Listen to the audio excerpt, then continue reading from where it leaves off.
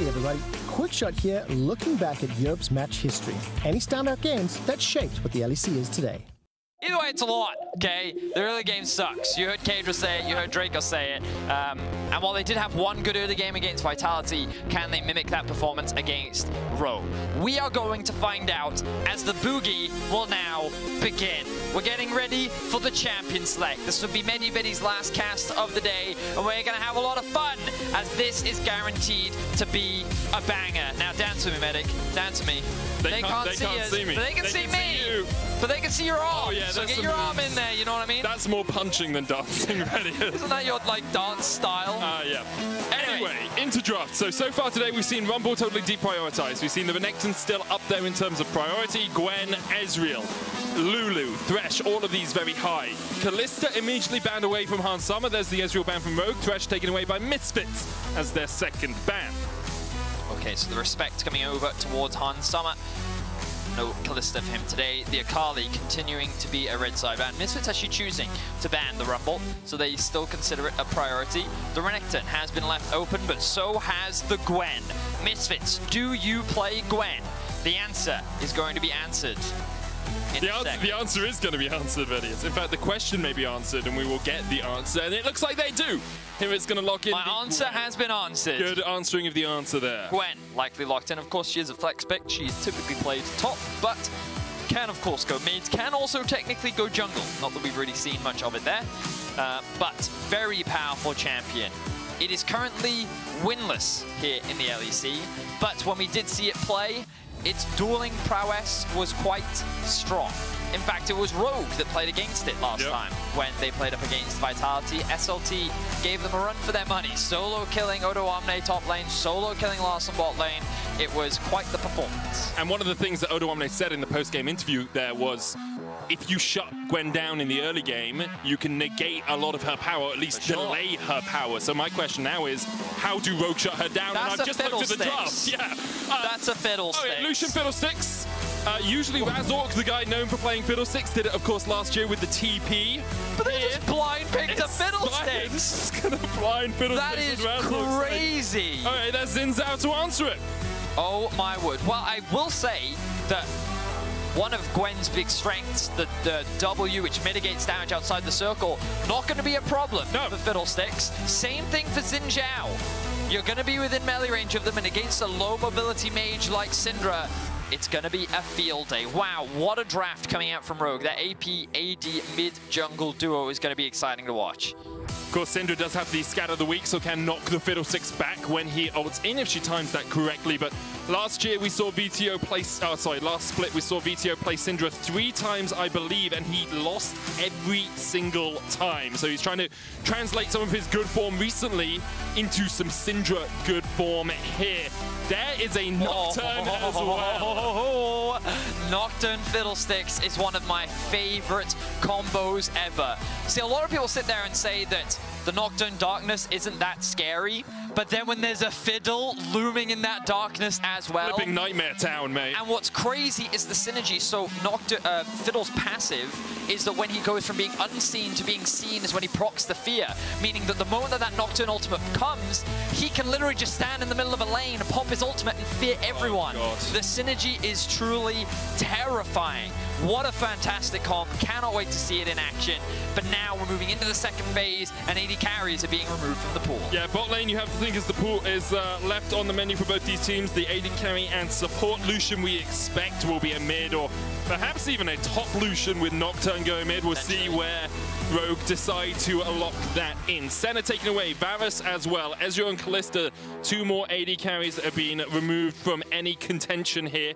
Kai'Sa, very high up on my list. Cog, Lulu obviously was the thought there from Rogue, and they'll take away the Cog. We do still see Lulu and Karma available, and there is a Braum ban from Misfits. Leona, as you say, a possibility. Kai'Sa currently being of it. I think it can work if you want to synergize with that dive. What other AD carries do we have? Ash, we heard Hans Summer talking on the Euphoria podcast about how he likes to be aggressive on the champion. Ash, Nocturne, Fiddlesticks would just be hell. But what about Draven, Nocturne, Fiddlesticks? What are you doing, Rogue?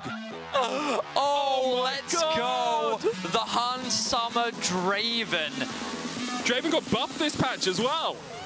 Oh, yeah? He got extra bonus damage on his Q, his spinning X. The AD ratio was increased just a tad, and the flat damage was increased by 5 at every rank, so... Crazy. Okay, Hans Summer Draven. For those that don't know, Hans Summer has always been known as an aggressive AD carry when he first joined the league, and one of his go-to champions was this Draven.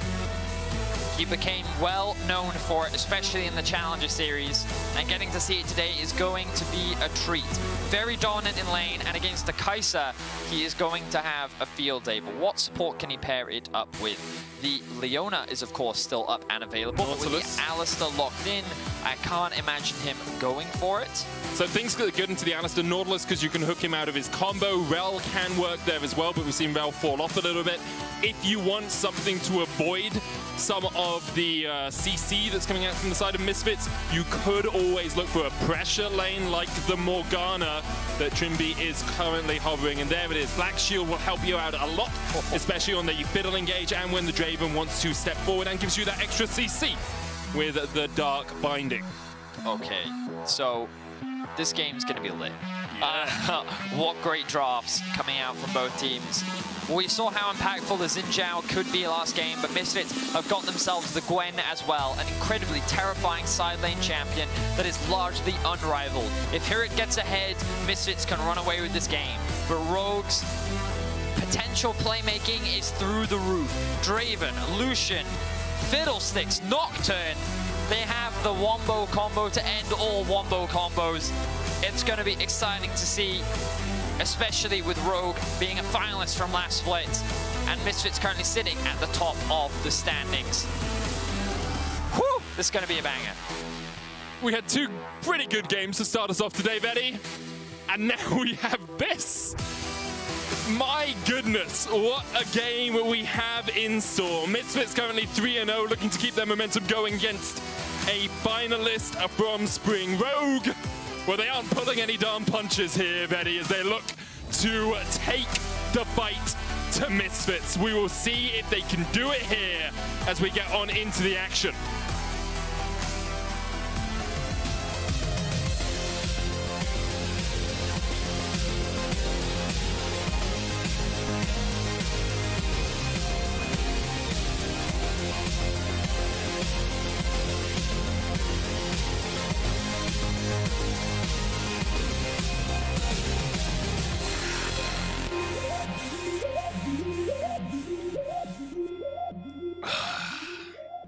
This is real League of Legends, Vedius. Yeah, it is. None of that sitting around farming side lanes, scaling up on no Ornn, being supports a top tank, lane. no supports top lane. This is true. This is in your face. This is sweaty League of Legends.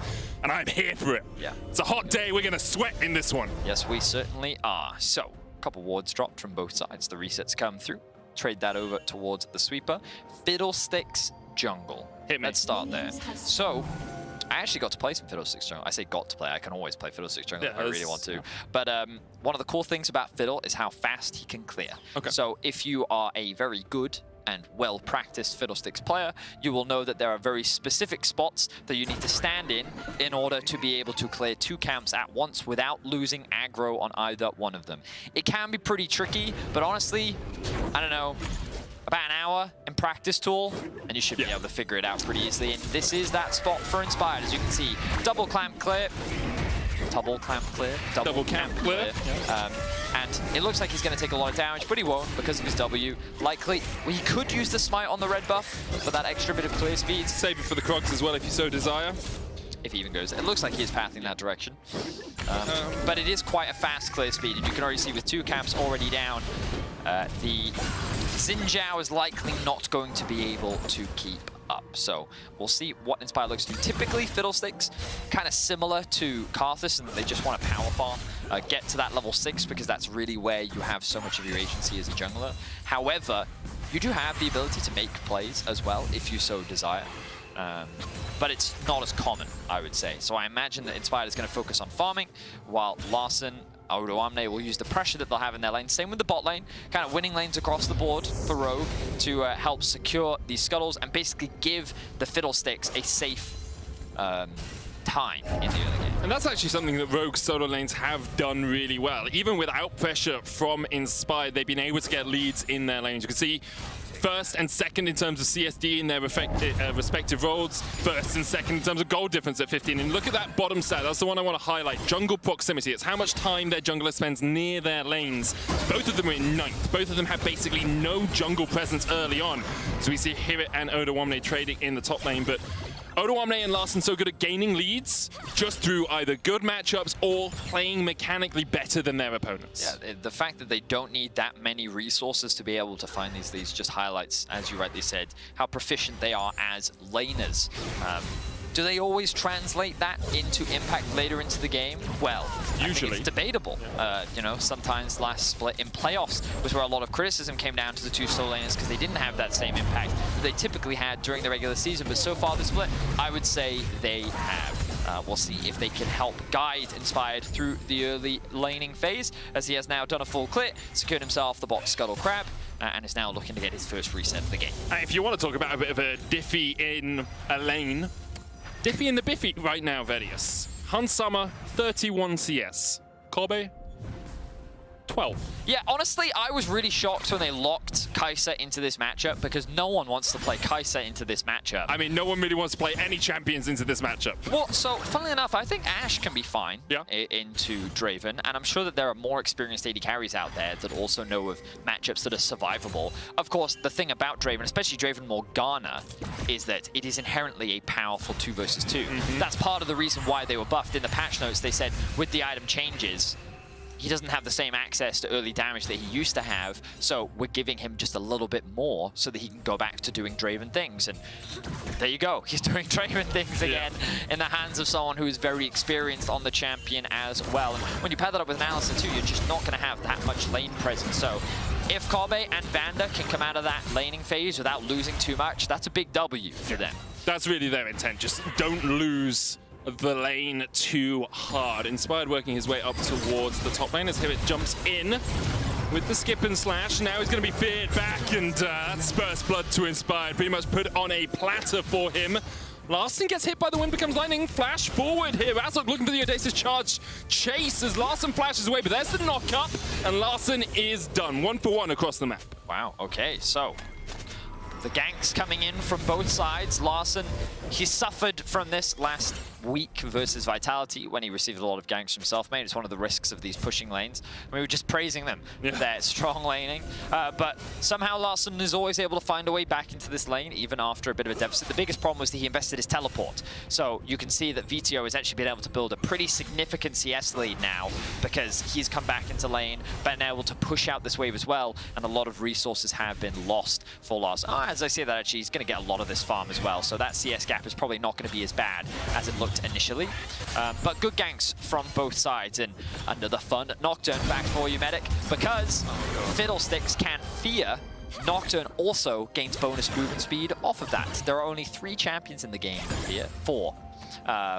Shaco, Warwick, Nocturne, and Fiddlesticks. Interesting. And Nocturne gains bonus movement speed when a target is... Oh, Hecarim as well, damn it. But he gains bonus movement speed. Oh, here we go.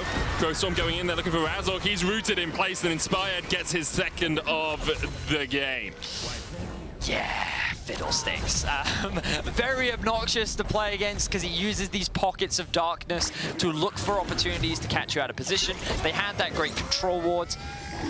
I'm not sure how they got information on Razork, perhaps simply because the red buff was spawning. A ward there as well on the red buff. There was also that bit of information. I think that's thanks to his effigy? passive. Yeah, his effigy. So he may have been spotted out as a result of that. But in any case, great gank from Inspired. His first use of the ultimate so far this game. And they're able to get themselves another kill and a couple of plates for the side of Rogue. Yeah, and Rogue getting out to an early lead once again. They talked about it a bit on the analyst test, but Rogue have been so good at getting these early advantages over the last week or so. Almost 4,000 gold ahead on average in their games last week. You can see high KD at 15 as well, alongside being in a major lead for almost half of their games. And a major lead is basically like, it's a large value. I'm not going to go into the Do you want me to give you... Do you have the specifics? So if you have 51.5% or more of the total gold in the game, you are in a major lead. Medic, good job. It's as if it's my job to know these things. Needlework goes a little bit wide. Hivit needs to auto something to get another needlework proc off, but Odo able to walk away. Inspired. Gonna meet Razork in the jungle here. Smites go down. Inspired secures it, but there's the knock-up. And Inspired needs to get to that blast cone. Lickety-split to get away from this one. Will blast himself to safety. Razork won't be able to chase that down. TP coming in from Odoamne here. Remember, he's not running flash on this Nocturne. Does have the paranoia coming up. Counter TPs, none available here for Rogue. So Odoamne may have just teleported into a bit of a sticky situation. It's a risky dive. Betty always on the side of Nocturne. No surprises there, but Nocturne is dead. Oh, he actually ends up igniting Hirit, who doesn't end up taking tower aggro. If he was able to actually land the damage from his ultimate onto Razork... Oh, whirling death, whirling death, whirling death! Is it going to live up to the name, or will it be a whirling whiff? Here we go! Satch. The whirling whiff. Observers do love debaters like that. They did set up that one, and it ends up going wide. But Rogue, right now, still sit with the early gold leads, but Odoamne is being punished. And I really like this from Razork. Engage quickly from the bot lane. Yeah, Hans Sommer should be fine here. The Guardian, of course, on Trimby helping out quite a lot. Subtle body block there from Trimby as well. The W coming through from Kobe so that it wouldn't proc the passive. He got in the way of it so that Hansan wouldn't lose much of his life. Good guy support there and just really good awareness too. But to go back to my point, Razork, I think the way he's doing is the moment someone TP's back in, he's then in a position to punish it, and it really punishes laners. And it's so obnoxious as a laner when you TP back into lane and the jungler then like, hey, you don't get to play any more. But for the time being, this early laning phase not going the way that I think Odoamne would have liked. Growstorm coming in, Inspired flashes forward. There's the Fear, one of 5 champions in the game that can do that, but Razork tanks up the culling and keeps his mid laner alive. The fact that VTO is able to get out of that is definitely a bit of luck. Double flash investment, but also Razork in the vicinity kind of dissuades the continued chase coming out from Rogue, and VTO is able to survive. But the way I always count it, whenever I'm playing against the Fiddle, is like, every time he fails to get a kill with his ultimate, massive win. Yeah, it's like Twisted Fate ults. Yes, because it's quite a long cooldown in the early game, and the fact that you're able to avoid it is extremely valuable. So props to Misfits so far in this early game. They are a little bit behind, but they are continuing with their average, 1.3k right now. About normal for them. Teamfighting is where this team really comes online. And while we do have a brief lull in the action, I want to keep you guys in the loop, in the questioning. That was very poorly worded, Medic. We'll try that one again. I want to keep you guys involved, as we heard a lot on the analyst desk about who we think is going to take the win out of the mid jungle. I want to know, will Misfits form last? You can spam yes or no in the chat. Currently, of course, 3-0. I don't think by last we mean they will go 18-0 across the course of the split. I think we mean, will they still be contending for playoffs? Will they still be in the top 4 or 5 when we get towards the end of summer? Could also be like, do you think Misfits is this team that at the beginning of the splits just had a good run? Yep. But that run's going to run out. I mean, interesting question. What do you think, chat? Seems like a lot of you are in favor of Misfits in the analyst desk segment. And I mean, I think I was more in favor of K-Draw than Misfits, but we'll never know. But Razork could be the reason why. He will get spotted out by the sweeper. He doesn't know he's been spotted, though, and there's the Darkbinder rooted up. Crescent Guard is available for him. He will be able just to walk away from that one. I want to come back to that point about Misfits, a team that starts off strongly, though, Betty. 2019, they went 4-2, and then went to 8-10 and missed playoffs. 2020 in summer, they went 5-4 and then missed playoffs. In spring, they went 6-2, and then just about made playoffs. In 2021 spring, it took them until week 4 to hit 3 wins. So they have consistently been a team that gets ahead early. How earlier chat was like, we think that Misfits is better against Rogue, and now they're like, yeah, but it won't last. It won't last. Yeah, that's true. As Cade would say, it's just a fish in the pan, you know? It's just there. And I think we're using that one too much now. But it's my favorite saying. It's a fish in the pan. It's just 1 minute it's there, the next it's eaten. It's gone. I mean, it's anything in a pan, really, isn't it? That's anything in a pan. 2,000 goal lead for Rogue early on here. Inspired. Or put down the effigy. Here goes Vander, but he's going to be locked up. Oh, no. Look at the damage onto Vander. Has to pop the Unbreakable Will just to survive. The Black Shield from Drimby perfectly timed. And that Essence Reaver on Hans Sommer is doing work, Betty. My name is Draven, and I... Whirling. Oh, a bit of vision. I think he thought that Vander was sitting in that bush, but Vander knew that he thought that he was in there, so he cleverly positioned himself in the lane. The problem is they're still going to lose their tower. Notice in the jungle, Inspired has just been power farming his way through. 99 CS, he's matching his top laner right now. Meanwhile, in the bot lane, they have just been getting play after play after play. And observers, you just quickly show us the gold. Thank you very much. 1,000 is the difference in the bot lane, simply thanks to the matchup that Hans Sommer and Trimby are playing very well so far. Rifto will get a charge in the mid lane to try and even out some of the gold across the board. VTO, as you say, wasn't in range. All went over to Razork. He is 300 gold behind. There's the tower in the bot lane.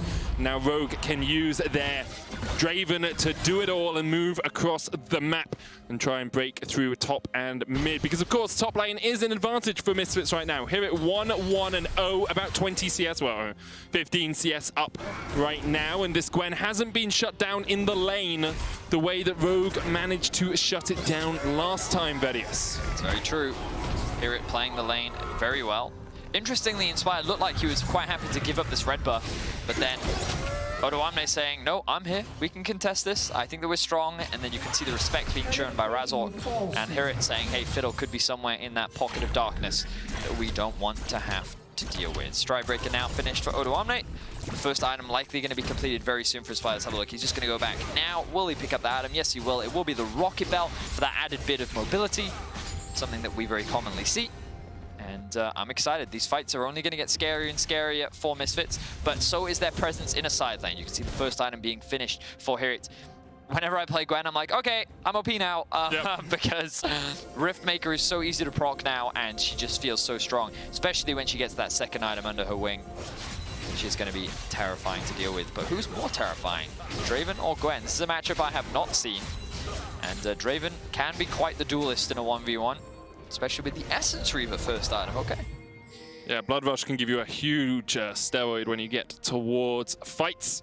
The question is whether Hans Sommer and Trimby will be aware of the fact that Misfits are waiting around the corner. That makes sense. The synergy with the W and the Spellblade block. Yeah, that's very cool. It's kind of similar to the old Cog Triforce that we used to say, where you use the Q to proc your Spellblade. Larson here flashes away from Vander, who flashed forward. Be honest, chat. Who would have been hit? Who would have? Be honest, chat. Say me, smiley face, because you know it's all of you. You would have been hit by that. Great flash from Larson. Trimby. Oh, Trimby. Oh, the double TP immediately from Rogue. They knew they were taking this fight flash away, but here comes the paranoia as Odo Omne takes down the enemy jungler. That felt personal. Razork, he was in a 1 versus 5 there. He did everything he could, the ultimate, the flash, but he could not escape the looming darkness that was chasing after him. His nightmares became reality, and Rogue get themselves another kill and the Herald. This Herald, of course, will help them take that mid tower. Looks like Hans Summer should be able to get top tier 1 by himself. Oh, my word. Here it was on the other side of the map and has been able to chip away at bot tier 1 for Misfits. 2-level advantage for Hans Summer. Yeah, it's pretty beef. And 50 CS leads.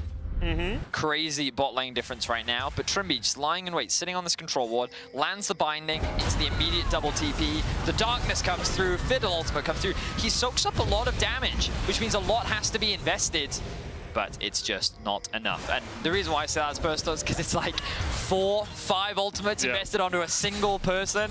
They're like, no, no, no. No jungling for you today.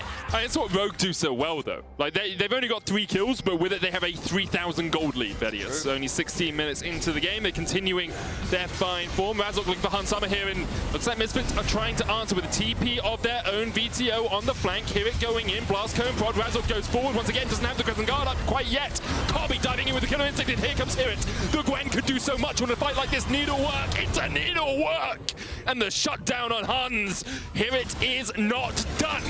Inspired will get chased away, and Larson now is all on his lonesome underneath the tower. Hear It catching the wave and keeping Inspired away. Razork kills off Larson. And we asked if Misfits' fine form would continue. Will they strike back against Rogue? They certainly do, Medic. Great performance from Misfits in that last sequence of plays. I thought the Razork was in danger. I genuinely believe that he was just going to straight up die to Hans Summer when he started off that fight, because I look at Hans Summer here, who's just taking the Grom. He thinks that he's pretty safe. He thinks that he can beat Kobe. He thinks that he can beat the jungler too, especially seeing as he has a level up. And let's have a look as Razork dives in. Good initial damage, but I'm like, oh man, the sustain coming in from Hans Summer. He doesn't want to risk it because it's Kobe plus Razork. But then he realizes the rest of Misfits is collapsing, and Odo can't TP to join the fight. Trimby flashes out, but there's little he can do to escape. Hans Summer is left by his lonesome, and Hirint is able to find the collapse, as you rightly said, getting a base shutdown. And yeah, it's so important that Gwen is the one picking up this gold, because you talked about the 1-item spike and the OP-ness of just Riftmaker. You know what's even more OP than 1 item, Vedi? 2. Exactly. Interestingly, Larson also went for a Wit's End first. Oh, Paranoia. We're going to have some nightmares. The Crow Storm Paranoia double fear! Oh my goodness! That is a dream that you just want to wake up from. Here it goes down. Rogue get 2.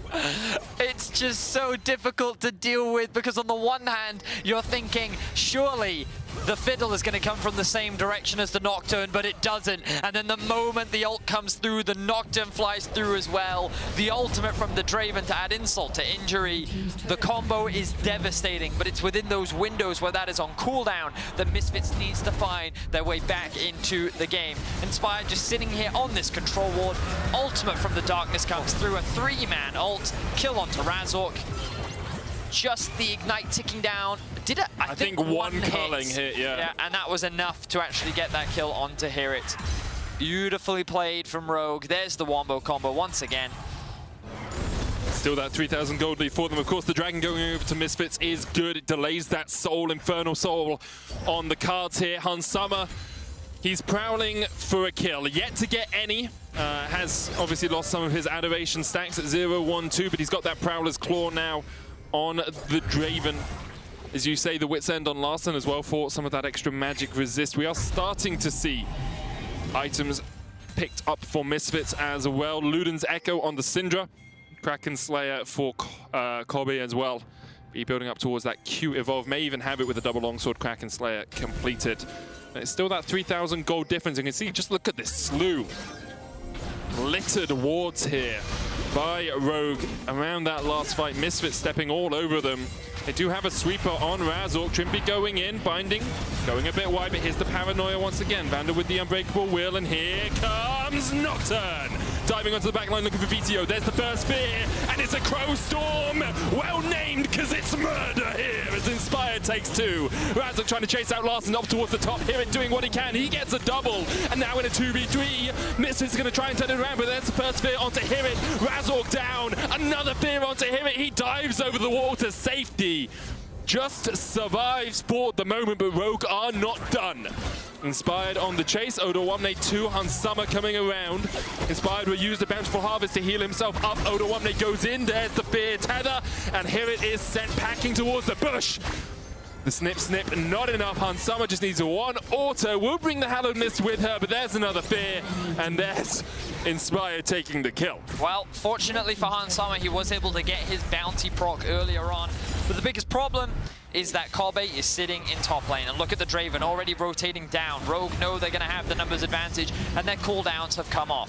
So they set up the engage, the black shield into the additional shield coming onto Odoamne. The fear, the CC is more than enough for Inspired to turn this one around. Now Hirit on the back line is saying, hey, I actually think I can kill both members. I can hit Trimby while also hitting Larson on the back line. Does get bound up. Bump, and we get some cool, energetic music as the team fight kicks off. Then the fear comes through. Hirit, unfortunately, cannot 1v3. Great stopwatch there from Inspired as well. I was honestly hoping you were about to drop the sickest beat. Like, that was just, I was hoping for fire. I mean, I would have, but it didn't last long enough, you know what I mean? There was no, where were the beats? Yeah, because I need the replay. Understandable. Also, it turns out freestyling a lot harder than it looks. It's really difficult. Okay, so let's look at where we are in terms of game state ready. 21.5 minutes in, 7 kills to 9, 4,000 gold in favor of Rogue. There is a Baron available to them. Next Dragon up in a minute. And you can see Inspired has 20 stacks on his Medjais. He is pretty darn strong right now. 2 items across the board. I thought you originally said Hans Summer, and I was like, 20 stacks. It's really not a lot for his passive medic. I don't know why I was so impressed. Oh, he's got 3 items now as well. There's the Zonya's complete for that Fiddlestick. 6-0-3, 600 gold on his head.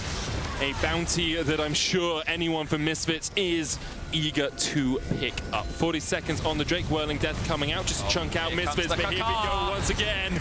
Kaka! Here comes Inspired, but the Crescent Guard will knock him away, and already Odoamne almost down. Pause the stopwatch just in time. Inspired flashing forward once again. Hirit has not been here. Odoamne down. The Scatter the Wheat's going to land as well, and here comes Hirit. Inspired has been caught out, and there's the bounty going over to Kobe. 900 gold in his back pocket. Trimby next on the list for Hirit, but he can't get close enough to reset his needlework. Instead, he will turn back and sow the seeds of a soul here as the Infernal Drake is alive. And a lot of credit needs to go to, I believe it was Razok with his ultimate that knocked back Inspired. No way. Kept him out from actually engaging this fight. There's no way they're going to start this Baron. Just clearing out the vision. I think they're just trying to make Misfits sweat a little bit, you know? It started off like, oh, we could be doing this, close the vision out, and then disengages. Let's have a look back at this. So I'm curious as to who actually knocks back the Fiddlesticks. I believe it was Razok. It was Crescent Guard, yeah, 100%. Let's have a look here. So the near sight comes through. The ultimate's quite far, and then the ultimate there from the Razok, the Zin, really denies Inspired from getting into the fight, which means a lot of damage gets lost. And if Inspired could have flashed in earlier with that ultimate, I think the Misfits would have just crumbled. But then Hirit rejoins the fray after a great disengage from Misfits. And this is where the Rogue squad starts to fall apart. And as you already said, a huge shutdown once again goes into the back pocket of Hirit. I think it was actually Kobe that picked up the kill. Oh, was it? Onto Inspired. So I think he was the one that got the gold. But of course, I may be wrong in that. Importantly, though, the Black Shield not going onto Inspired at the start of that fight meant that he was able to be knocked back. So that's the synergy you're looking for if you're Rogue. Trimby just a little bit late on the trigger there, or perhaps not expecting the Crescent Guard to come out. 2,000 gold between the two teams. 2 items complete on Hirit. He went for the Zonya's second instead of the Nash's Tooth, a little bit more of a defensive build, but definitely works out. Inspired's down to 10 stacks on his Medjais. But VTO now has a Zonya's of his own to keep himself alive through that initial burst. The big disparity in terms of items has to be the AD carries. Lord Dominic's, Prowler's Claw, and Essence Reaver complete on Hans Summer, whereas we are still waiting on that 3rd item for Kobe. We certainly are, but he's still... Credit to him, he's been able to close the CS gap just a little bit, has definitely closed the experience gap, and will likely still offer a lot of value as the observers highlight. Still 1,500 gold behind his counterpart. Draven has been getting a lot from his passive and from good farming, but Hirit's 1,200 ahead in the top lane. That's not how maths works. He's 800 ahead, Billy. Yep, my math was in fact bad. My apologies there, 800 ahead. But important, like, I think that's how you can really define where the goal difference is, right? Because there's about 2,000 gold between the two teams, say 1,700, and Han Summer is about 1,700 gold ahead of Kobe right now. So otherwise, basically even, although the gold is spread out in different ways across the board. Han Summer continues to farm up, Inspired and Trimby working their way across here. Of course, tomorrow we have that rematch between Rogue and G2, but Misfits are trying to make it a rocky road for Rogue here as Razork. Oh, Wind Become Lightning, nice just sidestep there. Okay, where is Inspired? You gotta take a breath, you gotta take a moment just to think about where Inspired might be. Send out a Raven. Okay, you can stop with the caca. But it's like the looming, you know what I mean? Like you're walking through a maze and then all of a sudden the Raven's like... Okay. Wait, now, this is perfect. What's the Edgar Allan Poe poem, you know, like, what's the thing that he asks the Raven? Do you remember? Yes, I do, but I'm gonna let you talk for a second. It's, I'm trying to remember it. That's like one of the few poems I actually know, and I'm sitting here and I forgot it, so I don't know it, am I? I'm just lying to you. I mean, no, you can just keep talking, but I think you'll be great. Oh, it's, Tell me. It's the Lenore where he says Lenore and then he says Lenore back, that bit? No. I don't know what he asks a question to Nevermore, Nevermore. What question does he ask the Raven? I don't know. What question? Odo Omne, in some danger, will be forced to use the Stride Breaker. You're already committed to this, aren't you? It says it's in trochaic octameter, if you want to know its form. Google is not my friend right now. VTO is going to secure a blue buff. Do you want to know why I remember that? Why? That Simpsons episode. Of course. Yeah, it was so many years ago, but it really stuck with me, which probably offends a lot of English literature students. Yeah. Anyway, back to the game. Baron is up. Dragon going to be spawning in about a minute's time. You imagine that these two will be the major objectives, but Misfits doing a great job of keeping pressure in mid and bot, forcing Rogue to answer and catch these waves. The flanking TP comes in from behind. Han Summer now in some serious trouble. Does have the flash, has the heal. Needlework coming out. Han Summer knocks back Vander, but it's not enough. Vander with the flash headbutt to secure that kill. And Misfits' eyes now immediately turn towards the Baron. There is a ward on the back of this, and remember, Odaf has the Paranoia TP combo. Where is the Kakar? The Kakar is going down towards the Dragon. It looks like Misfits will get this. And guys, I'm gonna ask you again. I'm gonna say the question once again. Will Misfits form last? Currently, we are 27 minutes in, and they are neck and neck with our spring finalists. Right now, it looks like Misfits' early game may be weak, but in the mid to late game, they seem to be one of the best teams in the league. Certainly seems like it, and it was a huge punish under Han Summer in the top lane. The rest of his team was not in a position to assist. We already talked about it. Larson and Oda were catching those side lanes. Inspired, I think, it even reset, and he was isolated in the top lane. A really great utilization of the teleport from Hirit to catch him out of position and equalize the gold, but I think that Misfits is slowly getting further and further ahead. Where Inspired is. He has the Crow Storm.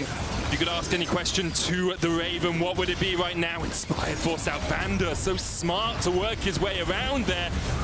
Darkbinder coming out, Paranoia used as well. Vander knocked to the side. Here comes Odo diving onto the back line. But Misfits able to disengage with the Crescent Guard. That's the third Infernal for Misfits. They are even on gold. Cosmic Drive on Hirit as well. A little surprising to me. Usually you see the Nashers, but Cosmic Drive does give you a lot more AP and the extra movement speed as you get through these fights. Certainly does. I've seen it a couple times on various Gwents.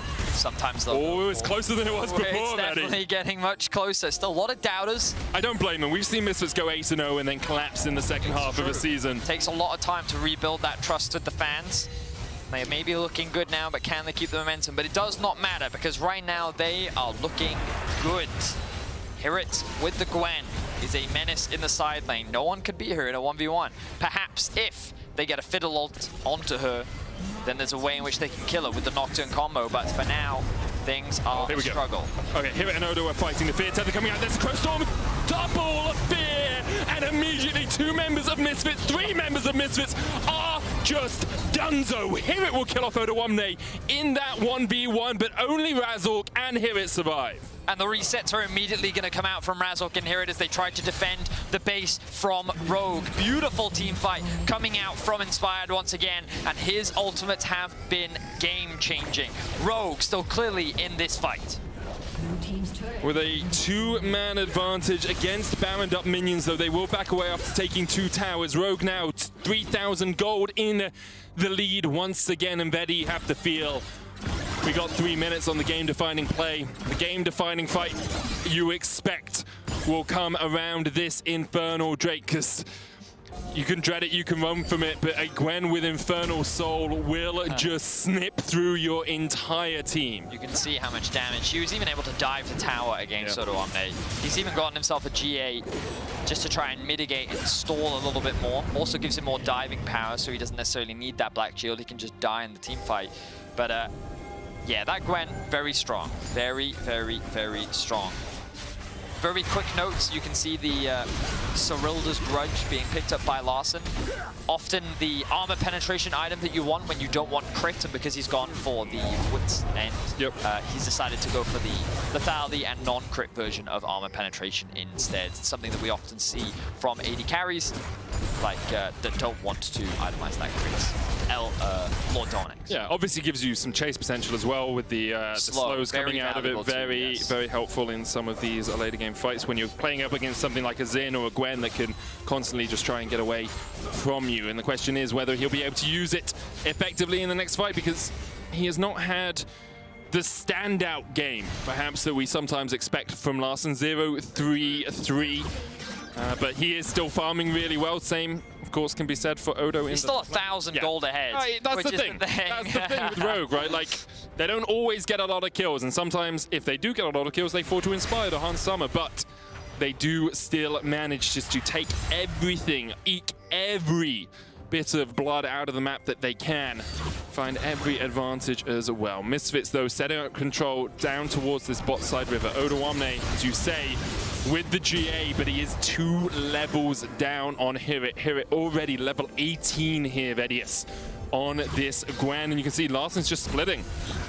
It's even possible. We have seen quite a few teams lose with Soul recently. It is something that seems to be happening more and more, and I was wondering for a second there whether Rogue would say, okay, you gain control over Infernal Soul, you gain control over that, you take that if you want. Larssen can just split and take maybe an inhibitor, maybe a couple of extra towers. I think that with their comp, though, Rogue is likely not going to give up that Drake. Yeah. I think that I like what Misfits is doing here. They're creating their own pocket of darkness, but the pings are still coming through from Rogue. They're aware that something is happening. Inspired has not been spotted on this side of the map at all. Baron up, 50 seconds. Infernal up as well. Inspired. Oh, it's so cheeky. Here comes the ult. You just said he had to be in darkness. Oh, Vedi. Okay, I thought they were going to use the Nocturne ultimate then. He was literally just going to walk in their face. It'd be like, surprise. Okay.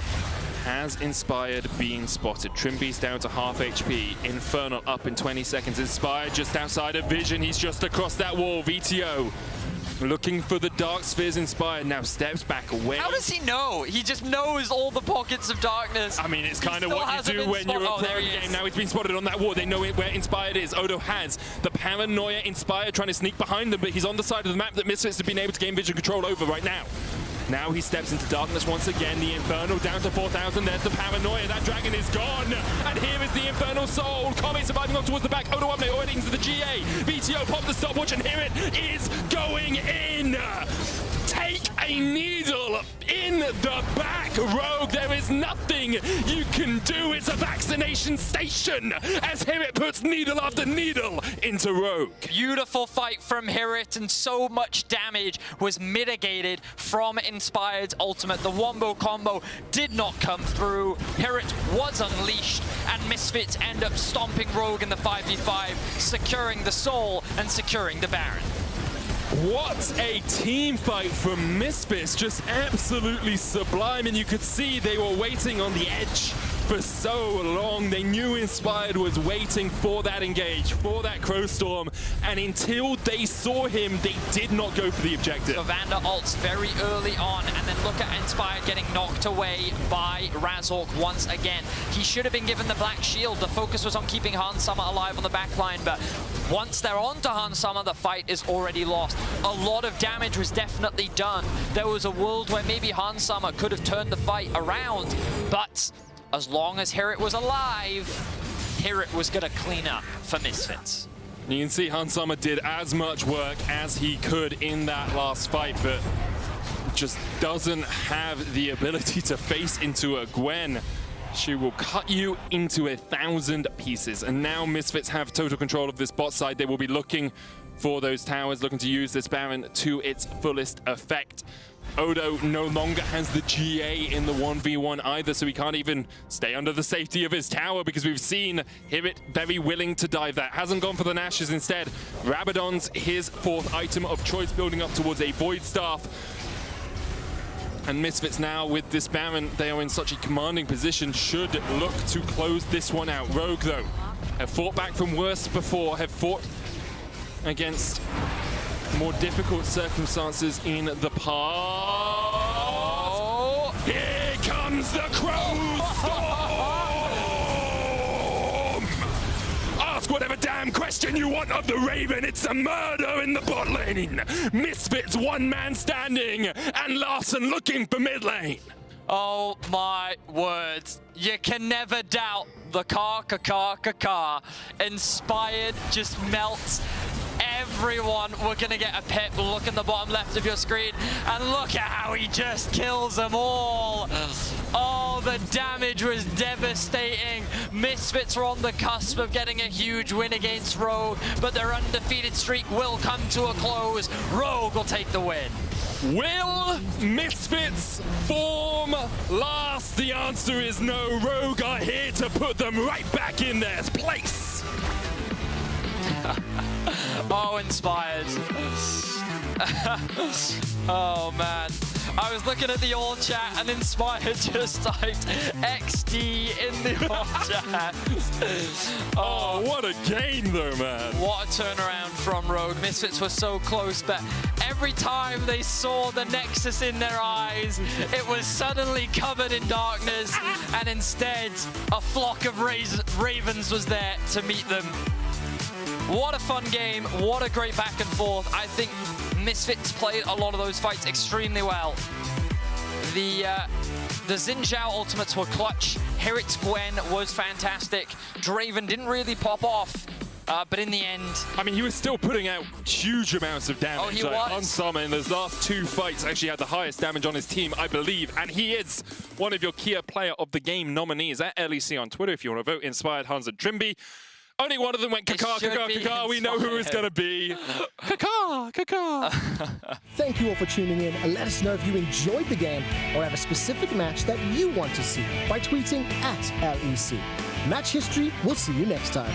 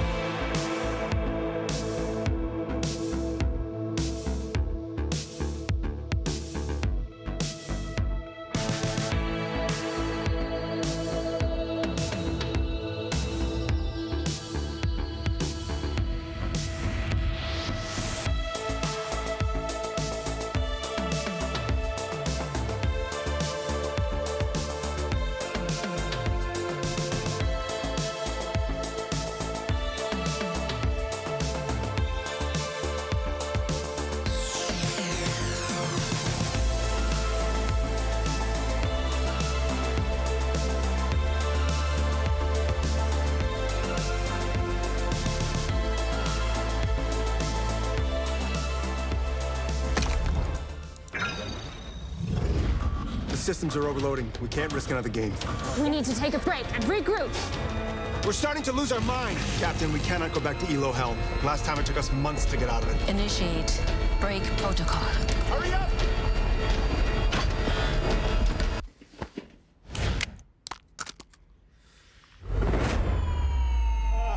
Yes! Yes! I did it!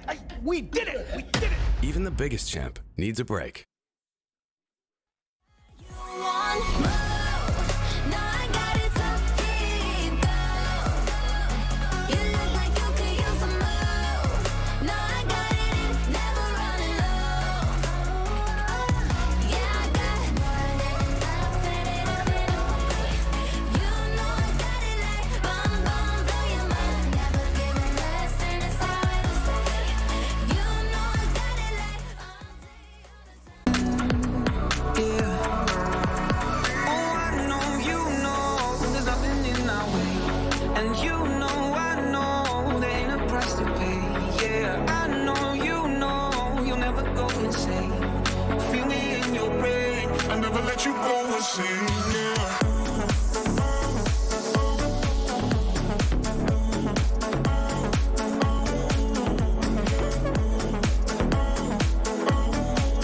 We'll start off with this one.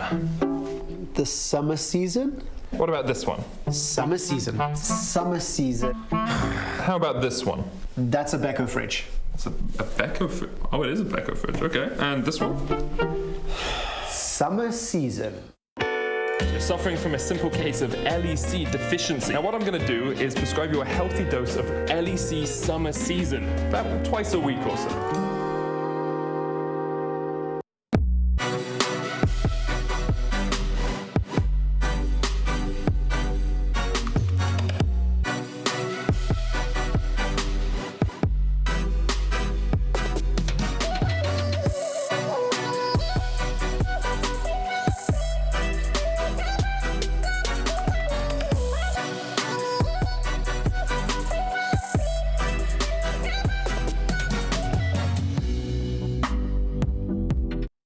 Let me out of the system, yeah. I just feel like drifting away. Get it out your system. Why don't you just listen? Hanging on the words I gotta say. Where do I begin to take control? Where do I begin so we grow old? Feel a situation, change it to my station. We got a situation. Yeah. Oh, I know you know there's nothing in our way, and you know I know there ain't a price to pay. Yeah, I know you'll never go insane. Feel me in your brain, I'll never let you go insane. Yeah.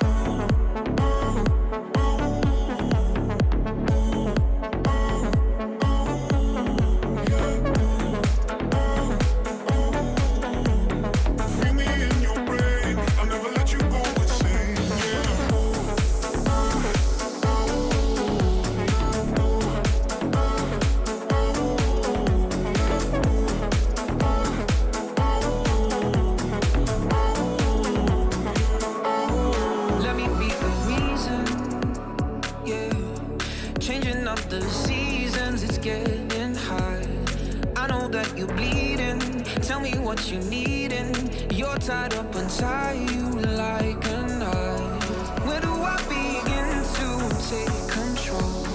Where do I begin so we grow old? Feel a situation, change it to my station. We got a situation, yeah. Oh, I know there's nothing in our way, and you know I know there ain't a price to pay. Yeah, I know you'll never go insane. Feel me in your brain, I'll never let you go insane. Yeah.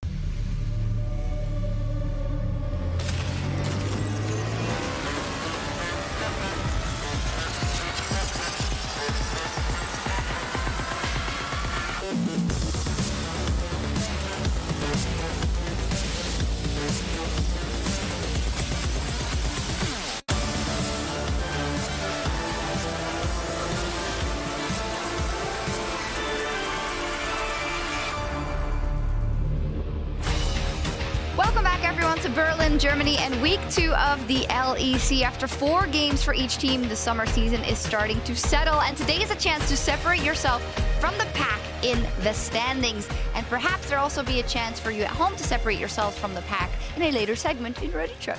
I'm Shox, joined by Vedius and by Quickshot. How are we feeling, gentlemen? Trevor? Very, very warm. Very happy to be on the show. It was great watching from home yesterday, and there were some crazy, entertaining games, which surprised me when I saw the schedule. Yeah. I'm good. Thank you for asking, Shox. No problem, sir. I'm also good. Thank you, sir. Great. Now, as said already, some unexpected results yesterday. Now, Misfits, they were, of course, in sole possession of first place going into the week, but they got their undefeated run finished by Rogue. Is this one of the games you were alluding to, Trevor? Beyond a shadow of a doubt. The way the game started, the draft that we saw from Rogue, and then the gameplay, only to be ended by that Fiddlesticks ultimate, it was incredible.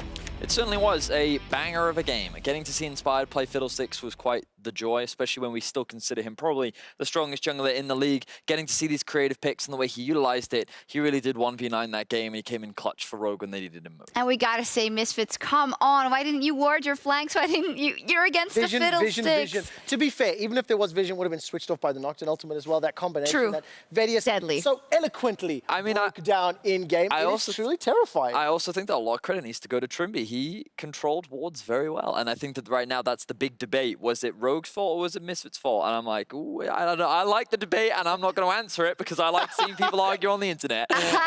Me too. I do love that you brought it up because that's something I hadn't even thought about. Of course, it's the other people making sure that the wards disappear and that the enemy team cannot engage like that.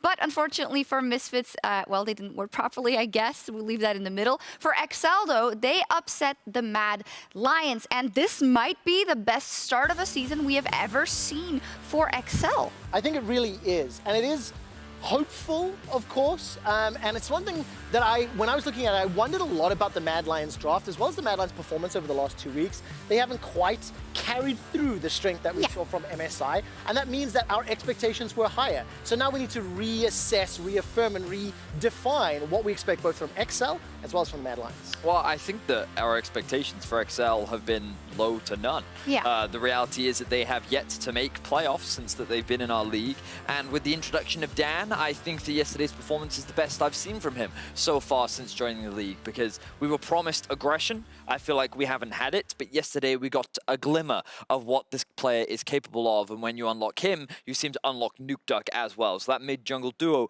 definitely came up clutch yesterday. But what does Vedius' mom think?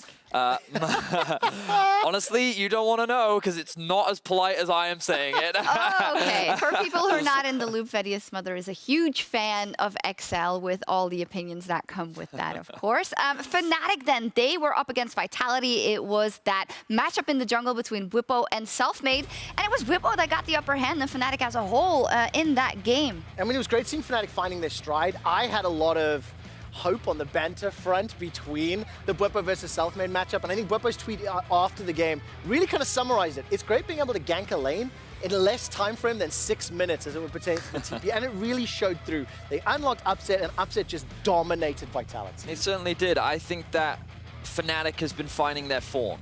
With the case of any new roster change, a team often takes time to develop because scrims and stage have always been a big difference. And we heard it from Bwipo last week. He said that he felt like that the way he plays in scrims isn't the same way that he needs to play on stage. And I think that this week we got to see a little bit more of their practice coming into fruition. And hopefully this continues to trend upwards as long as the bot laning is continuing to perform as they are. The truth is, that statement's fair for both teams, right? Both Vitality and Fnatic need to find their form. Both teams, new rosters here in summer. I also like the fact that Adam was allowed to play Olaf again. It's something we saw last week. Mixed performances, of course, but more crucially to me, the signal that the organization is sending, that they will let them play the comfort picks. Yone in the jungle, Olaf top. It's not something you see a whole lot. No. So I do like the fact that Fnatic is playing the game their way. And if everyone remembers, Yamato Cannon particularly famous for kind of to embody and live up to that kind of thought process. Yeah, indeed. I think it's a great signal for the fans and also the org alike that they're able to pull it off in different styles. Let's take a look also at the meta trends. Gwen, Renekton, Rumblevar still with a lot of presence in the pick and ban phase, despite a lot of these champions being knocked down a peg in 11.12. Yeah, it does seem that their presence and priority is shifting a little bit here in the LEC. They are still considered strong, but for some teams, they're just letting that champion through the entire draft. They're saying that we do have answers to it, or we're happy to play against it. So I'm interested to see how that continues to develop as they learn more about the 11.12 patch, rather, and whether or not those nerfs were a little bit more significant than they initially gave them credit. And when contrasting to LPL, LCS, as well as LCK, obviously we're on the only region that's playing 11-12 right now, but the differences in priority. So Renekton dropped from 98% now to 80. Rumble, 96 down to 60. Varus, similar, 20% drop off. The one thing that I still keep finding interesting is Gwen, very highly prized here in Europe. You don't see that same percentage, 100%, yeah, around the rest of the world. So I'm also very interested to see how that develops throughout summer. But not very victorious here in LEC in terms of Gwen specifically. You do see that, yeah, and you see that it's yesterday hurting those stats just a little as well. Yeah, you do see if there's not like a huge nerf or a huge buff, it does take a while in professional play for the meta completely to change or even to shift a little bit. So maybe we'll see what happens today. But from champ stats to quick stat, no, yes. That must be a mistake. No, you read that correctly. No. Yes, it is No. quick stats, that is right. And I have a question for everybody at home. Are you the next quick statistician? That's what I want to know. Head over to discord.lec.gg. You can play along with my guests, Vedius and Shox. I'm going to be throwing a couple of questions at you that are based on statistics from the LEC. There'll be multiple choice, so my guests can play along. And I just need you to spam your answers in chat on Discord or here on the show. What is the shortest game of LEC Summer so far? Is it Rogue versus XL, XL versus Astralis, or Schalke versus Vitality? Tick, tock, tick, tock. Scroll back on prompter because they don't have much time. Quickly look at Schalke Vitality. It's option 3, yeah. Okay, you're going Schalke Vitality. Schalke Vitality. You both are terribly wrong. That is not correct. What did Discord say? What did Discord say? I'm waiting for the producers. I hate losing. With me.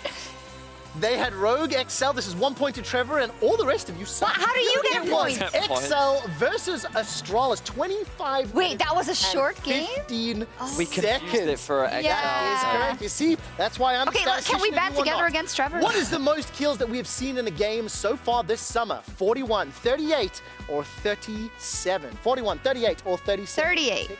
Tick tock, 38. 37. Locked in. 37 locked in. Discord, where are we going? Discord has 41. This is 1 point to Discord. You are one step closer to being a quick statistician. That is correct. 41 kills. I don't want to be a quick statistician. Yesterday, G2 versus Astralis. They set the record. Which player has the highest CS per minute in a single game? Wait, you gave the answer. VTO or Crown Did you say Shot? G2 versus Astralis? Who set the record? That was yesterday. Yeah. So who has the highest CS per minute? In general. This is CS per minute, all right? So you're taking the total number of creeps. I'm confused. It's reckless. Divided by the time. Wait, but he said G2 Astralis. That was the previous question. I'll explain the stats to you later. You're going Crown Shot. No, okay. We have Crown Shot, Reckless, or I'm still VTO. going reckless. You're going Reckless, and Discord? Discord also went Restless. You're all just fanboys. The Vedius analyst gets it correct. 1 point for you, 1 point to me, 1 point to Discord. I think we have enough time for one more question. There's only one team in the LEC that has not yet secured a dragon. That's right. You think I'm going to do quick stats without a dragon question? By 15 minutes. Has not secured a dragon by 15 minutes. Schalke, XL, or SK? SK. Tock, tick, tock. SK locked. It's tick, tock. It's tick, Schalke, tock. I'm pretty sure. You're going Schalke, I'm and pretty sure Discord. Schalke. Discord went XL. The correct answer is Schalke Nuclear, the only team in Europe to have not secured a dragon by 15 minutes. Yeah. Vedius has 2 points. Discord 1, and I'm not surprised to say Schalke has 0. It's actually resembling of a... Yeah. That sucks. I love it. Hey, the good news is, if this was a best of 5, you could have reversed. I could have come back. I could have reversed swept. So that means we have to have another episode of Quick Stats we quiz. don't. No, I'm I'm happy to lose to Vedius. It's fine. Okay, let's move on. I did enjoy that, actually. It was very fun. Thank you. I'm very glad to hear that. So in spring, Rogue, they also won a couple of things. They were, in fact, the first team to eliminate G2 from playoffs since 2018. But tonight, the 8-time champions look to settle the score in our match of the week.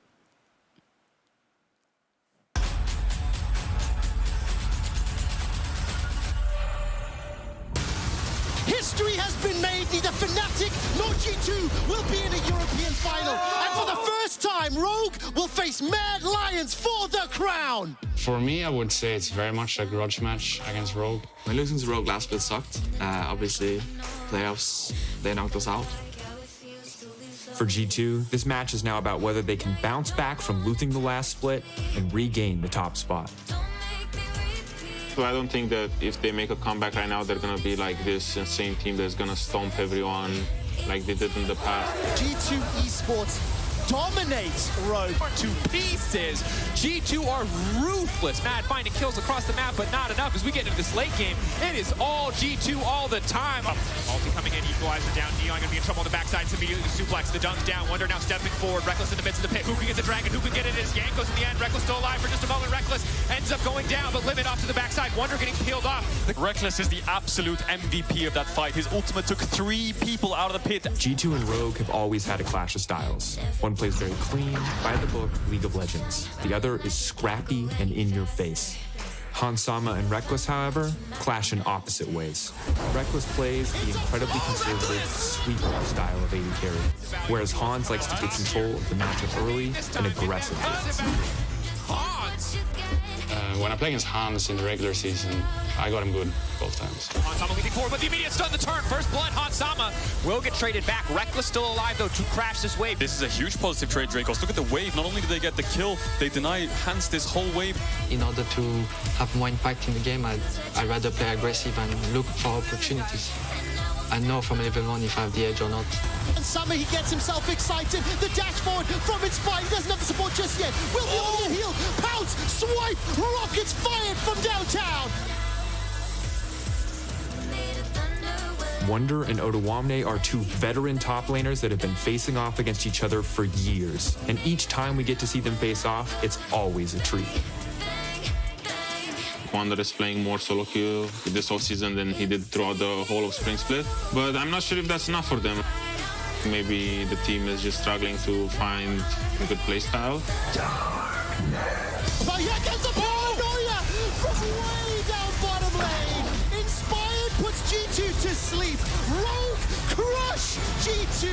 Ottawamne has never won a championship before, and he's for sure gonna be hungry winning Summer, and I'm gonna be here trying to stop him, right? Be in trouble, but he doesn't get marked up. Now it's Wonder off to the side, fishing for the Spectral Mob. We'll find 2 hours. It's gonna be 1 stack, 2 stack, 3. Immediately, Blade of the Rune King procs that one so fast. To actually be in a place that you just talk about Rogue more than G2, you have to beat them. We will show up that we're back. Sure, Rogue beat us, sure, Mad beat us, but that's like a one-time thing. G2 are here to prove they are back. Rogue are here to dominate.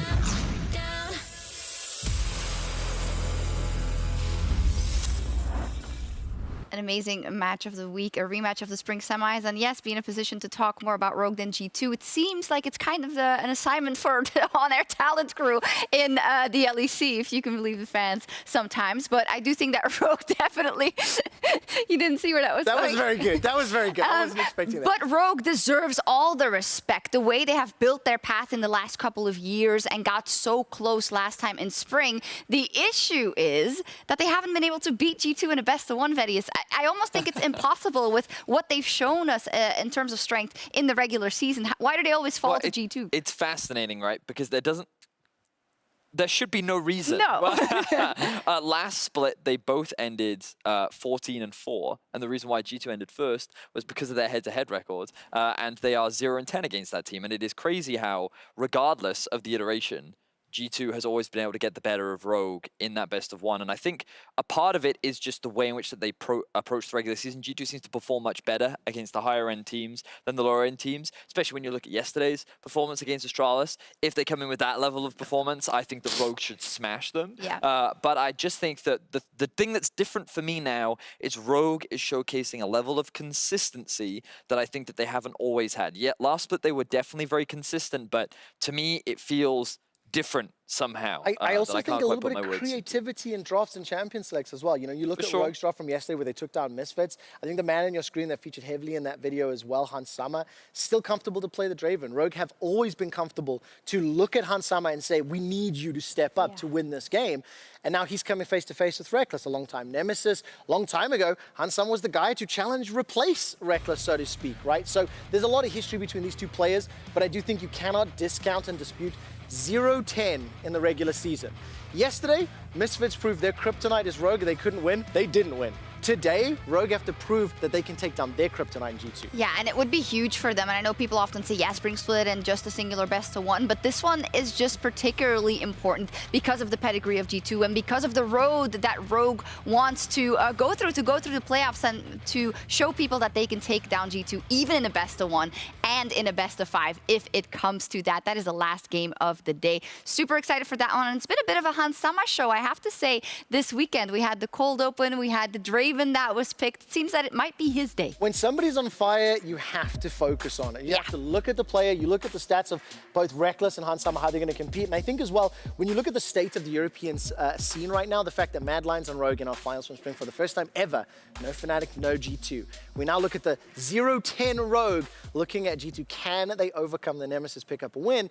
And is this the start of a changing of the guard, right? And we're not going to know definitively until we get to playoffs, but it's exciting to think I think about. today's the day, Zeddy. I think it very well could be. I think that for a long time, Reckless has sat atop the very stacked 80 carry pool, and I think that Hans Summer is the man to challenge him, and right now he's informed to do so. So I'm very excited for this matchup in particular. And speaking of, earlier this week, Hans Summer joined Drakos and Kadril on Euphoria, where they talked about the matchup versus G2 and versus Reckless.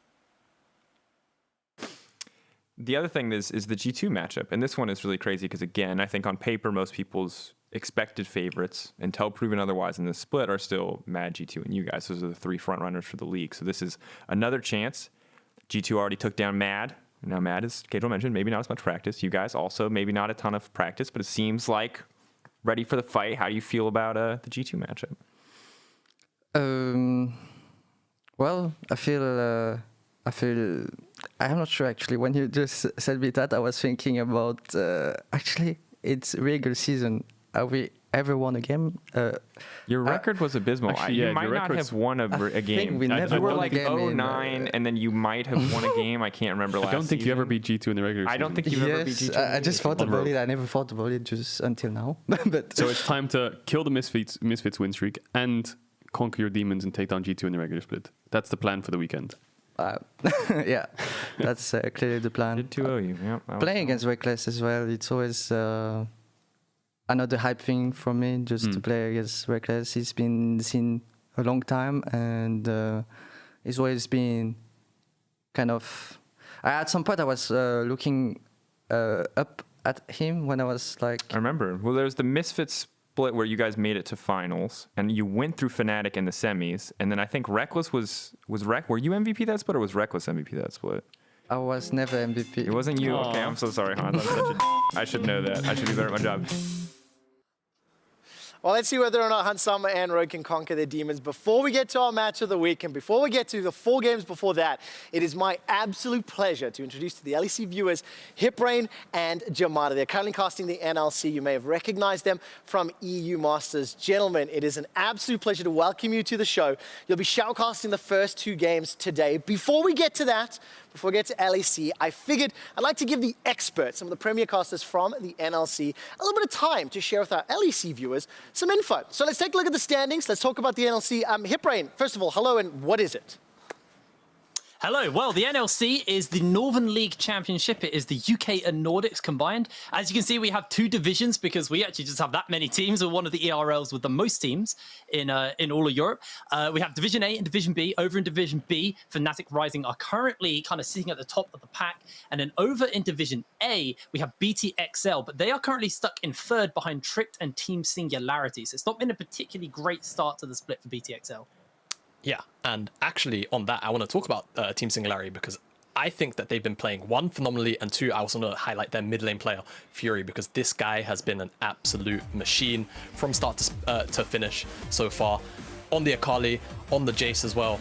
He's just been pulling out these absolute beast performances where honestly, I can attribute about 3 out of 5 of their wins just entirely to this guy alone. That's simple. On the back of his own 3 out of performances. 5 wins, Jamada. Like, he's that much. Is it just another one of these EU mids that we look to the future? Honestly, I think it could be, because I think not only is he the best performing mid at the moment in the NLC, he's outright just the best performing player too. So wow. I don't know. I'm going to keep my eyes on him. Bold statement, bold statement. Thank you so much for the breakdown. And obviously there's a lot of teams, a lot of name in that list that myself and maybe some of the other viewers are not familiar with. But Fnatic and NXL, those are organizations and brands that we know very well here from the LEC. Maybe Hiprain, talk to me about Fnatic Rising, currently first in Division B. Is that fair? You know, this is a team that has historically dominated the British and now the NLC League. Ever since we had Fnatic Rising join the UK scene, and obviously vice versa, now the NLC as well, they have been the team to beat. They have been the most dominant team. They've always represented the UK or Nordics at the European Masters, and they were a complete force to be reckoned with. They constantly beat out BTXL, and they just were this disgusting team that was horrible to deal with. But coming into last split, into spring split, they lost their superstar AD carry ex-Matty, and they looked a little bit lost. They didn't have a particularly great performance at the European Masters, not even making it out of the play-in stage, and they lost to BTXL for the first time ever, not taking first in their home tournament. But this split, they have kept the same roster they had from the last split, and they're starting to find their form. They're looking like a really, really formidable team, and I would argue the best 5-man squad we've got in the NLC. Oh my word, you boys are making some bold statements about NLC teams. We'll have to see whether or not you're actually proven true or not. But I will say, there's one thing that caught my attention. You know, Fnatic Rising, they disappointed on the EU Masters scale. You know, I didn't even make it out of play-ins. BTXL, they crushed them all the time. British teams in the NLC disappointing in EUM. Name a more iconic duo. Jamada, tell me about BTXL. They're struggling a little right now, but are you expecting them to step up? Yeah, I'm hoping they will step up. I think, you know, coming out of EUM straight back into the split, there wasn't a huge amount of time to get a lot of scrim practice in. And they've been saying that too. And it's definitely reflective even in their wins, but like especially their losses.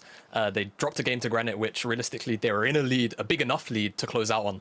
And then in the case against Tricked, honestly, I think they just were the worst team on the day. Tricked came out and they played really, really good League of Legends. But again, you expect BTXL to take down every single team in their group. You expect them to go almost flawless like they have in the past. Well, we'll find out if they do. Of course, high expectations here as somebody that does have some British roots. I want to see whether or not the NLC can actually step up and compete a little bit more.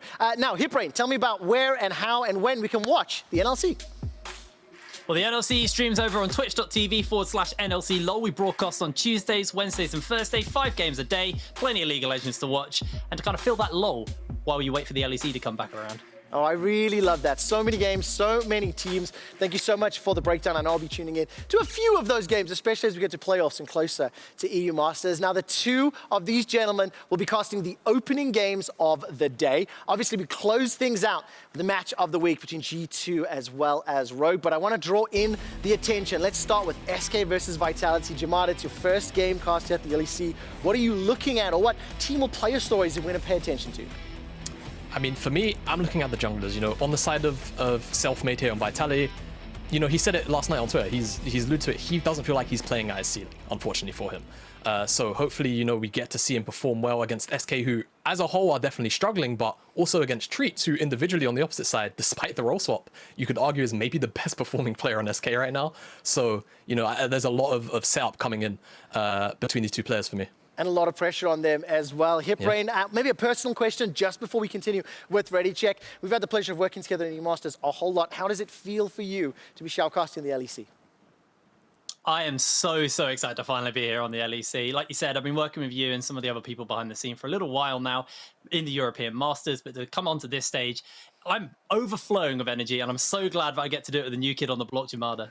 Yeah, definitely the case. Gents, I wish you could have been here in the studio with us, hopefully in the future. But for today, get yourselves ready. We've got about 5 minutes until we get into game. And as they were looking to bounce back Vitality after 3 losses in a row, Law is standing by with Crown Shot. And thank you, Quickshot. And Crowny, thank you so much for joining me ahead of your games. It seems like things are going slightly better for Vitality since the beginning of the summer season. So tell me about how things have been going so far, and also being reunited with Selfmade, finally. Yeah, I mean, I think we had some okay games and some bad ones, but overall, I think it's going all right. I think we just need some more time to be on the same page, and obviously being reunited with Selfmade feels good. Yeah, it's always good to play again with all teammates. I can imagine, and as you said, the road will be long and you have some things to get in motion for Vitality, but something I noticed about the new identity for the team is the over-aggression, maybe. So I want to have your point of view on that. Is this what you want for this new Vitality lineup? And how do you plan on making this over-aggression into the appropriate amount, if that makes sense? Yeah, I mean, I would say that that's a characteristic. Yeah, sometimes we just take bad fights or we're not on the same page, and it ends up we just get punished for it. I think in scrims we're doing well, and I think obviously stage is always a bit different. Teams generally play more careful and play more reserved, but I think over time when we get more comfortable with each other, and I think it's going to be good. Of course. And another aspect that I heard about on social media is the new Vitality office that you have. So tell me about it, this new place, and how is it helping the team? Yeah, I mean, it's obviously nice. Before we were in a gaming house, but now the apartments and where we sleep and where we train is separate. So we pretty much have everything here, everything that we want, a gym as well. So it's very nice. That is fantastic. So you have everything in your hands to be successful this summer. Last question for you. You're going to face off against SK today. Yeah, 2 former SK members actually facing off against this team, but they're still looking for a win. How do you think the match is going to go against them?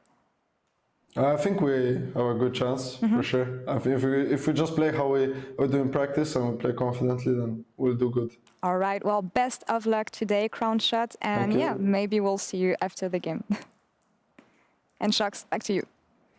Thank you very much. And of course, mes condoléances pour le match nul contre Hongrie, Laure. Ça va aller, je pense.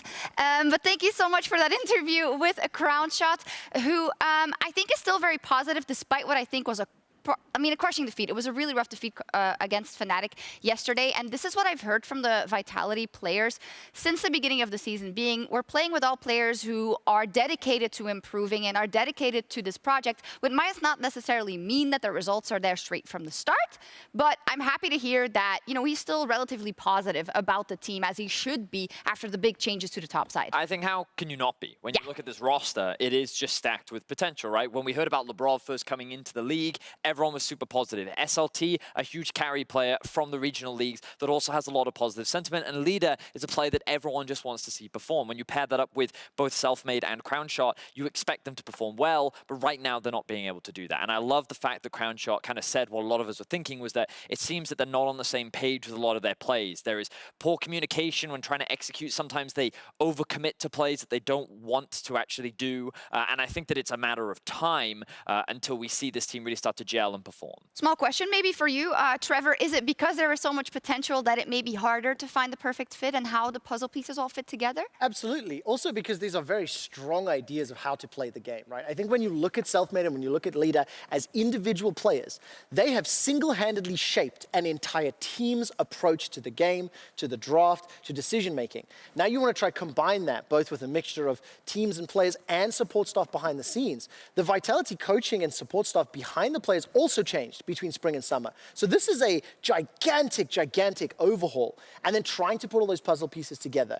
I do think we hold the players to a high expectation because we have seen what Crownshot can do at his best. We've seen the impact that Selfmade can have, and we all have hope for Leader's playstyle because it is both beautiful to watch and hugely impactful in the game. And Vedius' tweet from Selfmade kind of said it all yesterday. It certainly did, and I think that this is something that I think Selfmade takes on a lot. All we've heard from Fnatic is that he was a very positive influence when playing with him, and I think that he's very self-critical as a player as well. So in this new environment, we know he wants to succeed, and right now he feels like that he can't do it. So hopefully we see him step up and return to form like he has been so many times before. And it's funny because a lot of the things we've just said, you could technically apply to the SK organization as well. True. You know, different players, their coaching staff has changed quite dramatically, as has their players, inexperience in roles as well, looking at what Treats is going to do in the jungle. And we just heard from Jamada saying that in his mind could be one of the strongest performing players on SK.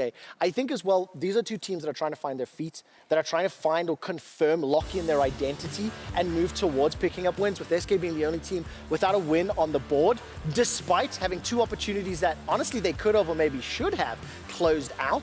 It is an interesting start to summer for this team as well. Yeah, I find it a bit frustrating, I have to say, as watching SK, because even in this game until this happened, they also had a big chance of winning it, Vedi. But, you know, what is it you think about SK that is limiting them from finishing games or getting the upper hand at this point? Well, I appreciate the one I'm about to say seems a little broad and vague, but their mid-game is something that I think that has troubled them, largely because when we look at their early game, a lot of positive things can be said about Treats. I think that he plays around his lane well. I think that his pathing is pretty positive, but that transition from getting an early lead into finding a huge win, what happens there actually varies. Yes, we just saw examples of them losing team fights, but it hasn't just been that. There have been positions where they were in control, and then all of a sudden, you just see them slowly moving further and further back in their base, and you're like, hang on, you've now just given up the entire map, and it feels like that something is going wrong in their mid-game where they don't know how to transition from being in a position of power to cementing a winning game. And I think that's something that Treats even tweeted about, saying that he wants to change, he's committed to changing. The question is, will they be able to do it in time, because everyone else is improving around them as well. It's also so difficult to narrow down, right? Because in just a minute and a half that they just spoke,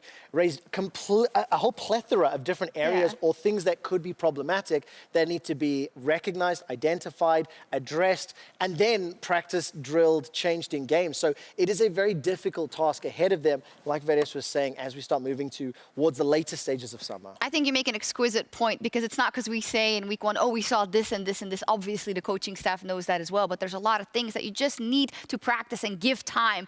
But it is the summer season, so there is less time if you want to make it to those playoffs and possibly even the miracle runs to Worlds. So the season is still young, but it is high time for Vitality and SK to start the climb towards the top. Hipbrain and Jamada! Let's go! Hello, everybody, and welcome to the Caster Desk. We're getting ready to go into our first game of the day. This is Team Vitality versus SK. I'm Hipbrain. He's Jamada. I'm pointing the wrong way because the camera flips, but let's get going. Jamada, what are our expectations coming into this game, mate? Yeah, I mean, for me, I'm gonna say kind of roughly what Vedia said. SK have been very promising in the early game, but it's just the mid-game troubles for them, right? So if they can be a little more decisive in the mid-game, and I don't know what it is that they have to look for outside of that, if they can just close, that's all they have to do for me, and they'll be okay. For Vitality, it's been a bit of a troubled start, obviously. I think they had a really good day one. If they can try to replicate some of that, what we saw against Schalke, then I think they have a pretty solid chance of taking down SK. Yeah, because it was interesting when we had a bit of a chat about Vitality before we got into the show. You were talking about their first game versus Schalke, and you know it was a very different playstyle from what we expected coming out from them. We kind of expected almost this Rhino comp where it was blind aggression, act then think, but actually it was a lot more calculated, it was a lot more controlled, and it was a pretty convincing win by Team Vitality. But we are getting ready to go into Champ Select. I'll turn my eyes towards what we expect to see picked and banned. Probably going to see Gwen, 100% pick and ban rate so far here in the LEC. Yeah, and I mean, even though it might not be necessarily the most successful champion, we'll see whose hands it falls into, as here we are, picks and bans underway, and, you know, still a lot of talk about some of the picks nerfed over the patch. I mean, Ezreal, not crazy surprised to see that one banned away ever since the Divine Thunder buffs has just kind of been pushed over the edge. Lulu, another champion that's certainly risen a lot in prominence recently, especially because of how we've seen her be used over in the LCK. Karma as well, another champion. Just some of these utility mages that just make the game so obnoxious to play out and even close out just through their utility alone. Flexible picks, the Lulu and the Karma. We've seen them go into multiple different roles and be a real pain in the bum. The Akali also getting taken away. Understandable. It's been really, really dominant. And finally, the Nectans, something we saw at the beginning of today's show. A champion that has had a pretty strong presence in picks and bans. Flexible pick as well. And that kind of is the name of the game right now in the meta, is a lot of the picks in this meta are so flexible. You can move them between multiple different roles, but some of it isn't flexible, but it's still very strong, is that fresh support. So we're moving over to Team Vitality for their first pick. We've got things like the Rumble still left open. The Gwen is open. There's a lot of powerful champions right now. Yeah, and I would say Vitality likely were juggling between picking up the Gwen and the Rumble. They've gone for the Gwen in this case. We'll have to see who exactly it lands on. Of course, it's very, like we've just spoken about, a lot of flexible picks in this meta at the moment. But for SK, things like the Viego, of course, and if they want to just round it out with the Rumble as well, assuming they lock in the Viego, that could be a very powerful R1, R2 combination. So much prominence in the early skirmishing between those two champions. They are going to take the Viego there again. Flexible pick, so we'll see exactly where that's going to be going. I would like to see a Rumble. I think you obviously deny the Viego going in the jungle by picking the Rumble up, but you do, you know, put yourself in a very powerful kind of first two champions. It does mean, though, that if they do go for the Rumble here, Vitality could maybe just look to a power bot lane right now and look to ban out whatever gets left open. So they're going to pick up this Tristana. Can go to Jizzy, can go to Blue. We'll see exactly what they want to go with. Yeah, interesting. Because at least to me, I kind of consider the Varus one of the Varus. I can't just got locked in. The Rumble, pretty much the strongest AP jungler on this patch. It seems the LEC teams typically do take it. You could still see it here. Of course, you've got two potentially AD solo laners, but Varus, Tahm Kench, very, very hard bot lane to lock down. And of course, into a lot of bot lane matchups can secure priority pretty easily. Varus still, after the nerfs, considered one of the best AD carries in the patch. Curious what this final pickup is going to be actually here for the side of SK. Something like the Braum, it's going to be nice here. Obviously, works pretty well into the Tahm Kench. We've got a bit of safety to work with to kind of block out on these Varus arrows as well. And again, they haven't really revealed where that Tristana's going, as moving into the second ban phase here. So far, we're not sure who's going jungle, who's going where. This is a very open-ended pick and ban phase. Yeah, I think if you're SK, you can maybe focus on the mid lane bans. That being said, you know, you might not necessarily have your own mid lane unlocked in if you're going to run the Tristana in the bottom lane. But for now, they are going to remove away leader's Silas, something that over the course of his playing career, he's had a lot of success on. And he's very scary with that champion. And Xin Zhao, actually, another champion which has been pretty present, especially yesterday. Just a really strong early skirmisher. There's not too many junglers in the meta at the moment that can actually match the amount of power that he can bring in those early levels. So not too surprised to see that one removed away from treats here.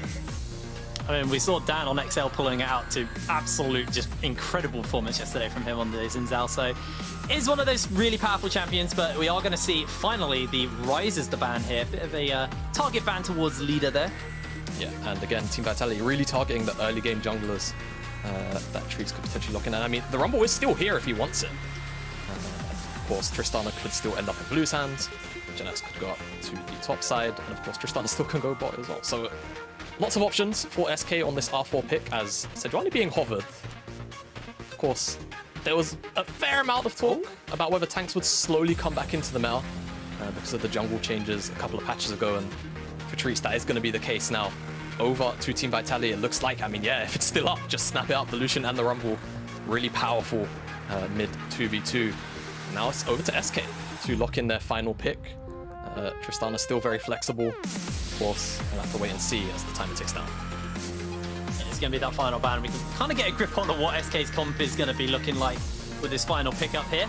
Taking their time to think it through, it is just going to be the Victor for Blue. So Tristana will be going down the bot lane with the Braum, Viego in the top side.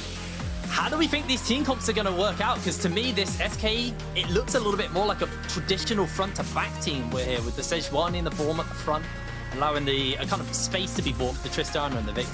Yeah, I think that's exactly that. You've got the Sejuani for your sort of, you know, full frontal engage, like you say, front to back. Allow Victor and Tristana the space to be able to get their damage off, and then eventually look towards Jezu to get some of those resets off. And over towards Team Vitality, I think it's definitely going to be more about the early game. When you've got the Lucian, you want to try and force priority. It will be a little bit difficult into Victor once you sort of hit that level 6 mark, just because you've got the gravity field, and of course the ultimate can stop the culling. But the pressure still can be there, and Rumble's skirmishing power cannot be understated. And it's really on SK. They need to show us a good performance, because so far they're 0-4 here in the LEC. It's not been a particularly great performance from them. And there's been signs of life. And this is a roster who there's a lot of expectations about. Leader, people have been waiting for him to kind of come out of the RLs for a long time. And it's on him to put the performance up. He's got a Lucian, he's got a dominant champion he's going to be able to play onto. But we're getting ready to go onto the Rift for our first game of the day. It's Team Vitality versus SK Gaming.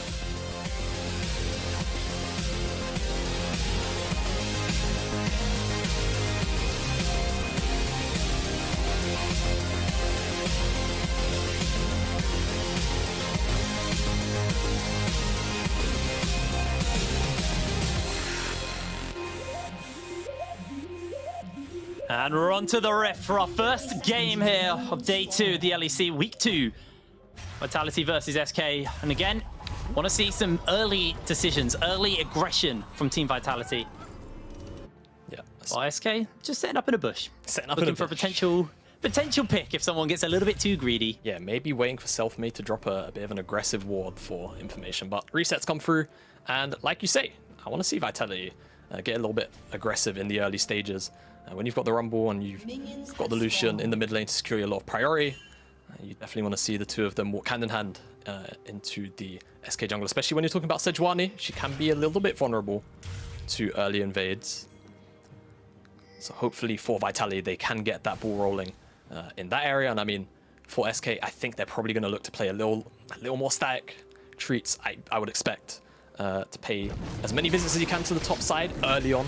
One of the few melee lanes he's got to work with, but also has the Braum and Tristana, so it's not like he's got a lack of choice for lanes with setup and skirmishing options.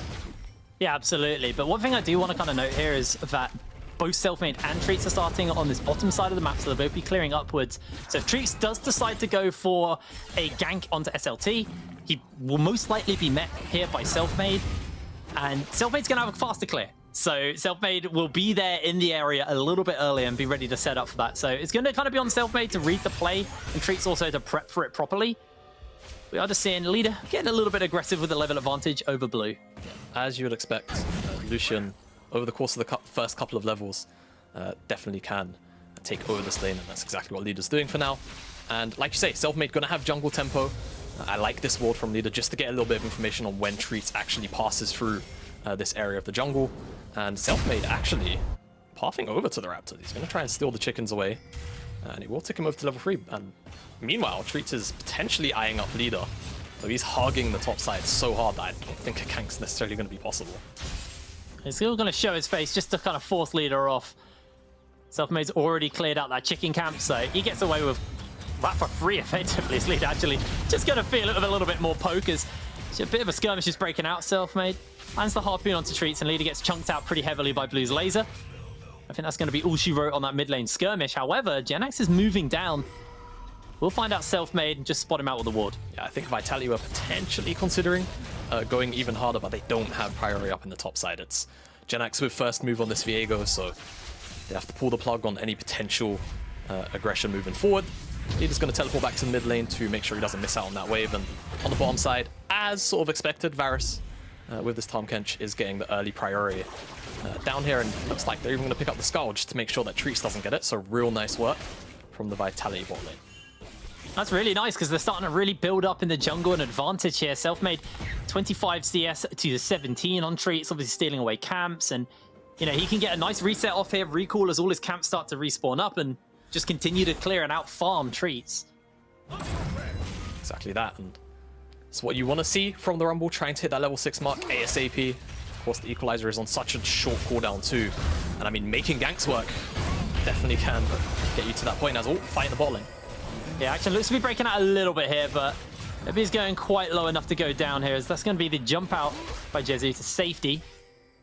Vitality just getting a little bit antsy, looking to try and start something here. As Selfmade just going to force Treats out of his jungle. I don't think there's too much kill pressure, but that was a lot of damage coming out. Yeah, just being a nuisance, and this is a big wave. I wonder if they'll try and force Genax off it, or just outright dive him. I mean, Leader's on his way up here, so it seems like that's going to be the plan, and Treats is about half HP, so he might not be the best of reinforcements here on this tower dive.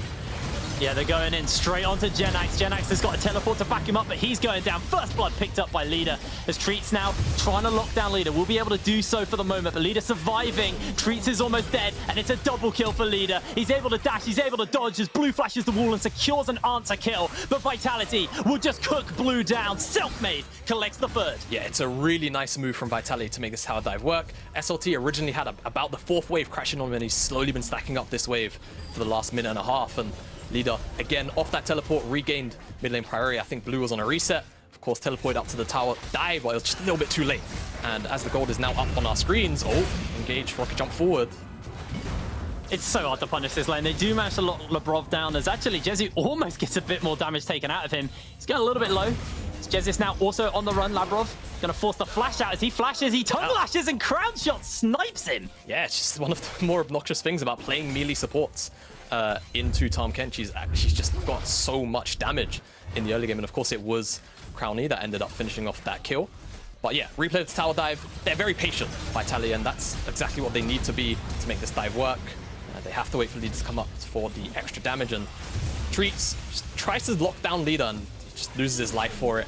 Extends too far forward, and it's a very nice flash from Blue actually to secure the kill and maybe make it out, but he just doesn't really have anywhere to go. Selfmade burns him down in the overheat. And again, real nice execution from Vitality. And they now sit almost 3,000 gold up at 6 minutes in.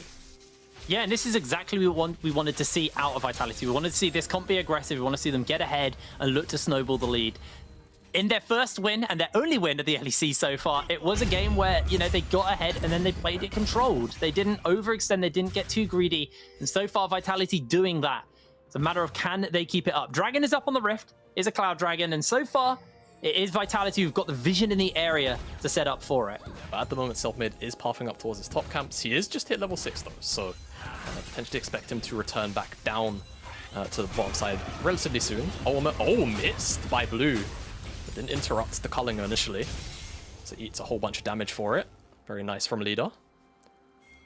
Yeah, Leader starting to try and run away with this lane. He's got a 17 CS lead over Blue. He's got himself the Noon Quiver, a Coal, to just a Ring, a Corrupting Potion, and an Amp Tone onto Blue. So not the greatest laning phase for Blue right now. He's struggling a little bit here versus Leader, but Leader was obviously able to get those first 2 kills, including First Blood, in the top lane.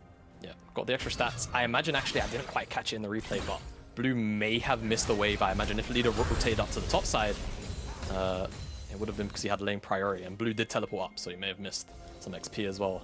It's definitely showing as the CS lead continues to grow in the mid lane, but for now, Selfmade potentially eyeing up something in the bottom side. I mean, Jez is a little bit out of position here.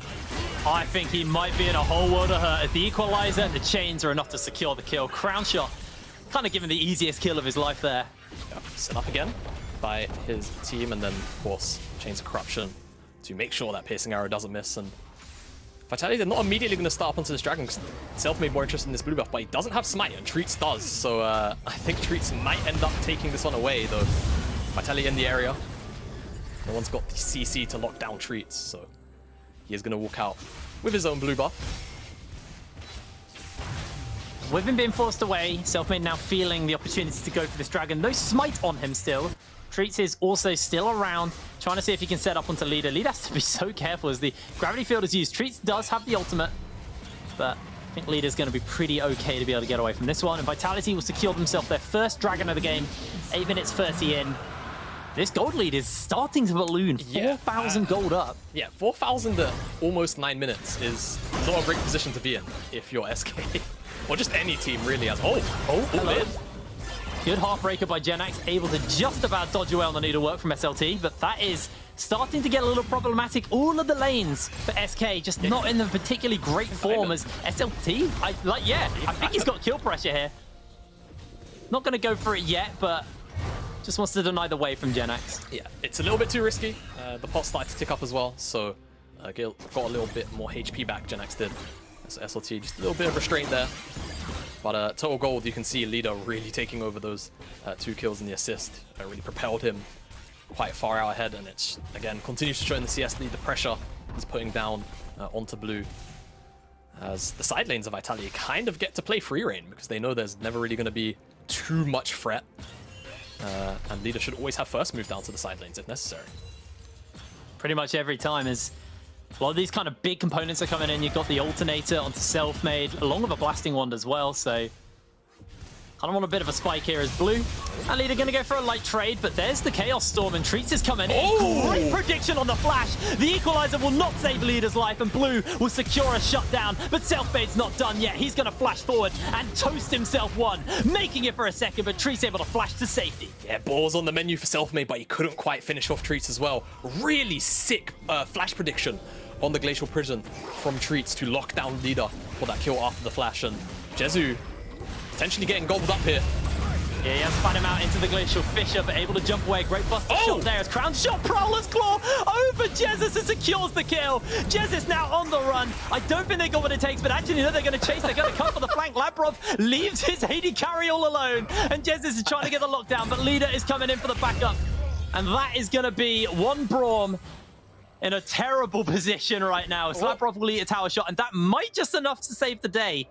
Jesus able to survive. Yeah, it seems to be the case. Jezu, I think, just stepped a little bit too far forward. Labrov the recipient of that gank, and now Treats again, action in the top side. Try and lock down. Yeah, he's getting locked down. Leader works there, got himself a hallowed miss. He's trying to jump away, but the lockdown's there, and SLT secured himself one, looking for another, giving the members of SK a massive haircut, taking out Genax. Yeah, and Herald right on top of that straight away, so an even bigger gold lead about to be accrued for SLT up in this top side, and it's an absolute disaster of an early game for SK. They're losing across the board right now, 610 gold, plus I think an additional plate shared between SLT and Selfmade as... Oh, did he steal away? I didn't actually see that. I totally missed that, but let's have a look at this action in the mid lane here. Yeah, so I mean, Leader just a little bit too aggressive. He's playing without that much of it. He's not got a lot of vision to work with here, and the Glacial Prison, it's just a great prediction from Treats. Flashed into by Leader, unfortunately, and Selfmade is here in the area, immediately takes down Blue and almost burns down Treats here with the overheat auto attacks as well. Just didn't quite have enough damage, unfortunately, for him, but still in the right place in the right time to retaliate. And look at this, the items are now coming in for Vitality. They got a Rift Maker, they got a Night Harvester, they got a Kraken Slayer and a Prowler's Claw. SK, on the other hand, not a single item finished up. The gold lead is massive, and we're only 12 minutes in. Plates are still up, and they've secured first Tower Blood in the top lane. There's 3 plates down in the mid lane, and I can't quite see how many plates. Thank you. There's 2 plates left to take here. As the chains come out, and Arrow's going to connect. Oh my lord! Yeah, that's a nerf Varus, by the way. I think if that was... this is 11-11, I think Jezu would have died right there. So, that was horrible. Yeah, that was a whole bunch of damage. It's just... Yeah, there's not a lot of counterplay in this lane sometimes, especially when you fall this far behind, and Prowler's Claw, like we just spoke about, all of the core items already in for Vitality. I'm just going to kind of have to sit back and do their best to stem the bleeding, but I don't even know where they can even realistically play towards to potentially even claw back some gold in terms of cross-map plays, because they are just that far behind. It's starting to get really problematic here for SK, and I think they are looking to try and jump onto SLT, doesn't realize he's on the ward, goes for a quick skip and slash, and the Harrow Mist will give him a bit of resistances, and SLT able to get away from that one, didn't have to burn anything either. Just the power of Gwen, a lot of mobility, the untargetable as well, or spell immune. As Vitality, they're on their way for a 15-plate game, though they could be getting too aggressive on this one. There's the lockdown by Treat. Labrock's coming in to save the day of Leader. Leader able to jump away, puts out the culling as the equalizer's laid down, and SK are getting cooked. Laser beam comes out from Blue, not going to hit anybody, and SLT should just be able to snip through this minion wave. Nice potential engage on the back half, but yeah, again, Treats nice glacial prison rather, to try and lock down Leader, but the eat was there, the devour was there from Lavrov. And this Ocean Dragon's up. You can see Vitality, they're pushing quite far into the jungle already. They don't quite have the mid lane tier 1, but once these outer towers start to drop, I imagine Vitality will start to push their vision lines up even further into the jungle, as Leader actually just finished up his coal, so 350 gold in his pocket, plus that first tower. Didn't quite take it down within the plates. Neither him or Crowley, actually. Crown shot. Just a little bit short of that. SLT's feeling himself. Yeah, it's a little bit. Has to be somewhat careful as Genax is in the area. That's just holding the wave here, trying to deny SLT. Yeah, so Genax doing the right thing, trying to freeze the wave up here to deny SLT as much golden experience as possible. Though I think on the next cannon wave, which is actually this wave right here, it should actually start to slow push back out. So I don't think you can hold that one forever. Yeah, there you go. I would like to just watch Crown Shot one-shot Jezu here. Arrow goes a bit wide, and Jezu able to survive, but there is a hungry catfish coming in as a lick. Jezu able to get away thanks to Treats, but actually Lavrov is just chasing him down, and the arrow is enough to secure the kill. Treats has to jump the wall. Vitality get himself their 9th kill of the game. I'd like to have a look at the individual gold, just to see where it all is kind of spread out right now. That bot lane is disgusting. Yeah, I mean, I think the footnote is everybody has a gold lead right now in this game for Vitality. It is a bit of a knockout performance right now, and I'm kind of glad to see it, because, you know, we saw a very strong performance on day 1 from Vitality into Schalke. It was very by the books, and there wasn't really that much of a response for Schalke on day 1 to actually have. And now SK in a similar position. Crown Shot forced the flash. Is able to disengage as they try to turn it around with Lavrov, but a great equalizer just to cook through them as the Glacial Fisher lands onto a couple of members. Selfmade hops over the wall to join up the rest of the team, and SK don't lose anybody. They are just going to have to be sent packing back towards their base to heal up. 3 minutes until the Dragon's coming up. We've got 2 Dragons already picked up onto Vitality. So we are looking towards this Infernal Soul here. And honestly, with the gold lead that they've been able to pick up, I actually think an early Baron is definitely on the cards for Vitality. But for now, SLT has to be a little bit careful. Yeah, I mean, they've got 2 AD carries. Yes, Crown Shaw, of course, is playing the Varus, but he's at 2 items and so is Leader. So once this Baron does spawn up, genuine threat that it gets taken down within the first few minutes of it being up. And I mean, SK at this current game state and gold deficit, they just don't really have the tools or the items ready just yet to even contest them at these neutrals. So even come the third Dragon, I tend to talk a lot about the third Dragon being kind of a, you know, a tone setter for the remainder of games. SK probably won't even contest it, just because they're that far behind. And again, they've just kind of got to sit here and wait. Try and see if Vitality make an unforced error. Of course, Crown Shot now doesn't have Flash and he doesn't have Cleanse. And Treats has been pretty on point with the Glacial Prison so far. So it's going to have to be that. Most likely for SK, as this is their only true form of immediate frontal hard engage. Yeah, I mean, I have to give it to Treats. Treats has been very on it with these Glacial Prisons, constantly landing it onto the right targets and predicting flashes. He's been on point. He has. But, however, Selfmade is 2 levels on Treats, unfortunately, and he is taking the second. We can't have it all. Can't have it all. We can't have it all, Jamada. Now, yeah, as you were saying, Rift Arrow's gone down. We're talking about an early Baron, but we are still 3 minutes away from a Baron. And Vitality, quite happy to pick themselves up this Rift Herald. They can use it to score, to basically secure Prio wherever they please.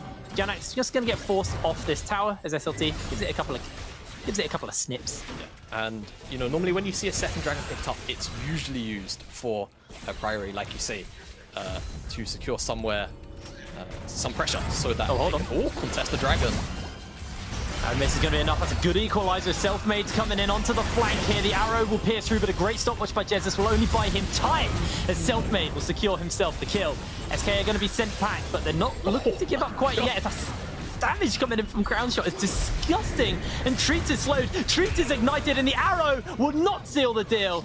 Treats able to survive. Yeah, that is funny because I wanted to say they might not even use it at the third Dragon. They might try and find a fight and then look to capitalize huge on it with the Herald. You've got Leader in the bottom side, which took down the tier 2 down there. Blue, just another massive piercing arrow. And the hail of arrows too, so he's going to be forced back. This is a really early potential inhibitor tower going down.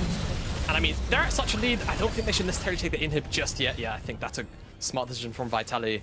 You don't want to funnel in too much CS through the mid lane. You still want the lane to sort of be neutral in the sense of, you know, they're spawning the same creeps. You're not going to have automatic priority and you're not farming super creeps permanently if you're SK. So good restraint from Vitality and reset coming out from, I believe, Selfmade and the rest of the crew. Likely to just go and play towards this third Dragon, which SK, I don't think they have any business going down there to contest that 13,000 gold deficit. It's not the place you want to be right now. No, not at all. Dragon spawning up in 22 seconds, like you're saying. I just don't think we're going to see anything here. I think Vitality are pretty much guaranteed a free Dragon here. And SK, what do they need to do? Because we're 19 minutes in, look, we're like a disgusting gold lead. I'm not even going to do the maths off the top of my head, but it's big. Look, what do they need to do? I'm a caster, not a miracle worker. I don't know, man. It's this is a bit of a gold gap right now. As individual gold on our screens, you can kind of see 3,000 in the jungle, 1,200 or 500 in the top side as Jenax forced out. Yeah, nice Heartbreaker and Flash. And I mean, it's just everywhere. There is just several thousand gold in the pockets of every Vitality member. The third Dragon of the game, the Infernal Dragon, being taken by Leader here by himself. I mean, SK, Jezz and Treats are here, but I think they're just waiting for Leader to potentially show up now. He is kind of chunked out. And I wonder if they're just going to go, yeah. Leader gets caught, he gets clipped, he gets locked down. This is going to be the end of days. The kill is gifted to Blue, a massive shutdown in his pocket. Yeah, real nice for Blue to pick that one up as well. Leader at the moment, all 3 of Vitality's deaths. As it's mostly been because of Treats, actually. In his valiant efforts to lock down the Vitality mid laner. As Vitality now themselves are on the top side, taking down the final tier 2 tower. And once this one falls, you expect them to just play towards the top side. They've got 5 minutes until that soul spawns up. And I mean, SK just aren't in the position to really do much about it. Again, it's going to be unforced errors like we saw from Leader in the bottom side, but it's going to have to be about 5 of those in a row. And then some, potentially at this kind of gold deficit. So it's really just on Vitality to close this one out as cleanly as possible. We want to see a clean game from them. But now, early Baron, as we predicted, is going to get picked up. I just don't think SK have any way to really try and stop this. Labrov is just going to zone them. Goes in for the blast cone. That was really big, actually, as the Baron is secured. And Treats actually queued forward. He went for the Arctic Assault forward, and then the blast cone was used, so there's no way into the pit. He had no flash. He couldn't get in there. Baron secured at 21 minutes with Vitality. And SK now, they are against the wall, well and truly against the wall. Yeah, I think they've been on the ropes for a while now. With this Baron buff, it's just gonna make the issue even worse. As once Vitality return to the map, you'd expect them to just sort of spread out this Baron buff, take down that mid lane inhibitor, probably try and spread out this Baron buff like we're saying. And I mean, SK, in the terms of wave clear against the Baron, so early on into the game, they don't really have much. So it's just gonna have to try and find a snap engage. That's the only real way they can find an in my opinion. It has to be somebody isolated. I mean, Leader's been isolated a couple of times and they've capitalized on it relatively well. But at this point, I don't know if Vitality are going to make the same mistake again. Selfmade just burn the equalizer, but it's on a relatively low cooldown, so not the end of the world for them. Just forcing SK back, and now the 1-2's breaking out. They do look to pill in one. Treats is already very, very low, and Leader with a great culling almost takes him out as SLT able to secure it with the needlework. Tower going to get taken out here. Inhibitor will probably next to fall as well. Vitality, it looks like they've just done it. They look like they've got what it takes to be able to take this game, as the chains will land, and that will be the end of Blue. SLT trying to zone them away for the moment, but he's going to jump in. Got the needlework. Jesse just gets absolutely popped. The flashes have to come out. It's a double kill for SLT. A snipe from the needlework. And only Treats is remaining here. There's nothing he's going to be able to do. Baron on the pocket of Vitality. 23 minutes on the clock. And they're going to be able to take down SK in a dominant fashion. Yeah, I think that might now be our fastest game of LEC Summer 2021 so far. Of course, we had the quick stats segment earlier on, which that was a question. But yeah, real nice from Vitality. And I mean, especially when talking about you know, Selfmade and how he was very critical coming out of yesterday and the previous performances out of week one. Much better showing for Vitality. And again, I mean, for SK, we said early game, that was kind of their strong point. And that was when they flourished. But this game, they just didn't really have the opportunity. They didn't have the priority lanes. They had nowhere to really go once they started to fall behind. And unfortunately, without the sort of comeback mechanics in their kits from this draft, Vitality just rolled them over really easily. Well, if you want to vote for your Kia player of the game, head over to LEC on Twitter, and you can vote for either Selfmade, Leader, or Labrov. One of those three is going to be your player of the game. Jamada, who do you think took that?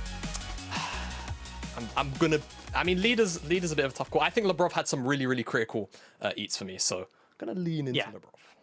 He had a really, really good game, actually, making sure that, you know, they were able to get incredibly fed. Anyway, it's time for us to toss to a break. When we're back, we'll have Law standing by with Labrov for an interview, and then we'll be going into game number 2. See you in a moment.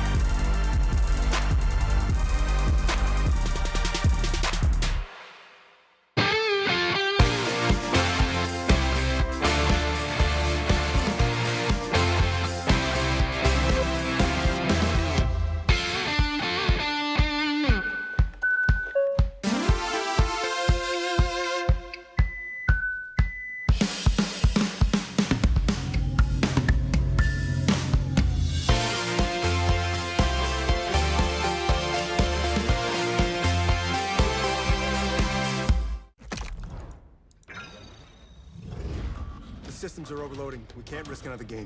We need to take a break and regroup. We're starting to lose our mind. Captain, we cannot go back to Elo Hell. Last time it took us months to get out of it. Initiate break protocol. Hurry up!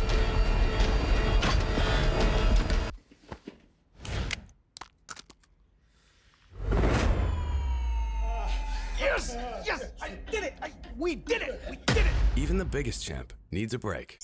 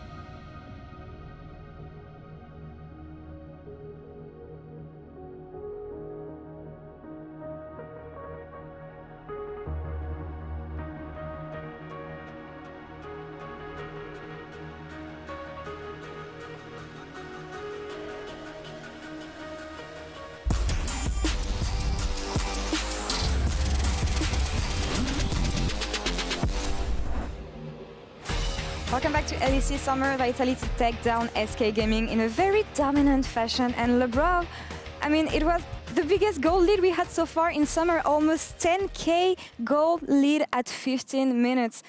What do you attribute this victory to? Was it more the draft, in-game plays? Talk me through it, please. Yeah, I think it's kind of both, I would say. We had a really good draft, and we just played well, I guess. So all right. That's how the game is supposed to go, I think. It is indeed. I was talking to Crunchat before the game, and he was telling me that you're getting used to new players, new style, new drafts. So far, where do you feel more comfortable in terms of draft and meta? What suits you the best? Assassins, I guess, because of leader. That's a given, yeah, of course. We don't hope for meta change here. But you've been with Vitality for a couple splits now, and things haven't always looked good for the team. But I mean, you brought in 3 new players. That's a lot, actually, and a new synergy to work on. I mean, what does it change for the team, the fact that you now have these 3 players, including a rookie, actually? Yeah, I think the atmosphere has changed a lot. We are a really new team than the previous years. And yeah, we are working super hard to become a top team. Yeah. Did you change the way you're working? Because you also changed coach, so maybe you have different work habits now? Yeah, we changed the way we review and some other small in-game stuff, I guess, as well. All right, well, I guess it's working for you so far. 2 and 3 in the LEC, if I'm not mistaken. Talking about this team, what makes you think that this will be the iteration of Vitality that will get you to playoffs? I think everyone's...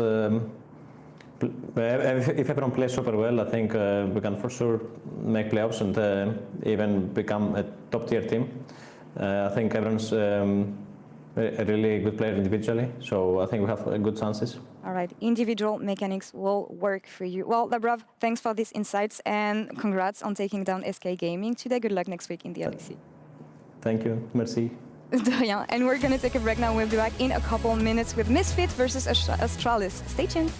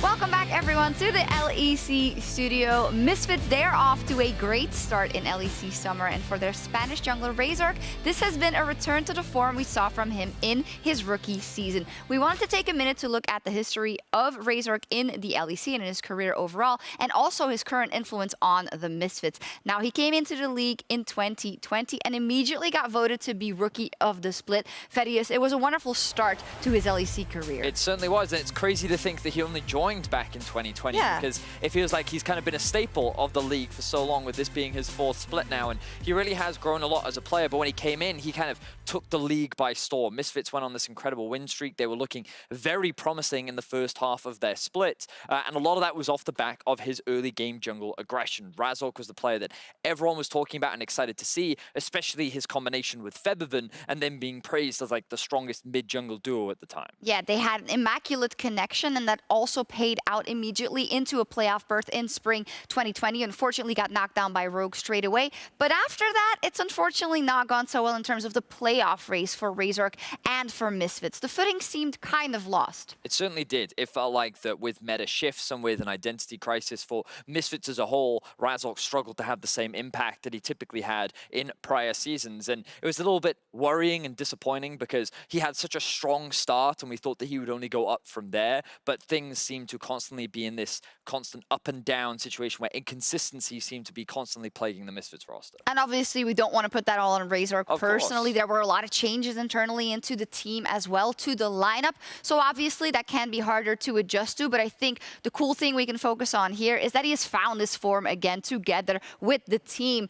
This summer, it's been a great start for the Misfits roster. If we take a look at Razork's stats, they are incredibly impressive. His kill participation is through the roof. He is doing a lot of work for the team in terms of damage and in terms of kill participation. We're going to look at it in a second, but it's also very visible in the games he's played so far. I think that even when the early game doesn't look great for Misfits as a whole, you can see his impact being felt in the early game. He is almost acting as that bridge to help Misfits get through what can be a difficult early game into the mid to late game state, where he can then help carry the team. And as you are highlighting, Sharks, you can see how great his stats are in the early game. Kill participation at 50, 90%. He is the one making everything happen for Misfits in this early game. And we also can't forget that, yes, they did lose to Rogue yesterday. And of course, it was because they got caught off guard by the Fiddlesticks in the late game, but they had a lot of control in many parts of that game as well. It was a very interesting and dicey game, but I don't think we need to immediately now say, well, Misfits, you know, they've lost their edge or whatever, right? It's up to now Misfits and Razork to show us the adaptations coming into this next game versus Astralis. I think that Razork, yesterday in particular, was like the person that stopped Inspired doing so much potential damage in so many of those fights. And I think it's great that we get to highlight him because it just goes to show how many great junglers we do actually have. And when you think about some of the other rookie junglers that he was competing with, like Inspired coming into the league, Eljoya this year coming into the league as well, so many new young junglers have risen to popularity, and that's kind of how his career trajectory started. And then he went on a bit of a slump, not necessarily purely because of him, but now he's on an upwards trend. And the question is, can he catch up to these young rookie talents in Inspired and Eljoya and look to challenge them alongside the veteran talents of Selfmade and Whippo and Jankos and all these other great junglers we have in the league. And that reminds me, we also are looking to form a bit of a jungle tier list and discuss it later in PGL. I believe you can put in your votes on discord.lec.gg. Is that correct, production, John? That is correct. I got the confirmation. So you go ahead and do that, and maybe you put Razork on your list. But right now, Razork and Misfits still have a long road ahead. But for every win, they get one step closer to those playoffs. Let's see if they can take down Astralis today. Hello, and thank you very much. Hello, we're getting ready to go into the game. I said hello twice there. We're getting ready to go into our second game of the day. This is Misfits versus Astralis.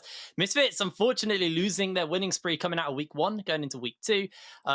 Pretty rough loss for them, to be honest, wasn't it, Jamada? Yeah, I mean, especially when they were basically on the cusp of winning. They were literally in the siege that was likely to have ended the game, and it was just that big Fiddlesticks element from Inspired that just routed them entirely. So yeah, going to be feeling a bit rough about that one, but coming into Astralis, I think hope should be high. Astralis, I think for me, have been a little bit coin flippy, but it's going to depend on how they come into it in the early game for me, because like highlighted on the desk, Razork is making things happen in the early game for Misfits, and to me, Astralis have been one of the weaker early game teams, but they've always made up for it in their team fighting.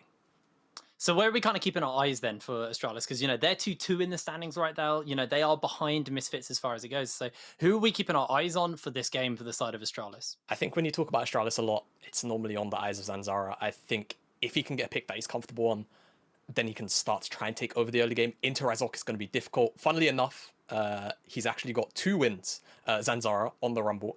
2 wins on the Trundle, rather, and 2 games played, and 2 losses and 2 games played on the Rumble. So maybe less Rumble today. We'll have to see exactly what they'll want to do once we get draft underway. Well, one thing I would like to see less of is White Knight's Lee Sin, because that is a real sore point on their team. He's played 4 out of 4 games on the Lee Sin. He has an insane KDA on this champion. He has an insane kill participation as well. It's 7.2 KDA on White Knight's Lee Sin with 65% kill participation. So he's really making this pick work. I'd like to see it get banned away from him. Yeah, totally agree. As we roll in 2 picks and bans, and White Knight, like you say, he's been performing well, and especially in the team fights, which has been Astralis' strong point. Alrighty, well, let's see what gets taken away here. I think we're going to see more of the standard, as there goes the Lucian as our first ban. Lucian banned away, of course. You still think about things like the Gwen when you're on the red side, of course. We did see it go through, but it's not going to be the case every single game. Expecting things like the Ezreal potentially to get banned away. Lulu, very mainstay. Doesn't seem to have a preference on the side of which team actually ends up banning away. Akali, I'm happy to see it permanently banned at the moment, as I know, champion's very strong on Viteo. It's more targeted realistically at Viteo because, man, did he have some performances on Akali last week. Last week, if anyone followed Jamada last week, he was very vocal about Akali. The Lee Sin is finally denied from White Knight, so he's going to see him, we're going to see him play something a little bit different here. Looking towards those final bans, things that are left open. You've still got the Rumble, the Karma's now been banned away, but the Ezreal's also open. I think that's going to be pretty highly contested in these first couple of rotations. Yes, exactly. A lot of options here. We did actually see Jeskla play the Karthus yesterday, which was pretty interesting. Didn't, unfortunately, for them actually make anything happen in their game against G2, but hopefully we'll get to see some more crazy picks come out from him, as Nocturne, the response for now, with the Rumble being locked in by Misfits, I think the right choice. And quite honestly, I think when you're dealing with a Rumble, you could just lock in the Ezreal for Jeskla anyway, and keep it more standard away from some of the more unorthodox picks, just because all of the mobility makes it very hard, but also the Thresh, of course, a very strong champion in dealing with some of these sort of long-range non-committal engages, like that Rumble almost. So going to be keeping Jeskla safe, likely on an immobile AD carry. Just taunting them here a little bit with that one. See what they are actually going to lock in. Probably not going to be the Fiddles, as they've already got their jungler. Like we were saying, the Ezreal is left open. There's quite a few decent picks here. The Varus as well is actually open, but they are just going to go for the Ezreal. Could see the likes of a Braum show up, or a Nautilus, or something to kind of pair up well in that bot lane with the Ezreal. Yeah, I totally agree. I think the Nautilus typically is a pretty strong answer into the Thresh, and you don't really have any pressure to lock in anything else. The Renekton is actually up, so okay. For Misfits, going to be taking that one VTO or Curate, likely to pilot that. And like I kind of highlighted, I'm expecting a immobile AD carry, and it's going to be an immediate locking of the Jinx. Can do very well into the Ezreal on the early stages. Ezreal can't really pressure her out too well, and it's now going to give Astralis the opportunity to ban away supports. As highlighted, that Nautilus, a very strong pick, could also see something like the Leona as another engage option removed away. Does give him a little bit of scaling as well as you move later into the game. Jinx can, once you get those kind of 3 items going, start to really take some names. As thinking this through, this final ban is going to be the Fiddlesticks here, to denying that from Zanzara. I mean, after what it did yesterday, especially with Nocturne already on the table, you can kind of understand it. I don't think there's much hate towards that ban, but yeah, Another jungle ban likely to come out from Misfits, and I'm expecting Leona to beat the Astralis ban, though they could dip into something else if they wanted to, but with Renekton being so flexible, I think the safest thing could just be the support ban. But no! VTO's Zoe actually going to be removed off the table. So potentially prepping a pick for Magifelix as Zanzara, Taxman, not going to have Skarner in his hands. Looking towards the jungler now here for Astralis. There's, you know, it's still a fair few things open. The Udyr hasn't really shown its face too much, but is a potential pickup. See what they decide to go for. Is also just thinking about kind of blind pickable mids. You got like the likes of the Orianna, the Victor are still open. Obviously, I think if you do lock in the Orianna, you do lean a little bit too hard into the scaling side of things. So I was just going to go for something that can give him a bit of early aggression in the jungle with a Volley Bear. Yeah, and I quite like this. I think Volley Bear, of course, really, really powerful, like you say, in the early game. And he can push out Rumble off of camps. Depending on what the bottom lane matchup is, we could potentially see something like an early invade come out from Zanzara in the bottom side of the map. Because Rumble is so weak at level 1, is something that you see very frequently, as Leona spoken about previously, likely to be locked in, another engage tool now in the hands of Misfits. And you do need that lockdown. When you've got Rumble, you need a little bit of extra CC to help set up for some of those wombo combos, as let's see now, it's going to be the immediate lock-in of the Silas. So, eyes over to Magifelix in terms of what he has in his locker to actually match this one. And a lot of good ultimates as well for him to steal away. Now, like I kind of hinted, we've got things like that could just be pretty comfortable blind picks. The Victor, the Orianna. Well, not blind anymore, but the Victor, the Orianna. Something that could just hold the waves, punish. But I do worry, if you do lock in this Orianna, which they've done so, they're going to be leaning quite heavily on a bit of scaling here. I feel that Misfits, you know, kind of come mid-game, they're going to really hit their stride. I think they will, but you say you're worried about Astralis because they're leaning into some of the scaling aspects, but that's been Astralis' strong point. They've fallen behind fairly commonly in the early games, and they were one of, I think they were first or second, actually alongside Misfits at the top of the tables for Teamfight KD, or KD rather. So this is a pretty on-brand draft for me from Astralis here.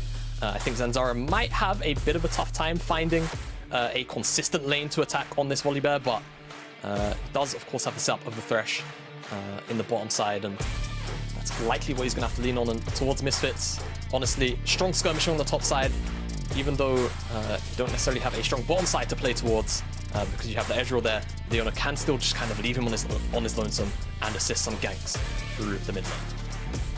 I do want to see some early aggression coming in from Misfits Gaming, I think. You know, if they do sit on their laurels, this could get a little bit dicey for them. They could find themselves in a pretty uncomfortable position, but we are getting ready to go into our second game of the day. This is Misfits Gaming versus Astralis.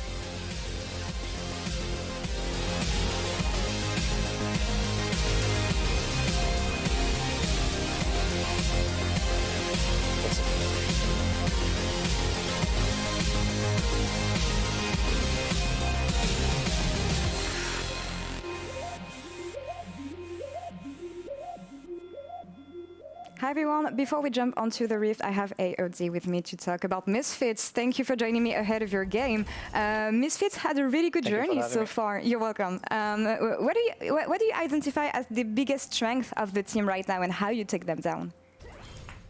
I would say VTO is like the strong point of this team. I think obviously like Kobe on champions like Ezreal can be a force in by himself as well.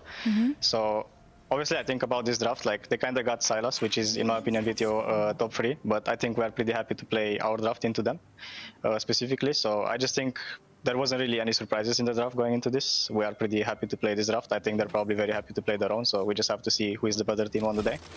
All right, well, eyes on mid lane, and I hope this draft works out for you, AOD. Thank you so much for the interview, and back to you guys on the Rift. Thank you as well. I think I agree with that. VTO is the standout player for me on Misfits. Do you agree? I do agree, Jake. Good. Yeah, I mean, again, harping back to those Akali performances, banned away by Astralis this time, and I think rightfully so. As well as also the Victor. He had a very strong Victor game in week 1 as well. This time piloting the Sylas. As AOD, I think, pretty right. Astralis very happy with their draft. Misfits probably very happy with their own. And to me, the question is, at least to Astralis, where exactly are they going to look to play towards? Because again, I don't think they have the most amazing setup in the world, especially looking towards the solo lanes. until level 6 at least for Magic Felix's case. Try and shockwave VTO and try and get some CC locked down there. But I mean, for Razor, I had the pick of the litter. He doesn't even mind necessarily playing towards the bottom side, if you ask me, just because you've got all of the CC available from Vander on this Leon.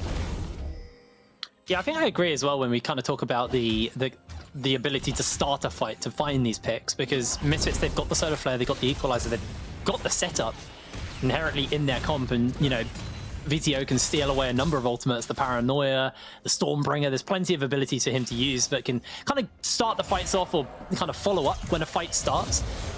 So where do we think we're going to see this early action from the side of Misfits? Because the assumption is Astralis probably going to play a little bit more safe here. As I say that, as they land a hook onto Vander into the traps, but not really got the kill pressure yet. It's just a nice bit of poke. Where do you think we're going to see the kind of early aggression here in this game? I mean, I think if you're looking for somewhere to attack, it's going to be the mid lane. I don't necessarily think it's going to be the easiest thing in the world to set up ganks onto a Nocturne with the Spell Shield, as Razork and Zanzara butt heads, but the teleport comes down immediately from White Knight to help his jungler secure this skull, and it will likely be double skull here for Zanzara. Has the mid lane priority and the bottom side priority. In fact, Promiscu and Jestil setting up the bottom side skull right now, so free pickup. In fact, just going to take it for themselves. Zanzara is going to go all the way to his cross instead. We saw this in the last game as well. Yeah. Just bot lane, pick up the crab. Your jungler got theirs, you can have the bot. That's your prize for winning your lane, or at least getting the priority in your lane. Got in now level 3, so has got the dash, so it gets a little bit harder to find a lockdown from Promiscu unless it's an incredible prediction hook. Yeah, of course, Ezreal, very, very slippery. Thresh, one of the few hook champions that can give him issues, because even if the hook lands, it's still going to be stuck to the Ezreal. So we'll have to keep our eyes on Kobe's positioning in lane, just to make sure he doesn't give Promiscu any apt opportunities to actually find those death sentences, because if this Jinx gets rolling, it can certainly be a bit of a tough time, though with the engage tools available to Misfits, you'd probably look back at Astralis and say it'll be on them to make sure they keep their AD carry up and alive to dish out that damage. We're actually seeing Astralis start to pull ahead a little bit in the gold. It's nothing really monumental. It's nothing game breaking, but they are slowly starting to accrue a lead. It's kind of bit through this mid, bit through this top, bit through this bot. They're all slowly pulling themselves a little bit ahead as Misfits look for a light bit of poke on to Jessica. Jessica has the Lantern from Promiscu, so he'll be nice and safe. And I actually want to turn my attention towards Promiscu, because 100% of the games he's been involved in, he's been first blood. Yes, so every LEC game he's played so far, Jake, he has died first. Yeah, we'll see if he can break that curse into Misfits, but I am, like I said, kind of pre-draft expectations anyway, just because these teams were so heavy on the stats when it comes to team fighting. I was expecting a bit of a slow start, and the drafts, not that they necessarily indicate it truly, but Razork doesn't really have a great lane to play towards, though he does have the setup. It's like, okay, I'd rather maybe CS, farm up, get a lead into Zanzara, and then look to have a little more impact in these mid-game team fights. Whereas on the Volibear, you'd like to attack lanes, but in this game you don't really have a good lane either. So I think we're just kind of looking at lane priorities and sort of objective setups for the first, you know, Herald, 2 dragons maybe, and then we start to get some explosive action. Well, that dragon is on the map. It's a Cloud Dragon once again as our first Drake of the day, of the game, sorry. And we'll see whether or not they decide to go for that one. As Alright, going in onto White Knight, but the fear comes through. It's a bit just a nice return trade from White Knight. Yeah, very hard lane not to push out. Nocturne as Razork gets a little bit of information on Zanzara that he's on the Krugs, and he's actually getting aggressive up in his face behind the mid lane. Heavy trades as well. Yeah, Shockwave's going to land in. VTO has the Shockwave himself, but not really going to be able to find himself in range of that ability as Razork finds Zanzara, and Zanzara's getting cooked here. It's first blood for Razork. Yeah, Zanzara just holds his flash for too long, and once Razork's on top of him, he just dies, and now the wave, it's not big, but here it looking to try and make this dive work. Teleport as well. Yeah, they're bringing everybody in. The equalizer is down, but the return teleport comes in. VTO misses out on the Shockwave, misses out on the Chain Lash, and he will be going down. White Knight secures the kill. Yeah, very unfortunate from VTO's side of things there to not actually land the Shockwave, but great response teleport from Magic Felix to keep his top lane up and available. And of course, a pretty good flash from White Knight to make sure he came out of that one relatively unscathed and with a kill. But all in all, it's just a 1-for-1 trade. Seems like Astralis at the moment, the bare end of the gold, but again, it's nothing monumental. And it's going to be about how these teams respond. Immediately, Zanzara has now walked into the bottom side jungle and wants a little bit of jungle camp revenge. I'm not actually sure if he missed out on the Krugs, but you can see Razork doesn't know he's here. Or maybe he does. He's checked it now. He's got that ward in there, but Astralis got all the lane priority. It's going to be a flip on the smite at best. They're actually teleporting people in. They got the lantern, they got the blast cone. Everybody pops out as Vander jumps in, gets flayed, gets stuck underneath the dragon. As in comes everybody on Misfits. It's a cluster as Hyrit able to find himself a kill onto Zanzara. Kobe gets the next. That's 2 for Misfits and the dragon. Yeah, here it teleports early down to the play. White Knight doesn't have teleport available. And teleport advantage means the numbers advantage at this skirmish wins out Misfits this fight. And the reward is going to be this early Cloud Dragon. We get a replay of it. And Astralis initially do have lane priority and first move here. The lantern's nice and everybody gets the taxi out on the blast cone, but Vander goes over the wall. And at first I'm kind of like, I don't know about this one, but see, hear it over the wall, flash, dash, and with VTO on the side, it just means that they're able to lock down Zanzara here. Promiscu has nowhere else to go, and 5 versus 4 is too much for Astralis to deal with. They have to run away with their legs, with their tail between their legs. It's one of those things as well we see from Misfits. They have been very decisive and very convincing in their team fighting. So Astralis weren't quite ready for that. Like you said, it did look a little bit like Vander kind of sprinted it into the Dragon Pit, but everybody was ready for that to happen, and they all just piled in afterwards. And that was just a really good fight there for Misfits. They secured themselves their Dragon, they pulled back the gold lead, and start to get themselves in a bit more of a comfortable position here. As we see, Felix actually picked up the Oblivion Orb early just to deal with the kind of sustain that VTO has. As Solar Flare comes out from Vander. Quick traps response by Jeskla though. Astralis will get away. We'll get in a plate. Nobody going down as Razork's going to turn his attention towards this Rift Herald. Question for me, Jamada, is where do you think we're going to see this Rift Herald go down? Yeah, I mean, it can kind of go anywhere. I can't quite see the plates on the top side. You could look to maybe put it into here. He's stacking the wave actually, but I think the timing might be a little bit off to actually have this one be dropped immediately. So I would expect probably one of the side lanes, unless come this dragon spawn up, they just need it for priority and they want to put focus on that mountain, and they can drop it in the mid lane for a couple of easy plates. But honestly, I'm expecting you want to put the resources into Kobe or into Hero here. Oh, VTO actually getting chunked out as that shockwave was used by Magic Felix, and he able to dodge the dissonance. VTO just about survives that one. Yes, fancy footwork. Has the flash, but he's confident enough to not use it. Now Zanzara's on the hunt, but there's vision there, so they know where the big scary bear is coming from. I'm just going to take a reset. So, no harm, no foul there. Nice attempt from Magic Felix. Has had a fair amount of pressure in this lane. He's actually up in CS. It's reflecting in that CS score. 20 CS up at the moment. It's got a wave crashing as well. So pretty nice start for the Astralis mid laner. Yeah, it's been a really nice start for him. Kind of take stock of where we are item-wise now. As we are getting, getting closer, the components are coming in. Obviously, Magic Felix takes a bit of a detour on his build just to get this Oblivion Orb, but it helps versus VTO. It means the sustain isn't quite as prominent. Almost getting closer and closer towards that Divine Thunderer on Kobe. Razork running around with the standard I can still kill you items. And Hyrit also getting closer towards that Stride Breaker as the next item is. Razork maybe looking for something here. Has got the Equalizer, and Vander's stepping forward. The Solar Flare is going to force the flash out from Promiscu. That's going to be that done there as VTO has to dash away from Magic Felix. Yeah, and again, Vander using the armor off cooldown. Originally, I think aimed for Jeskla because there were no sums available from that red side, red buff skirmish. And this time, looking at Promiscu, I'm not sure if they had the timer on his flash or even used it, if he even used it at that skirmish a couple of minutes ago, but blew it anyway, and now Razork knows he's got a relatively free target if they come back down here. But again, as kind of highlighted, they probably want to drop the Herald on one of these side lanes, and the attempt of the gank kind of highlights that, but actually walk into the mid lane, and with this shove, could maybe look to drop it here unless they want to rotate down to the bottom side, but Misfits bottom side are rotating, so it's a rotation to the top side instead. Yeah, it's going to bring VTO up. There's a wave actually getting built up as well by her, or at least slowly shoving in. Yeah. And White Knight not in the area. Does have the ultimate, does have the teleport, but I think he might just have to give up this tower and this, or at least the plates here. As Astralis actually turning their attention towards coming up. They do not want to give this one up. Herald summoned, and with them all spotted out on that ward there, that pink ward by the red buff, it looks like it's just going to be the charge. It's just going to be the gold given over to Misfits. They're not going to hang around anymore. Yeah, still a nice enough win.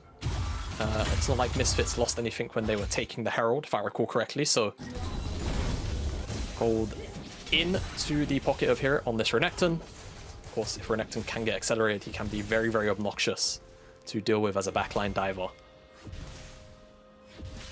Well, the Kraken Slayer's now finished up onto Jeskla. So finished up that first item, see what they can do with that. Divine Sundra for Kobe, so items are starting to come in for both of these teams. We've got 23 seconds until the Mountain Dragon comes up, and maybe we'll see a little bit of action in the area. There's not too much ward kind of dominance by either team. So maybe it looks like Astralis are going to look to just try and get some kind of grip hold, get a grip hold on the Vision and make sure that they can take this Dragon uncontested. And looks like that will be the case because Misfits just aren't in the area. They have got Razork about, but I don't think he's that interested. No, not interested this time around. They got the Herald, they got the first Dragon. There's no real threat of an early Soul condition now. And again, sort of just speaking about the items, you want Kobe to be at that 2 item mark with the Muramana and the Divine Sundra. You want VTO to, you know, likely have 2 items, Everfrost, plus Azonias or Ludens even as well. Something along those lines, and then you can start to fight. And of course, in general, a lot of these champions from Misfits on the top side, they want that 1 item spike before they can start skirmishing. So I think it's critical to just give that one up. They are able to pick themselves first turret blood up though, so keep pressure going as Vander flashes forward, teleports are coming in, Misfits are ready for the play. As Promise Q goes down, but a teleport to join the fray.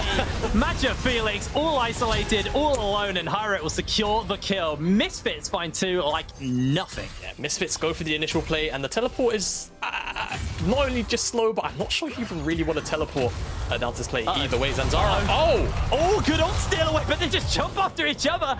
VTO able to survive for the moment, but Razork's coming in and they're looking for the turnaround. Chain Lash is going to connect. He's got the Kingslayer to heal himself up as the rocket from Jeskla lands onto Razork, and VTO will be able to survive this one as Razork with the Harpoon will pick up the kill. 6-1 is the scoreboard right now between Misfits and Astralis. Yeah, and the gold lead continues to grow for Misfits at the moment. About 3,500 is what's in it for them. And again, look to the aggressive play on the bottom side.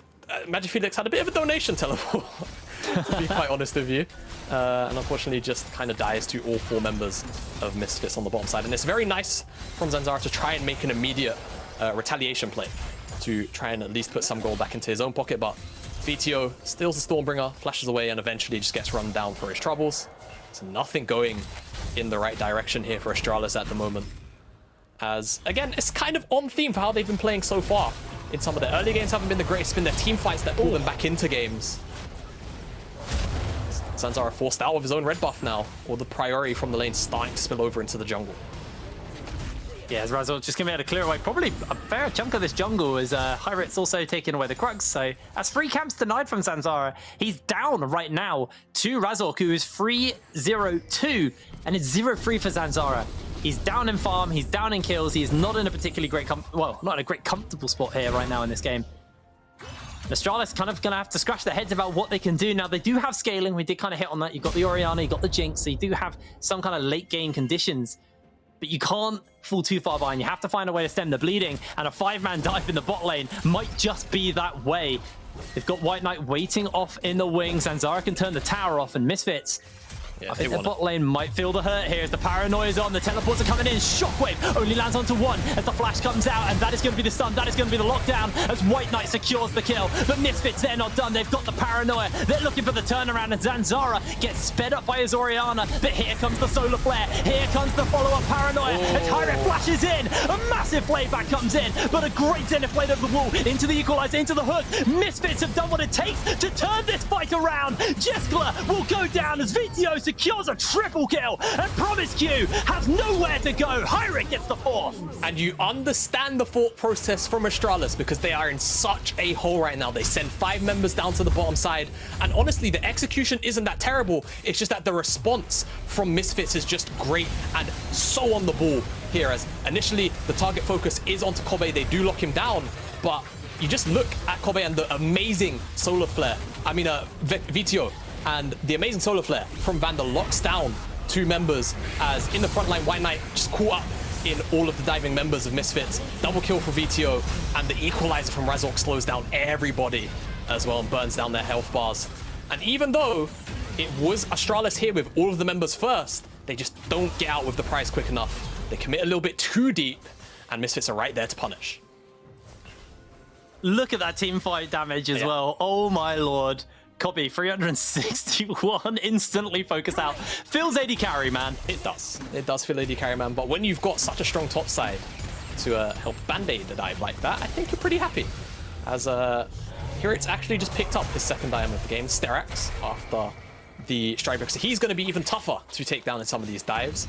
VTO has a stopwatch in his inventory, has a fully stacked Dark Seal, so keep our eyes on whether he turns it into a Medjai's, see how cheeky he's feeling. But for now, Misfits, really comfortable lead. And we did kind of say they'll likely be looking, I believe, to look to contest this dragon. With the strong items on the top side, despite Kobe not quite being fully online just yet, look over at the inventory of Astralis and you say they're far from ready. So this should just be this Infernal Dragon going over to Misfits. And by the looks of the minimap, there won't really be much of a response either. Astralis don't really have a cross-map set up immediately here, so it should just be a pretty free dragon. Yeah, an absolute freebie there. As a Super Mega Death Rocket comes in, blocked out by Vander. Not really much they're going to be able to do about that, as that is the second dragon here for Misfits. We are looking at an Infernal Soul this game, and interestingly enough, Misfits got 4 Infernals yesterday and still lost. So, Fiddlesticks might not be as broken as we all thought. Fiddlesticks, yeah, it's Fiddlesticks, right? I mean, it was also the combination. There was a little bit of talk about, you know, how can you push up so far against Fiddlesticks? And I mean, the vision would have just given them a bit of information, but they would have still been locked down by the fear just because of the interaction of Nocturne plus Fiddle. So it's a bit of a tough position, unfortunately. It's just a strong performance from Spy. But back to this game, like I just said, Infernal picked up. The Herald is spawning in a couple of seconds' time. Resolve is pathing away from it for now, but I still expect Misfits to try and pick it up just before it falls off the map in around 40 seconds. So they don't really have to. It would just be nice to push their lead a little bit further. Well, we're at a 7,000 gold lead, so we take stock of where we are item-wise as well. So I might have to hold that. Herit jumps in on to White Knight, but the fear's going to be enough. And Stride Breaker Sterix onto Herit. You've got the Everfrost and VTO probably sitting on a fair amount of gold here off the back of that fight. So we'll keep our eyes on when that's going to kind of, when his next item comes in. Almost got that Mirror Mana finished up as well for Kobe. Just waiting to stack up the last little bits of the tier. Versus, you know, just the one items. Astralis just sitting on their single items at the moment. They're down in gold, they're down in items, and I think fighting is going to be something that they're going to have to wait a little while longer before they can do. Yeah. Jeskla probably wanting like the free item mark really on the Jinx to be able to actually take a fight once you've got the Infinity Edge to kind of power up those the crits from the rockets. That's kind of when they're going to feel comfortable to go for the fights. And remember, we've kind of hit on how, you know, Misfits are doing well here to be able to keep themselves ahead, but Astralis do have pretty solid scaling this game. They've got the Jinx, they've got the Orianna, so as more items start to come in, as the gold lead starts to become kind of less and less relevant, Astralis could be able to take this game. So it's really on Misfits to be proactive while they've got this lead, while they've got this advantage. Yeah, I can certainly agree to that. I think the scaling isn't always as broken as it tends to be, especially when you've got a gold lead like this. I look at Astralis at the moment and I'm trying to think of ways for them to realistically come back into the game. And it's tough. It's really, really tough. And when you consider they don't have a huge amount of great engage tools, it's going to be on Misfits really to make that mistake. Like you said, they're the ones that have to close out clean. In Astralis, they have to just try and find these small windows where they can pick on members of Misfits in some tug of war. But Misfits, they're playing this one out well. They're consistently grouping up, making sure that that isn't really an opportunity afforded to Astralis right now, as they're slowly chipping away at these tier 2 towers. Well, it would take down that tier 2 in the bot wave. Kobe actually starting to really hurt. Earlier we saw him land 2 Qs onto Zanzara, and Zanzara lost about half his health, or just over. So starting to do some real damage on the Ezreal. Hit that kind of powerful 2-item spike, and just a couple more stacks until that's a Mirror Mana as well. So even more damage incoming from Kobe. Yep. As VTO did get the Medjai's, 10 pages in that book so far. There you go. See if he can keep the growth or if that's a bad investment. We'll have to find out. He's putting more names in that Death Note. That's what's gonna most likely happen. But for now, bit of a lull in action.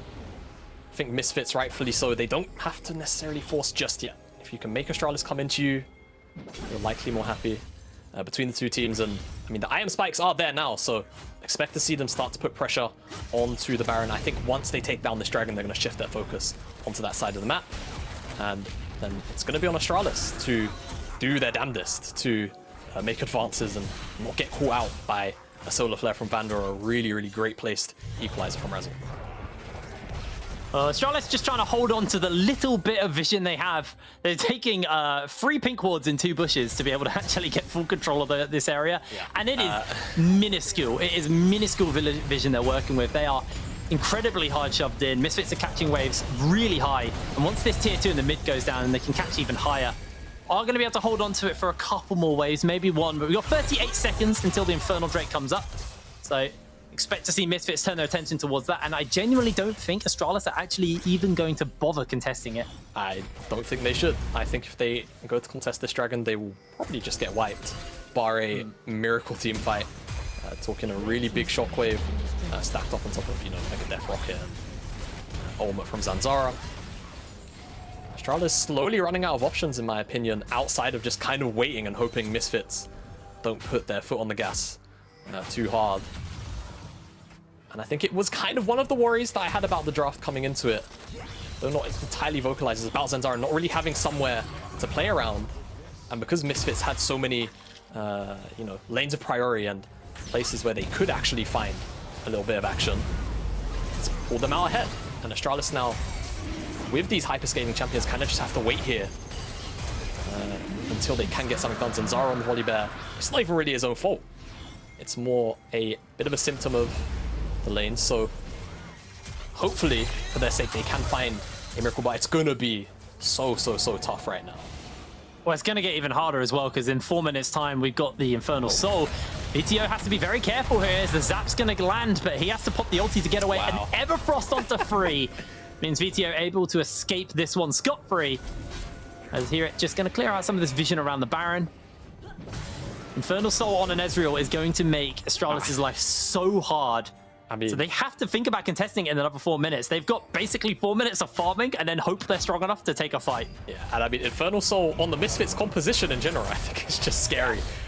Loads of great users of that Soul, and just in general, everyone's a damage dealer. So, everyone wants more stats in the damage department. And like you say, Astralis, they're going to have to at least try, because with that Soul coming up, if it does end up in Misfits' hands, it's just going to get tougher. Now, that being said, Misfits did lose with the Infernal Soul, so could, who knows, be a good omen for Astralis, but in the current state of the game, I doubt it will be, and now Misfits finally turning their attention to this Baron.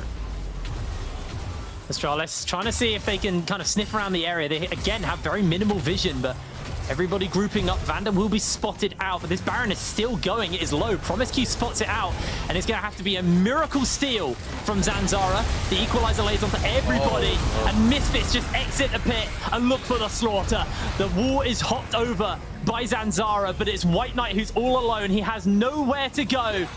As VTO will chase him down, Vander flashes in, lands the Zenith Blade, and that'll be the end of White Knight. They're going to jump into the steal. It's taken away! Zanzara steals the Baron! Real nice combination from Magifelix with that Shockwave and the Smite coming down from Zanzara, and he even gets out with his life because of the Lantern from Promisecue.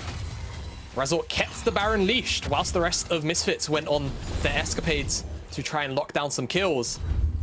And it means that on the back end of it, it's Astralis that walk away with the Baron. But honestly, I'm not sure what they'll be able to get done with it, given the gold deficit. But it's another tool for them to be able to hold on to the game. So you'll see, the Death Sentence comes down onto Vander, and the engage from him plus the Equalizer is really nice. It burns out a lot of HP bars on the side of Astralis. And White Knight kind of just ends up isolated, eventually does drop. But you can see Razork on the Baron the whole time. He keeps it leashed. And there's a ward in the pit still. It's not cleared out by Misfits. Shockwave comes down at the right time. Boom. Oh, almost pixel perfect. Maul Smite Shockwave.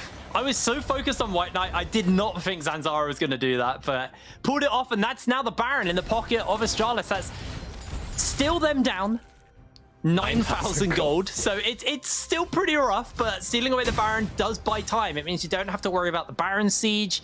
You do have to worry, however, in 1 minute 50, the Infernal Soul is coming up. That's still going to be a buff which you do not want to see Misfits running around with. And Again, the vision, very, very favored towards Misfits. This entire blue side jungle, the vision is now going to slowly shift over to there so they can spot out any incoming Astralis members. Yeah, and on that dragon, I mean, you take a look at the inventory, the items. The item gaps are just a little bit too big still. I mean, White Knight just picked up the Sterak's Gauge, so he's closed that gap a little bit, but here it has an entire Black Cleaver over him. You look at the jungle, Zanzara is effectively a Divine Thunder of Volibear with a Brambles, and that's it. Fear comes in. Zanzara's going to lock him down. Equalizer lands onto all 4 members, but they do land the hook, and Jessica firing away. The teleports are coming in. Misfits looking to try and find some backup as here it will go down. The shutdown's there for Jessica as Razork has to flash the wall. The True Shot Barrage blocked out there by Magic Felix's Banshee's Veil. And that is a kill there for Astralis. That's a very needed shutdown and a big injection of gold onto Jeskla, closing in on that 3rd item, that Infinity Edge, what we've talked about being the big spike for him. Yeah, it will be. Still looking for a little bit more gold. Actually, if we get a toggle, because I think he's about 1.5k away from that. So yeah, he's going to probably get it off this tower. Yeah, he'll get it off the tower. So he's going to have this Infinity Edge for this soul. If he resets now, he will be, you know, sort of on time-ish. Not the greatest timing, really, but you want that Infinity Edge. And now, there is one thing I'll say. Jeskla Blue Flash to pick up that kill. So now he is a flashless Jinx. He has Cleanse. But without Flash, he is so much more vulnerable. And Misfits should know that. And here it... Even though he died, he's got teleport. So if he really has to, he can make it back out onto the map right now, but he's just going to walk it anyway. You do, however, have the Fresh. So you at least have some kind of peel, some kind of safety net to work with. But you are flashless, like you said. Now, Astralis, they're trying to move in. They're trying to grip some kind of control in the area. Zanzara is actually going to start up the dragon. Razork waiting in the wings, and here comes Hero on the flank as well. White Knight just going to jump onto him early, look for a little bit of poke as Solar Flare lands onto the perfect target. Jesper's isolated, and the Shockwave will land on to 1 as the fight is just back and forth on all fronts as VTO able to jump away and Jesper's going low. How much damage do you need to do to Jesper? He's going down. Vander is going to be next up on the menu as Astralis are forced away, but they're looking for the turnaround. Razor gets flayed away, and White Knight tries to kite as Kobe's damage is so high. Teleports coming in, and Misfits are bringing in the backup. They've got their base being sieged in the mid lane as well. It's all gone wrong for Astralis. I think that should just about beat the game. At the very least, this inhib and a bottom lane siege too. I mean, Astralis, you understand they have to try and contest the soul, but they just weren't ready. White Knight almost dies as, yeah, we spoke about it. Jeskla, no flash, still a vulnerable target. He lives a lot longer than he maybe deserves to, at the credit of Magic Felix for peeling for his AD carry. But it's Misfits that retain positioning on that dragon. They secure it, and once the soul goes down, it just doesn't really matter. Astralis, they pick on the wrong target. You kind of feel like going for Hero off on the side as well. They get 2 inhibs. They're probably going to be able to retreat out of this unscathed. And Misfits now, Baron in 1 minute 30. They've got only the top lane really to worry about. They're going to have priority on the bottom side and the mid lane through these inhibitors. And it should be a relatively easy clean out here for Misfits as we get this replay. And you'll see here it's kind of on the flank here. Astralis are coming a little bit up into the river. But once they see Hero, they kind of try to retreat back towards him. Magic Felix is clipped by the True Shot Barrage plus that Solar Flare. And you see the ultimate come down from VTO. The Nocturne ultimate stolen away, but it's the Shockwave that keeps him up, keeps Jeskla up and alive for a little longer while. But as soon as Kobe jumps in with Vander, it's just too much to deal with. Hero on the bottom side also deals with Vander pretty much uncontested. And with Jeskla gone, it's just not enough consistent DPS to win out that fight. Astralis is sent packing. Now Astralis really in an awkward situation. They got 2 waves worth of supers to deal with. You do have a Jinx, you do have an Orianna, so without Baron, you're actually pretty okay clearing through these waves, so they have to be a little bit careful about that Baron. But we'll be spawning up in 33 seconds time. Going to be a highly sought after objective here for Misfits, as it has to be super careful. I mean, a little bit, but he's very tanky at this moment in time. Not too much threat. We saw him earlier in the bottom side get caught out, and he lived for a very, very long time in the middle of multiple members. Either way, so yeah, Misfits looking to just set up shop in this top side. They know they don't have to worry about the bottom and the mid lanes, really. And Baron spawning up now. You expect Misfits to try and drag Astralis in to pick up a team fight winners. Oh, White Knight might have overstepped. I think White Knight's just going down. Zenith Blade to dodge away as he gets the flash. He gets the Lantern to safety. That's now a flashless White Knight who has to reset. No teleport available. Obviously does have a little bit of a semi-global in that Paranoia. That does have to throw him into the middle of the enemy team. Astralis looking to try and contest. There's a wave in the bot lane that someone needs to go deal with. I just think this Baron's going to be a freebie for Misfits. Astralis going to bring the teleport in. Magi's joining up into the rest of the team. Oh, Baron under half HP as the equalizer's laid down. Solar Flare goes a little bit wide and Hook soon same to follow. Shockwave lands onto one and Jeskla able to get one kill. Hera able to jump away. They got the fears off, but that's a lot of damage coming out from Jeskla. Do have to dodge away. They have to be a little bit careful here. But Astralis able to hold on. Able to hold on. It wasn't the best fight, but they get Jeskla's sums, so he's now very vulnerable. Only has Promiscue to really work with, but look at the minions on the map. You can see Why Not has to respond, and now Astralis is a fight on two fronts. Misfits just biding their time for now. They know if they can try and pull them across the map. They're going for an engage. Jeskla has no sums. He has no funds. He has the lantern. He's out. He's saved the shot.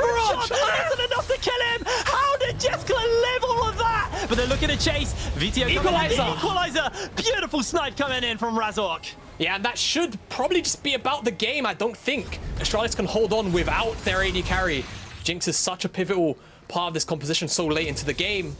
They've got the bottom wave to work with. They don't have Baron. It's temporarily a 4v4 as Vander walks it up the mid lane, but the minions, they took one of the Nexus towers. They've only got one Nexus tower to deal with, and they've even got the Volibear armor to turn off the tower. I imagine Misfits are just going to go for a dive right here. Magi's going to have to land an absolutely beautiful shockwave. The ball is set up, but it needs to be onto Kobe. Here comes Hera. They're trying to keep Magifelix alive. Lantern away to safety. Shockwave onto free. It's absolutely disgusting. Jeskla not alive yet, and the Nexus is being focused. Misfits have done it. Misfits take out Astralis. They absolutely take out Astralis, and I mean, I think realistically it was an uphill battle for the Astralis boys in the draft, but Misfits, they came out, they secured their leads, and boy, did they close out in a pretty convincing manner. There wasn't really much of a response. Jeskla did come online, and there was a couple of scary moments, but as soon as that Jinx loses the summoner spells, just such an easier target to pick up on, and VTO again, a crucial reason as to why it was made so easy in that final pick. We expected a game that would be slow in the start, but the team fighting would be there for Misfits, and that's exactly what we got delivered on. But if you want to vote for your Kia player of the game, we have 3 people to choose between. It's Hera, Razork, and Kobe. Ooh. Who do you think got that, Jamada? Who was your MVP? It's tough. I think it's between Razork and Hera for me. I think the Renekton bought a lot of time. Razork's equalizers were so damn good, so I'm leaning into Razork. I think, honestly, the performance, the gap that he made occur in this game between him and Zenzara on that jungle matchup was just too much. Well, Mad Lions, who have been struggling since their return from MSI, will be playing against Schalke in our next game. So until then, we'll see you after the break.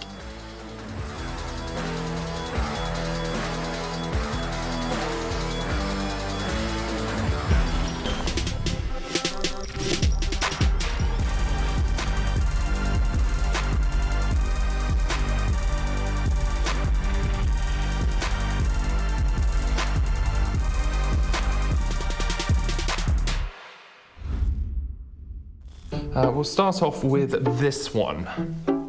The summer season? What about this one? Summer season. Summer season. How about this one? That's a Beko fridge. It's a Beko fridge? Oh, it is a Beko fridge. Okay. And this one? Summer season. You're suffering from a simple case of LEC deficiency. Now what I'm going to do is prescribe you a healthy dose of LEC Summer season, about twice a week or so.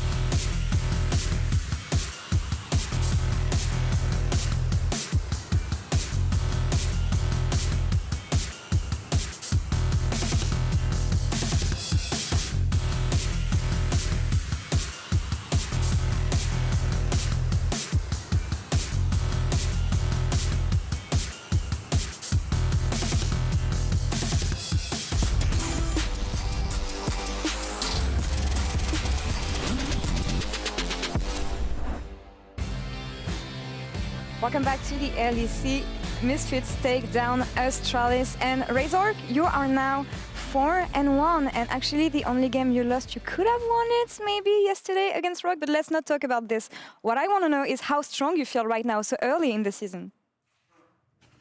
I actually think that we are playing decent. I don't think we are playing really good, but we had a great start. And like this game showed our weakness, kinda. We still have a lot of mistakes to work on. But yeah, I think we had a pretty good start. Can you elaborate on these mistakes that you have to work on, maybe? I mean, this game, for example, with Astralis, we had a really big lead, but sometimes we have like different opinions in the game, and we don't follow each other sometimes, and we do mistakes. I mean, like yesterday game against Rogue, we like throw it because we died twice against the Fiddlesticks, and today they still on us because we are doing different things. So we just need to like set up a clear plan and just follow it.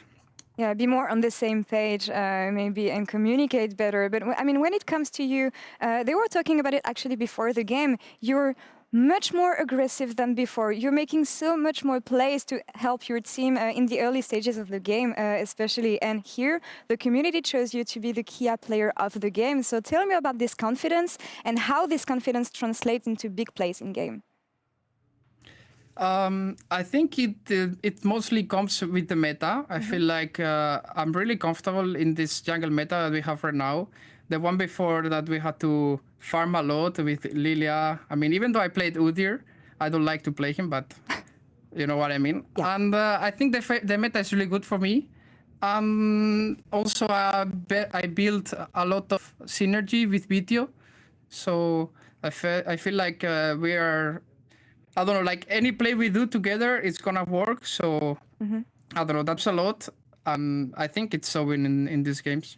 Yeah, and I mean, it's something that works well for Misfits as a whole. And if I talk about your journey, you were the rookie of the split in 2020. Unfortunately, you missed playoff twice in a row. So tell me, what is this season about for you, especially as a player? I think this season is the season where I become the veteran of the team, because I had Vitio and Kirit joining this spring split. And I feel like now I have to like step up and be more consistent, because I feel like before I had a pretty good level, but I was not really consistent. And some games I was like either running it down myself or carrying. So I felt like I had to find a balance between that. And I feel like I'm doing a pretty good job so far on that. And yeah, that's it. Yeah, and you know what you need to do, and we can see the improvements already, Razork, and you're shining with Misfits this season. But for now, thanks a lot for the interview, and have a good weekend. See you next week in the LEC. Thank you. Have a weekend. Bye-bye. Thank you, and we're going to take a break now. And after the 3 minutes, Mad will be looking to take the revenge as they lost yesterday against Schalke 04. Stay tuned.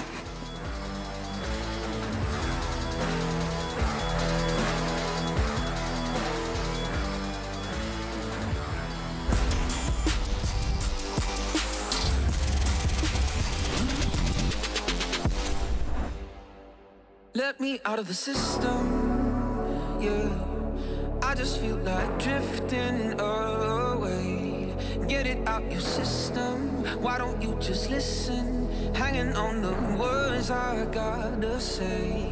Where do I begin to take control? Where do I begin so we grow old? Feel a situation, change it to my station. We got a situation. Yeah. Oh, I know you know there's nothing in our way, and you know I know there ain't a price to pay. Yeah, I know you'll never go insane.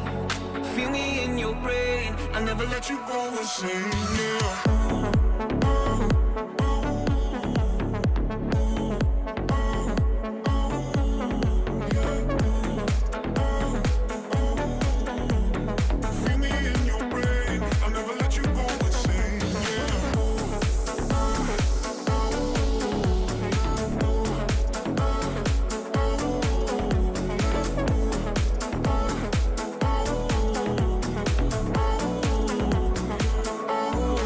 me be the reason, yeah. Changing up the seasons, it's getting hard. I know that you're bleeding. Tell me what you needing. You're tied up inside you like a knot. Where do I begin to take control? Where do I begin so we grow old? Feel a situation, change it to my station. We got a situation, yeah. Oh, I know you know there's nothing in our way. And you know I know there ain't a price to pay, yeah. I know you'll never go insane. Feel me in your brain, I'll never let you go insane, yeah.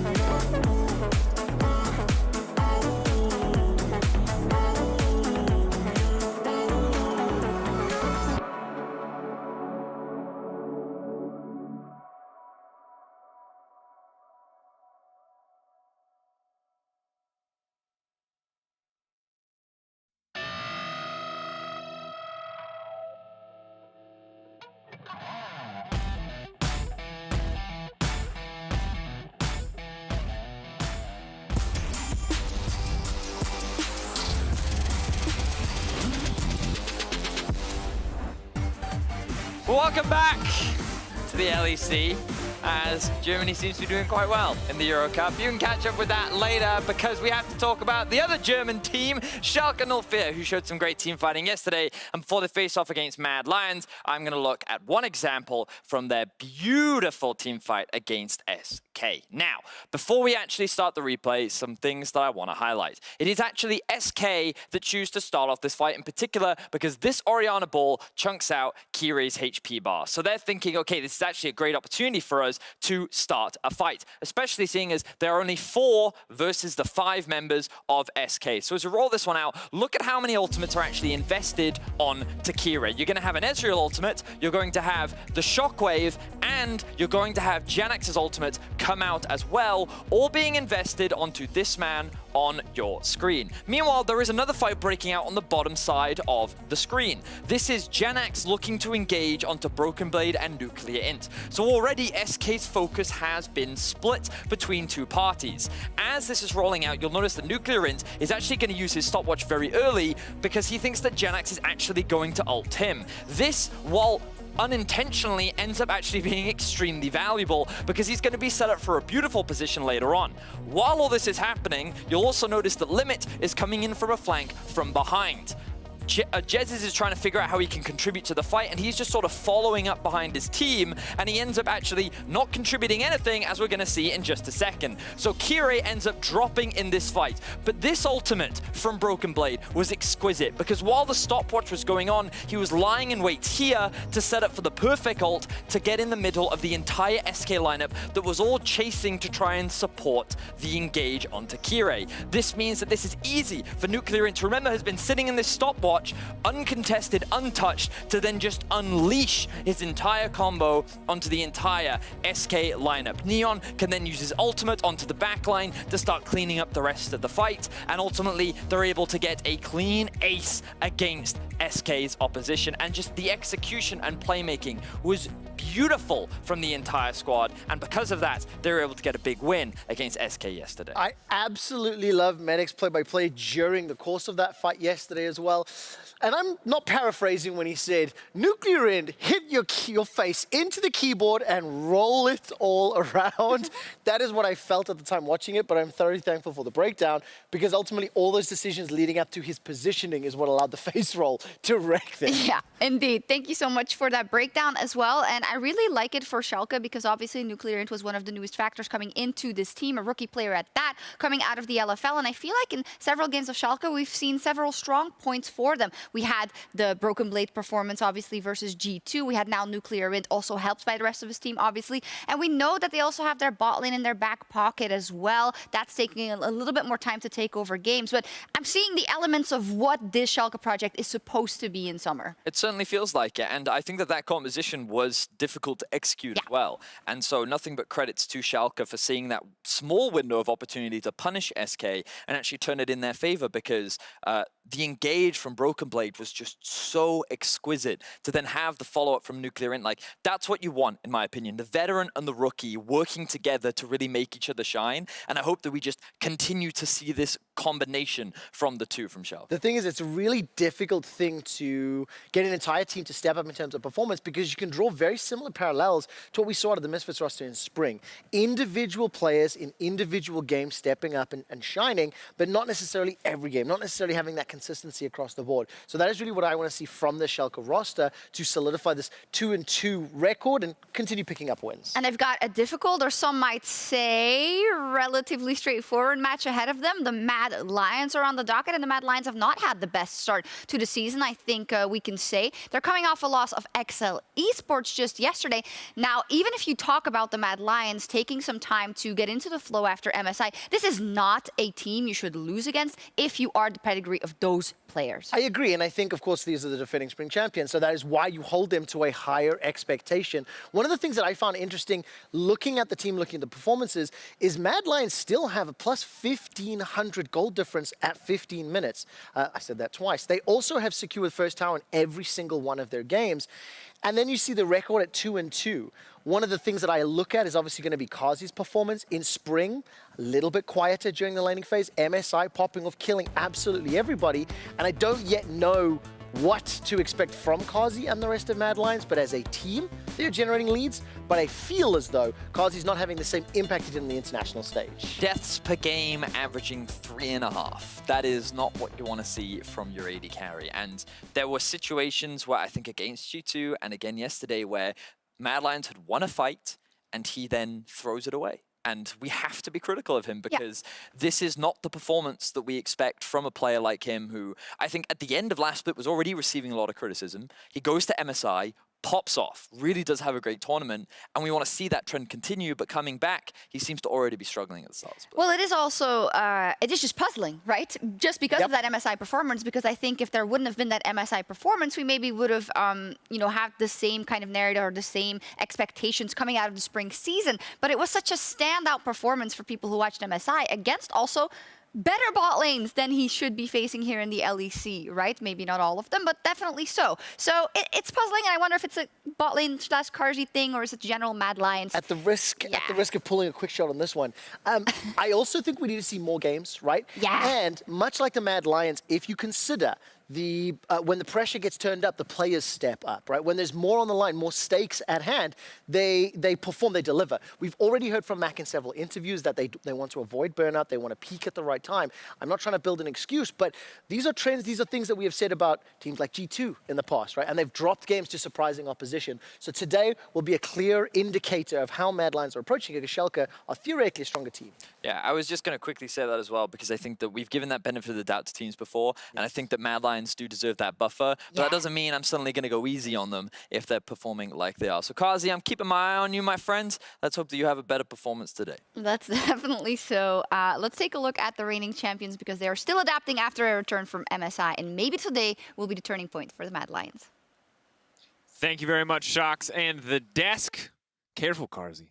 But he's looking at you. He's waiting for you to make a mistake, buddy. And I think a fair call out. Karzi has been known, again, highlighting again what some of those things that the desk said. He had great performances across spring, and he had really in performances, safe to say. And MSI let us wash away those sins, so to speak, but they're kind of rearing their ugly head again once more here in summer. Yeah, I'm just going to say he's completely griefing some of these team fights. Like on the Ezreal, he goes way too deep with the E, the Tristana kind of flashing forwards and losing the fight after it's already won. Yeah, he's going a bit too deep in these fights. I like the aggression. I love me some aggression. I love it when, you know, flip it or you go too deep. But I think he's he's lying too many times. Definitely the case. That's my analytical view here. Yeah, well, he's griefing. The straightens. You are qualified as a challenger player. You can say things like that. I cannot, however, and it is time for picks and bans. All right, expectations for this game. Yes, Carzzy is a player that we have our eye on, but there's a ton of important players in this matchup. However, in the draft, it feels like inevitably we're just going to look at who can get the most powerful picks, who can get the strongest compositions, and what each of these teams want to bring to the table today, because it was some different styles from what we've seen from other teams. Both Mad Lions and Schalke willing to play some of the more go-fast options, some of the more Enchanter sort of supportive style picks. Yeah, I'm expecting things like Karma to be banned away, Lucian perhaps, Renekton, the classic bans. Actually, we're on 11.12, so I don't think Renekton will be banned away. I've been watching too much LCK this morning, and they're playing on 11.11. So I'll have to see what does get banned out here. I think Karma, Lulu are still good first rotation bans. Rumble already taken on the table. Maybe we'll see an Udyr ban, but I think Akali should be banned. Yeah, Akali should be banned away. Don't give that to Nuclear. Excellent call, because regardless of what mid laner plays this champion in this matchup specifically, both these guys have shown success on this pick. And in general, right now in the context of the LEC, this pick looks pretty impossible to deal with. Now, in other regions, it doesn't seem as big of a deal, but here with the mid lane talent that we have, with the players that we have, Akali feels unstoppable. Lucian ban onto Humanoid. Akali taken away from Nuclear Int. Very expected bans. Maybe an Ezreal ban could be good here from Mad Lions. I think with Varus Kai'Sa being nerfed, it's probably the strongest AD on the patch. We'll see if they want to take that away. Karma, again, could be a good ban. Xin Zhao could be a good target ban onto Kirei, who's been playing that a lot. Nocturne, also a very powerful champion, but Rumble is down, so it doesn't give you as much power in the team fights. Xin Zhao target ban onto Kirei. We'll see what Schalke want to target back. Maybe a Tristana ban could be good. Volibear, also a strong champion, and I think Karma in the top lane for Armored could be a good ban here for Schalke. And obviously the Tristana limits some of Carzzy's playmaking ability for better and for worse. We'll see if maybe they want to put him on a more defensive option this time around on the side of Mad Lions. But I do really love the Xin Zhao ban that you highlighted, Kadril. I think it makes so much sense against Kirei. This feels like a guy who still has yet to find his footing on the LEC stage once again, where Nuclear has had a lot of success. Kirei's been a bit all over the place, so taking comfort away from him feels like a good read. Yeah, it feels like an Ezreal or a Gwen ban here. I think these are two OP picks. Maybe you want to trade them off and ban something else, but I think one of these two could be a good target ban here. Gwen taken away. Schalke should probably just go for a first pick Ezreal here. I think that's probably the best option they have, unless they want to go for things like Viego or Udyr if they want to pivot, but I don't think they're as strong as the Ezreal in this current patch. But we'll see what they decide into. The Thresh last ban, something that's very common in Europe. Taking away the Thresh enables things like Aphelios and Jinx, but no, that's going to be a Lulu first pick for Schalke. Now, Mad Lions have a lot of options here. You have the Ezreal, you have the Karma. You could go for things like the Volibear if you want as well. But we'll see what they opt into. Viego, again, could be a good pick. But again, we'll see what they opt into. The Lulu pick obviously going to go probably towards the solo lane, you'd say, unless Schalke want to run Kog'Maw Lulu. So I think maybe an Ezreal Karma here could be really good, or an Ezreal Volibear. All right, instead they're going to go for the Karma Volibear, leaving their options open here. Now Karma naturally a flex, also the Lulu on the opposite side. We'll see if those champions are going to go into the solo lane or into the bot lane, but the Volibear more often than not is in the hands of Elyoya. Early proactivity seems to be the name of the game, but perhaps Schalke, similar to myself, maybe a little bit of doubt here. There is still room, of course, to flex the Voli, although it seems unlikely, as Mad Lions just yesterday were the team to bust out the Hecarim. It looks like Schalke want to try their hand at it as well. Yeah, Hecarim got AD ratio buffs again on this patch, so you have to build towards the Divine Sunder, but with Lulu next to you, you can afford not to go too towards the tanky items. But Kog'Maw Lulu is going to come out from Schalke, no surprise there. Lulu's probably going down towards the bot lane now. It still can go top, and you can counterpick support, but on blue side, I expect Mad Lions not to let that one happen. So now Mad Lions have a couple of choices. Do we go for something like our mid laner here, like a control mage? Do we go for the Ezreal? Or do we keep the Karma Flex alive and they go for the Varus instead? So Varus did get nerfed a little bit on this patch.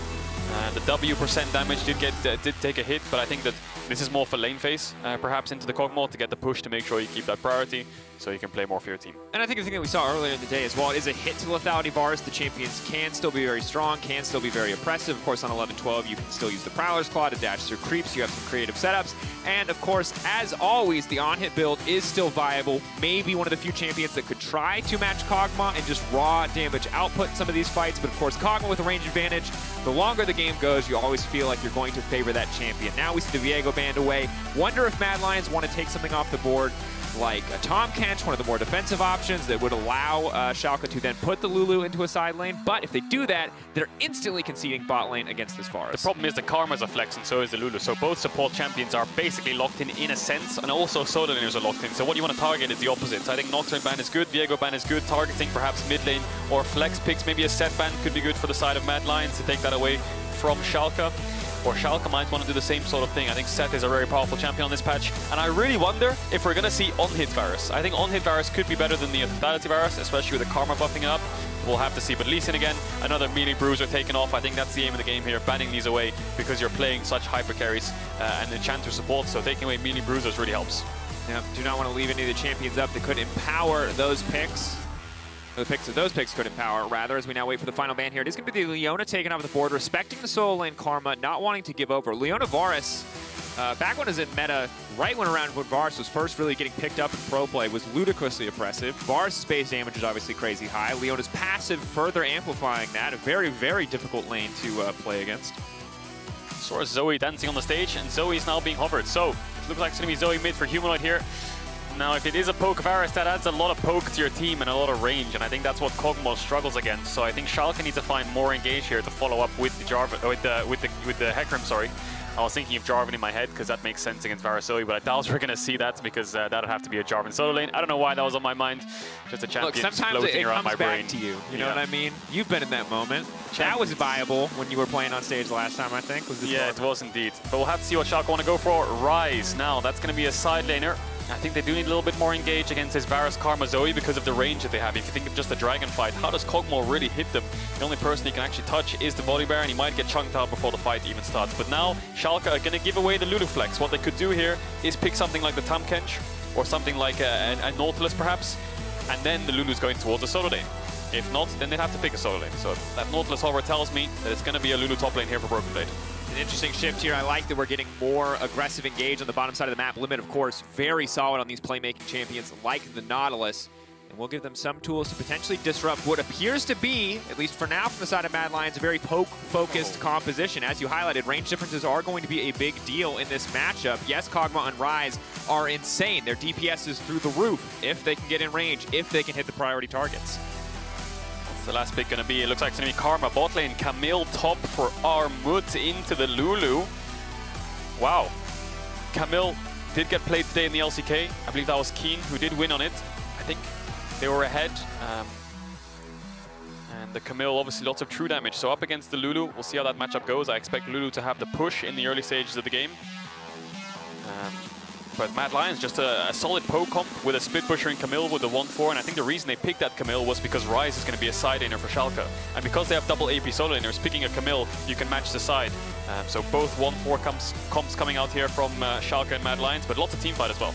Absolutely, and one thing that I love is the sheer amount of lane CC setup that is coming up from the side of Mad Lions, and to a certain degree it's a similar story from the side of Schalke and No Fear, so while definitely a lot of tools to team fight on either side, I have to see how each of these compositions function in the early game. Either side can get a substantial advantage. We know what happens when a Varus starts to take off. It's a similar story with the Zoe, and potentially a very explosive early game here with Elyoya on this Volibear. Obviously the pick that we naturally have our eyes on. And time to see what Kirei can do. They took away his Xin Zhao, shifted his focus over to the Hecarim. Can he come through in the clutch? And how can Armut do on this Camille? We'll see. It was played in the LCK, but we're going to get into game Schalke versus Mad.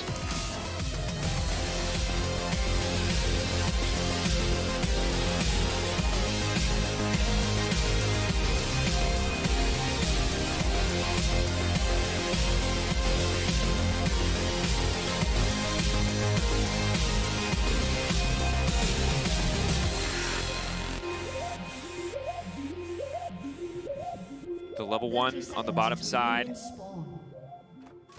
Perhaps just a fight for vision here. A lot can be decided very early in this laning phase. Keep in mind when you have the Karma, one hook and a jungler in the area means you die, but as long as you're able to keep up lane pressure, that range advantage is going to be massive as we see Carzzy stay in the bottom lane. Yeah, and the whole reason they went 5-man bot there was because of that one ward you can see down here in that bush. You're playing Varus Karma into Kog'Maw Nautilus, and the problem is if you don't have vision in these bushes and you get hooked out of the bush after having leashed or getting to the lane late, then you're gonna die. So having that early vision is really important when you're playing double ranged so that you can actually win out on the 2v2 level 1. Yeah, have to respect it. And Hex Flash is, of course, enabled again this week, so that bush is more menacing than it was in week 1. Can be a very explosive bot lane matchup if hooks are landing. If not, we just expect to see the Karma and the Varus continue to apply pressure and win out. Yeah, and bot lane's almost like an Armageddon here. Mad Lions bot lane wants to push, hit the tower, and deny creeps. Whereas Schalke kind of want to look for all-ins, perhaps. Halo Blades, Kog'Maw, Nautilus hits a hook. If jungle's around, you can get a kill. And look at Neon's items. Boots 4 potions. He knows he's going to get poked out in this lane. Doesn't opt into even a shield or a Doran's Blade. Just goes straight for the maximum amount of potions. And Mad Lions having that ward in that bot lane rush means that they can start to push the lane, and they're not scared of any level 1. I like it. I like the adaptation. Neon a little bit of a heads-up play here as Kaiser's just going to lay down a little bit of poke. Immediate trade back from Carzzy. Overall positive for now. Kog'Maw's early range and the early game at least can make some of these trades difficult, but Carzzy and Kaiser are kind of as expected winning out. Checking in on the jungle matchup, you've got Hecarim clearing out his bottom side. Maybe just a full clear coming in here for Kirei. Meanwhile, on the opposite side of the map, Elyoya clearing top to bottom. Maybe setting us up even further for, as you mentioned, Kadril, a potential bloodbath on the bottom side. Yeah, Elyoya's pathing down here towards bot lane to make sure that he can cover his bot lane. And Elyoya is a player who's been playing a lot of these early game style champions, whether it's things like the Volibear or the Udyr, just to try and get in your face. Not really playing so much of the farming junglers. Yeah, and interestingly, yesterday I feel like we saw a rare misstep from Elyoya in the early game. Wasn't quite able to find the same amount of impact. The XL loss. It was a very close game overall, one of the closest games we've had entire season in terms of just gold difference across the game. But Elyoya wasn't able to find that usual form, that consistency, those tower dives that we saw so frequently in the spring finals. Yeah, we'll see if he can find his form again. Mad Lions have looked a little bit inconsistent, as they point down the analyst desk. Still a 1,500 gold lead for this team in the early stages of the game, but unfortunately not able to close them out. So Mad Lions just kind of throwing games, and you can see the bot lane already stacking up a wave. Elyoya's around, he skipped his Krug, so he's here quite early. He's going to face check on the limit. Limit won't get chunked out. Elyoya gets the ward, and Schalke's going to have to back off this wave. Unless they invest TPs here, I don't think they can stay on the tower. And again, Hecarim is going to start to pull ahead a little bit. You can see Kirei already level 4, but the cost is that Carzzy and Kaiser are just going to get free poke and free hits onto this tower if they want it, as well as deny a few creeps as Elyoya finally going to move up and grab his own crab. Yeah, a bit of a risky dive because Lulu has a good TP timing and so does Ryze, so might botch the dive a little bit there. Just chunking them out and covering your bot lane is important already, and Armut with that ward is going to spot out Kirei, so both junglers on the opposite sides of the map. Kirei might look for the dive. Ghost is popped. He knows if he goes on the tower, Armut's going to drop the stun, and he has the passive up, so I think Kirei might have to call that one and just go for the Krugs. But interestingly, in the meantime, we see Elyoya moving through mid lane. They can go for the double crab here. Now, this is big. Kirei may have spent too much time on the top side of the map. Initially, this was a super positive play for the side of Schalke overall because Kirei had a camp advantage and Elyoya had spent a lot of time, but what the hook? The hook now manages to connect. Carzzy now has to back off. He has to make it out to safety. Neon now pushing forward. He has been exhausted. However, Kaiser going to back away. Getting the flash out of the Varus is big. Neon and Limit might have a bit more control in this lane. Oh, the camera just panned down on that hook. Looked like it went through a few creeps there. Managed to hit Carzzy. Got his flash. Ignite for flash trade, but they had to use the exhaust as well. So you can see this bot lane. Mad Lions want to push it in and chunk them out, but one hook, it just basically means it's Armageddon. So now they're just going to have to back off. Maybe Neon and Limit can freeze this wave and match the base timings, and they should be all right. Should be fine. Not sure how long it is until Carzzy's next cookie. A little ways off, so can't really stay in the lane at this stage. And right now they have a small CS lead, but nothing too significant. And everything kind of going as expected. I think when level 6 has come around, Kadril, and we have the Camille ultimate available, the Varus ultimate available, Humanoid may be able to land a few more bubbles, or similarly a Nautilus or Lulu setup on the opposite side. We can see more blood. But for now, just an early laning phase. Kaiser playing with fire here. There's going to be some good damage, but immediately the TP, the flash forward with the snare. Limit has his flash available. That's going to be one sleepy Nautilus and first blood for Humanoid. Well played there by Kaiser. Make sure he tries to freeze the lane. Limit tries to stop him from freezing it by going on him. TP wards there. Kaiser flashes forward with a W, of course, so that means that Limit, if he flashed away, there was a chance he could live. So Kaiser just flashes to make sure the kill's secured, and it's always going to be worth it. So Humanoid will lose a wave for that, but he gets himself a kill. Landing another bubble as well, too, just for a little bit of extra poke. And Elyoya on the way in. He's going to flash in for the stun. Immediately the bomb comes down. Thunder from the sky. A second kill for Mad Lions. Really good setup. I mean, Volibear this early in the game, level 5 with a Sheen, does a lot of burst damage, and you can see it right there. The bubble lands, the chain CC. Nuclear Int can't flash away in time because of the CC. And Humanoid gets himself another kill for the team. 2 kills for Mad Lions in this early game. Almost 1,000 gold lead, and they're off to a good start. They certainly are. Of course, in the meantime, on the bottom side, Carzzy now has a tier, has an extra longsword. Yes, boots 2 for Neon, so Kog'Maw not going to suffer too much in these trades, but Mad Lions sitting very comfortably in this early game on a composition where they get some decent leads, it's going to be very, very hard for the squishier members of Schalke to play League of Legends. Yeah, the only weak part of the map for Mad Lions right now is the top side. Broken Blade, obviously the range matchup into the Camille can push him in. And Broken Blade's been this kind of carry player for Schalke. You look at the G2 game, his Nocturne performance is what kind of stapled them into winning that game. Nocturne into set, into Wunder set. Did manage to get a lot of pressure up there. Schalke played around it, and that's inevitably what them got them the win. You can see the stats there, very high up as a top laner, but now he's not really on a carry. No, he's not. And an interesting shift from Schalke, because yesterday at the set as well, kind of being able to be an individual playmaker feels like it's always been Broken Blade's comfort zones. Oftentimes we talked a lot about side lane champions when he's been forced to play other things, like the Karma that we saw last season. It wasn't always pretty. But we're going to have to see. He's got a Hecarim by his side. It's a simple to execute and very powerful combo. Maybe this can still work out for the team. Is in the bot lane. A hook's going to land. Ryze ulti is now coming down. Carzzy going to heal, going to try to make it out to safety. Kaiser going to be in trouble, but Snare's already landing. Carzzy, no way out of this one. Will go down. Tries to trade back onto Neon, but Neon will hold on to his life. Yeah, Carzzy has no flash from the earlier on exchange at the level 3, so he falls. And really good target selection there. You can see that Nuclear Int was hovering around going on Kaiser, thinking it was a free kill, and then Limit just flashes straight onto Carzzy. It's much better to just take the AD down and then push out the wave, deny a couple creeps, and then you can get the good base up. But as we were talking about Broken Blade on this Enchanter top lane, as almost like a carry for Schalke, if you look at them holistically in their wins, Neon's going to be the one having to step up. He's going to be the one with the Lulu by his side, with the Nautilus, and with the Hecarim peeling. As Armut flash out. Really good flash there from Broken Blade. Didn't have vision on Elyoya, I believe, but he knew that the gank was coming, and flashes the E-flash from Armut. But yeah, and I would love if we get an opportunity at some point for a picture-in-picture replay observers. Now look at this here. Nuclear Int actually ults onto Kaiser, but look at the target swap selection here. Doesn't even use a W on Kaiser, just flashes straight for Carzzy, make sure he locks him down. And that's always going to be better to take down the AD carry than the support. I like it. And again, you highlighted the clean shot calling there. And rough play there on the top side. Broken Blade trading flash for flash, definitely the best possible scenario there. Armut, I think, not reacting quite quick enough to the Broken Blade flash, already planning his E-flash a little ahead of time. And this is just the snowball effect. From that bot play, having killed Carzzy and pushed out the wave, Carzzy needs to go back to bot to catch the wave. So Schalke have a wave of free time, and in that time, Neon, instead of basing and running back towards bot, he based and ran towards top. Herald's up, let's get this, that means we can Herald top, and Carzzy's just one step behind. Neon's not going to lose any creeps because he swapped up the top side. Broken Blade's going to be the one to lose out a little bit on XP and gold here, but funneling it onto the Kog'Maw with the Herald is going to be definitely worth it. And you can see Kog'Maw still does a lot of damage if he's allowed to do so. Halo Blades onto Armut. Armut now bullied out of this lane, and across the board feels like Schalke making the first move is so massive for the team. There's going to be a huge amount of gold coming in when Kire decides to use his Herald. Yeah, and if you look at the map, you can just see how far behind Mad Lions are in terms of steps. Carzzy had to push out bot and base, run back towards the top side to be able to match this, and now he's just a wave down, and that wave ahead of time that Neon had was used effectively to get the Herald. And the thing is now, Schalke are permanently in tempo advantage if they want it. You can see Broken Blade can already move back up to the top side to catch this wave, as the Schalke bot lane have already reset and are going back to bottom lane. So if Carzzy wants to fully max out the value of this lethality Varus, he needs to be in the right place, and he really can't be. As Humanoid's now in trouble, that's going to be the snare now trying to run out. Armut moving forward, trying to body block as much as he can, but the Lulu autos isn't going to be enough. Ryze from downtown, Broken Blade to finish the job.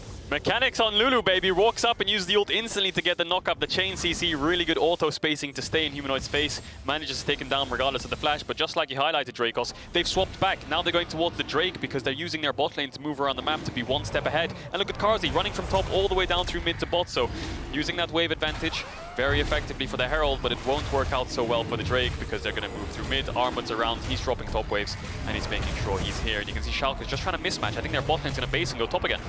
And it's crazy, Capital, because we look back and it was just a few minutes ago now that Neon was pretty far down in CS, but because of these two back-to-back swaps, because of a small tempo advantage, it has amounted to Neon catching up again. He has the kill as well, and suddenly Lethality Varus is barely even. Yes, a small XP lead, but not much more past that, and that is very good fundamental macro play coming out here from Schalke. Yeah, I'm just going to bring up the minimap here just to show you guys an example of tempo. I mean, this has been a great example. You can see from that bot initial gank, they've been a wave ahead, so Neon's running top now as Carzzy pushes bot, and now Carzzy's going to have to base again and match down towards the top side unless he wants to go for played spot, but you need to make sure you match the Kog'Maw, otherwise he's going to get too far ahead. In the end, Carzzy realizes it's going to take him a while to base and go back towards the top side, and he's going to lose out on these bot creeps. It's better to just trade and take plates for himself, but he might be at risk here. Kire could look for the 1v1. There's no TPs for Mad Lions. Nuclear Int is up soon. It's jungle versus AD carry.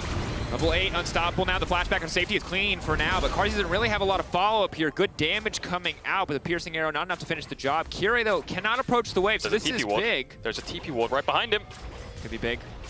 Broken Blade on the way in. Carzzy, there's no way he makes it out of this one. He already burned the flash. He's got the heal still, but this Lulu hits like a truck. Walk in, knock him up. Auto attack, auto attack, auto attack. A polymorph, no piercing arrow, and an easy job. Just donate the kill to Kira. No, the Keel coming out. Carzzy wants to live, but he just does not have enough health. And you can't really blame him for it. He knew if he based and ran towards top, it would take him around 30 seconds to get there, and he'd lose so many creeps because the top side of the map, Mad Lions, have used Armut, Elyoya, and Kaiser, 3 members to defend the bot lane of Schalke to stop the Heralds from going down. So Schalke just say, okay, we'll just kill your AD carry who's trying to split push. You have no TPs to match it. In the end, Schalke playing really well around these pushing lanes. But we'll see if they can use this Herald effectively. It's going to run out soon. I think Kira is going to run towards his top side and pop it now. That should help push the gold back in the favor of Schalke, or at least even things up. Matt have done a good job coming back into the game. And Cage, you got to catch me up, because a minute ago, we were in Schalke tempo heaven. They were so far ahead. Now that bot lane plays happened, and it's starting to feel like the gold and the map state has started to even out outside of the Herald. What is Schalke actually doing next? What is the actual state of the map as it stands? So you can see Schalke's bot lane have based again. They knew Carzzy was going to go up to the top side, and they're going to mismatch again. The reason they keep mismatching is because the lane phase is really hard. Once Varus gets a Serrated Dirk and the Karma Mantra Q comes in, Kog'Maw gets hit by any of those spells, he basically has to base already. So what they're doing is they're mismatching. They're using their winning top laner to make sure that he is the one matching their bot lane or moving around the map, and using their Neon on the Kog'Maw to make sure that his lane phase isn't tough. So they keep putting him into the Camille, and eventually they're just going to Herald this bot tower. Carzzy's been one step behind this whole time, and that's because of that one bot lane gank, using their time advantage really well. There's the Herald, it's going to go for Neon, and what Schalke is basically doing is they're funneling resources to Neon and sacrificing Broken Blade. Yes. And the good news for Schalke is they have the Herald. The bad news for Schalke is that's probably not the ideal placement, if I had to be completely honest, but it does seem like Kira wants to at least match or stay even in the jungle clear. Yeah, look at the minimap. Mad Lions, all 4 members have just run down straight through mid. I don't think they're going to even let this Herald crash. Even if they push this wave in now, Neon, it's not going to crash on a tower. It's going to go into the wave. They're going to stop this from happening. So a bit of a botched play here, a bit of misplay, I would say, here from Schalke. But 4 members down towards this bot side, maybe pushing in mid here, and they can get a couple plates on the return. What happens in the meantime? Nuclear able to push in the mid wave. Maybe these are where the plates can come from on the top side of the map. Lulu knows that she has the 1v1. Broken Blade can try to push in here. Camille's still very far behind. Look at the macro. So Nuclear pushed in mid because Humanoid went bot. He got a plate, and now he's running top. Now Armut has to back off. So the gold that they lost from the Herald, they got a plate mid, and they're forcing Armut off top. There's a fight in bot though. Back in, locked up Carzzy, trying to throw down some damage, but there's a TP onto the bottom side. Kira now moving in, going to try to interrupt this one. Armut leaping onto a Kog'Maw is not a good sign for Schalke, no fear. The Camille is so hard to deal with. Out comes the Hextech ultimatum, but it's just not Kaiser! Enough. There's no follow-up. Kaiser flashes into his death. What are they doing? Schalke outplay the dive. And Mad Lions, that one was rough. Mad Lions are trying to force things because they know Schalke's getting plates in mid, plates in top, looking for dives, forcing off waves. They're slowly inching ahead, so they just go for the straight up all-in. Schalke was the one trying to respond. Limit fell, but Armut goes way too deep on the dive. Kaiser tries to flash at a different angle and land a Mantra Q. Neon lives, fight in mid. Humanoid now needs to back off Elio, stepping forward. It's going to be a good stun, but doesn't want to overcommit here. Can't hit limit, has a hard time doing much damage to Nuclear In at this stage. Look how much gold Schalke sitting on. Neon on 1.5k, got himself a kill. Nuclear In sitting on a lot of gold, and so is Broken Blade, who's just been farming plates on this top tower. Schalke's early game has been fantastic so far, despite Mad Lions getting those 2 kills in the early game. Schalke brought it back all from that Herald play and all from just good macro movement with their bot lane. So just look at this again. Keep your eyes on Armut, keep your eyes on Kaiser, because they're the ones that go too deep. Yeah, absolutely. Now, it starts off, it feels a little bit promising here. I love the use of the hook coming out from Limit, landing it right as the Chains of Corruption come in from the Varus. Excellent mechanical play. You're going to get locked up anyway. Might as well take someone down with you. Zos comes out, that's concerning. TP comes out. You feel like there's no way Neon gets out of this one. But this is not solo queue. This Camille does not have 6 kills. Look at Kaiser here, look at Kaiser. He sees Neon HP, tries to flash down to an angle to land the Mantra Q, but Neon has the boots, he gets out in time. Armut goes way too deep, and Armut had the empowered Q and he had the ult to drop tower aggro, but not enough damage. So Schalke get the first tower, it goes over to Neon, who has a shield bow and the Lulu next to him. So I think Carzzy might have to opt into a Serpent's Fang this game because he's going to have a lot of shields. Certainly will. He has the Prowler's Claw for himself. He is going to be dishing out some decent damage here, but is it going to be enough in these fights? And is it going to be even any opportunities for him to use this ability to poke? So far, he's pretty much exclusively pushed waves with this arrow. He hasn't really had an opportunity to hit enemy champions. I think this is these 15 minutes have been a really good representation of how to use your bot lane when they're losing to get advantages on the map with a winning top laner, right? So they had a losing bot matchup, they were getting chunked on the tower, but they still managed to find kills and tower plates and lots of gold onto the Kog'Maw because they had a winning top laner. They translated their pressure, sacrificed their winning top, and used their losing bot to get ahead. And again, not only does this show us that Schalke have some very clean macro, they're not afraid to bust out, they've got these fantastic moves when it comes to the lane swap, it also shows us that Broken Blade is reliable on things like the Lulu. It doesn't just have to be the Nocturnes or the Sets or even the Viegos, that he can play these more ranged champions, that he can set up the team for success. And frankly, Kadril, if you took the nameplates off and asked me which of these teams went to MSI, and this is definitely an overstatement here for me. This is a stretch, but I like it. This is a stretch. I would have said Schalke. Now, again, context here is that Mad Lions, they took a break after MSI. They're still ramping up into form, but right now, Schalke are playing better League of Legends. I think it's safe to say. Yeah, Mad Lions have gotten mid and bot tier 1 though, so they're definitely not on the back foot. The game is still pretty even. The good thing is that the Schalke have weathered the early game storm. Humanoid getting caught. That's going to be the hook. The combo's now coming in. Humanoid's still alive for now. They're going to try to peel back. Herald going down. Neon laying down some poke, but Humanoid flashes out to safety. Yeah, good force there. They got Humanoid Summoners and they punished him for stepping up too far. This Herald won't kill the tower, I think. They need to hit it a few times if they want to take it down. And they are going to get it uncontested. Karzi pushing out bot, Armored top with no TP. They don't have the numbers to contest. And that's going to be that. Now Schalke need to catch the waves, but you're completely right in saying that Schalke played well macro this game. I think the Mad Lions had the early game advantage. Schalke weathered the storm and the game is now even. So really good recovery from Schalke despite losing a little bit in the early stages of the game. And now we've got a really good game on our hands. Obviously Mad Lions have 2 dragons and they have taken that mid tower as well. So we'll see if Schalke can contest that third Infernal Drake. And I think the 2 dragons that you point out is something really crucial to look at here, because that is going to matter. At some point we are going to need to see that team fight, and I think the fact that the poke composition doesn't have to walk in for a long time, that Schalke is nowhere near any kind of 4 Drake win threat, is going to make it that much easier for Karzi, for Humanoid to lay down this poke, especially now as you highlighted. Mid tier 1 is down. Neon, yes, he can step forward a little bit here, but if there's more members, when Varus gets a few more items, he's going to start taking half of his health every time he approaches the wave. Yeah, building towards that Mana Immune on Varus. I really think he needs a Serpent's Fang. He's the only member on his team who can build towards it, and Mad Lions are playing towards the top side here. The last objective for them on the map right now is this top tier 1. They've taken mid, they've taken bots, so they're playing towards top tier 1. Armored's probably going to base and catch bot wave, and Mad Lions control this top half of the zone. As I say that, Humanoid just TP's bots, so I expect Armored to go back towards the top lane then instead. It's going to be a 1-3-1 regardless. I do love it when you say something and players just immediately do the exact opposite. You're like, this is clearly the logical play, and he's opted to do this instead. Okay, there we go. Well, Time top to move wave on. was dead. Bot lane, yeah, I guess Ryze was going to push it in, so Humanoid wanted to make sure they keep these pushing lanes, but in turn, you lose your control on top side, which doesn't really matter because there's no real objectives up here. The Dragon is the key objective, so I think people will start to shift their focus down towards this bot side of the map.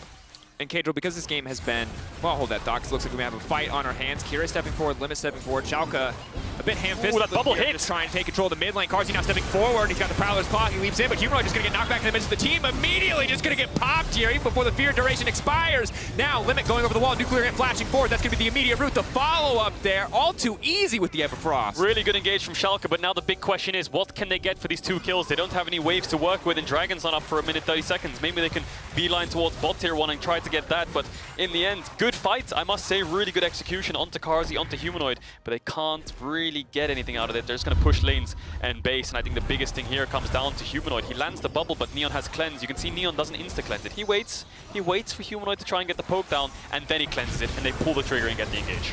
So clean.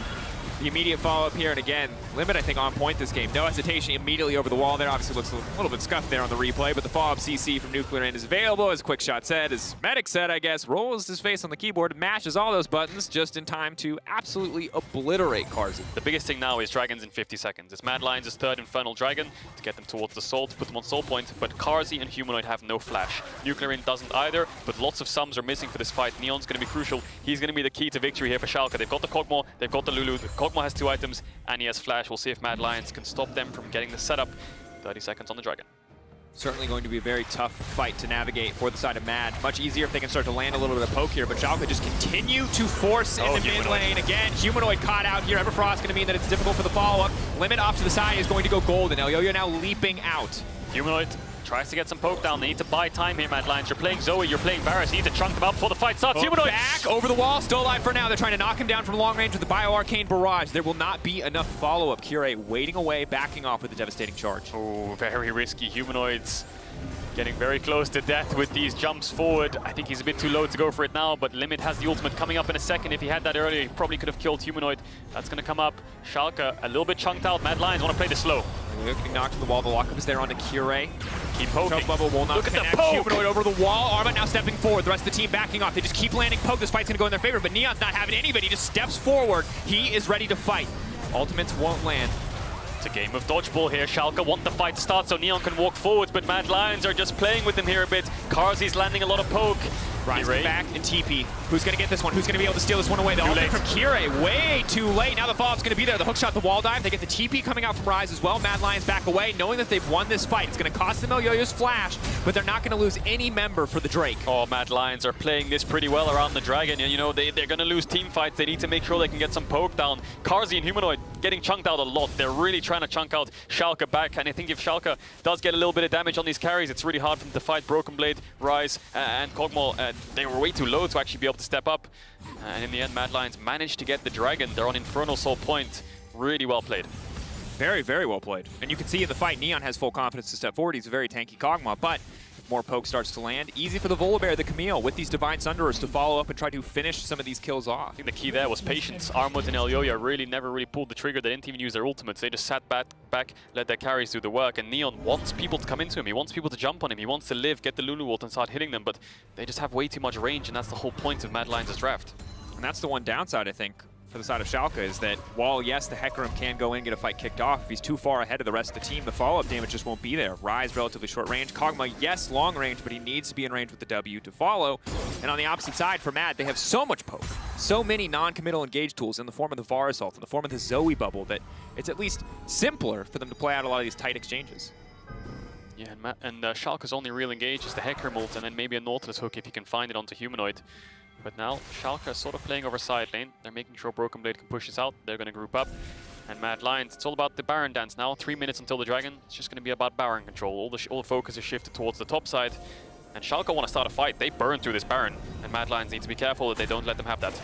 They've been putting their TPs in the mid lane pretty much every time it's off cooldown. Schalke are certainly ready to fight. We expected this game to be a lot about Broken Blade and what he could do. He's taking more of a supportive role as Neon. Nuclear Enter trying to step up, but Neon onto the backside. The lock up, the follow from the Varus ult is going to connect. Now the rest of Schalke has to retreat as Mad Lions are on the hunt. Sleepy Trouble Bubble. Nuclear Enter trying to move through, trying to gank it out, and he will just in time.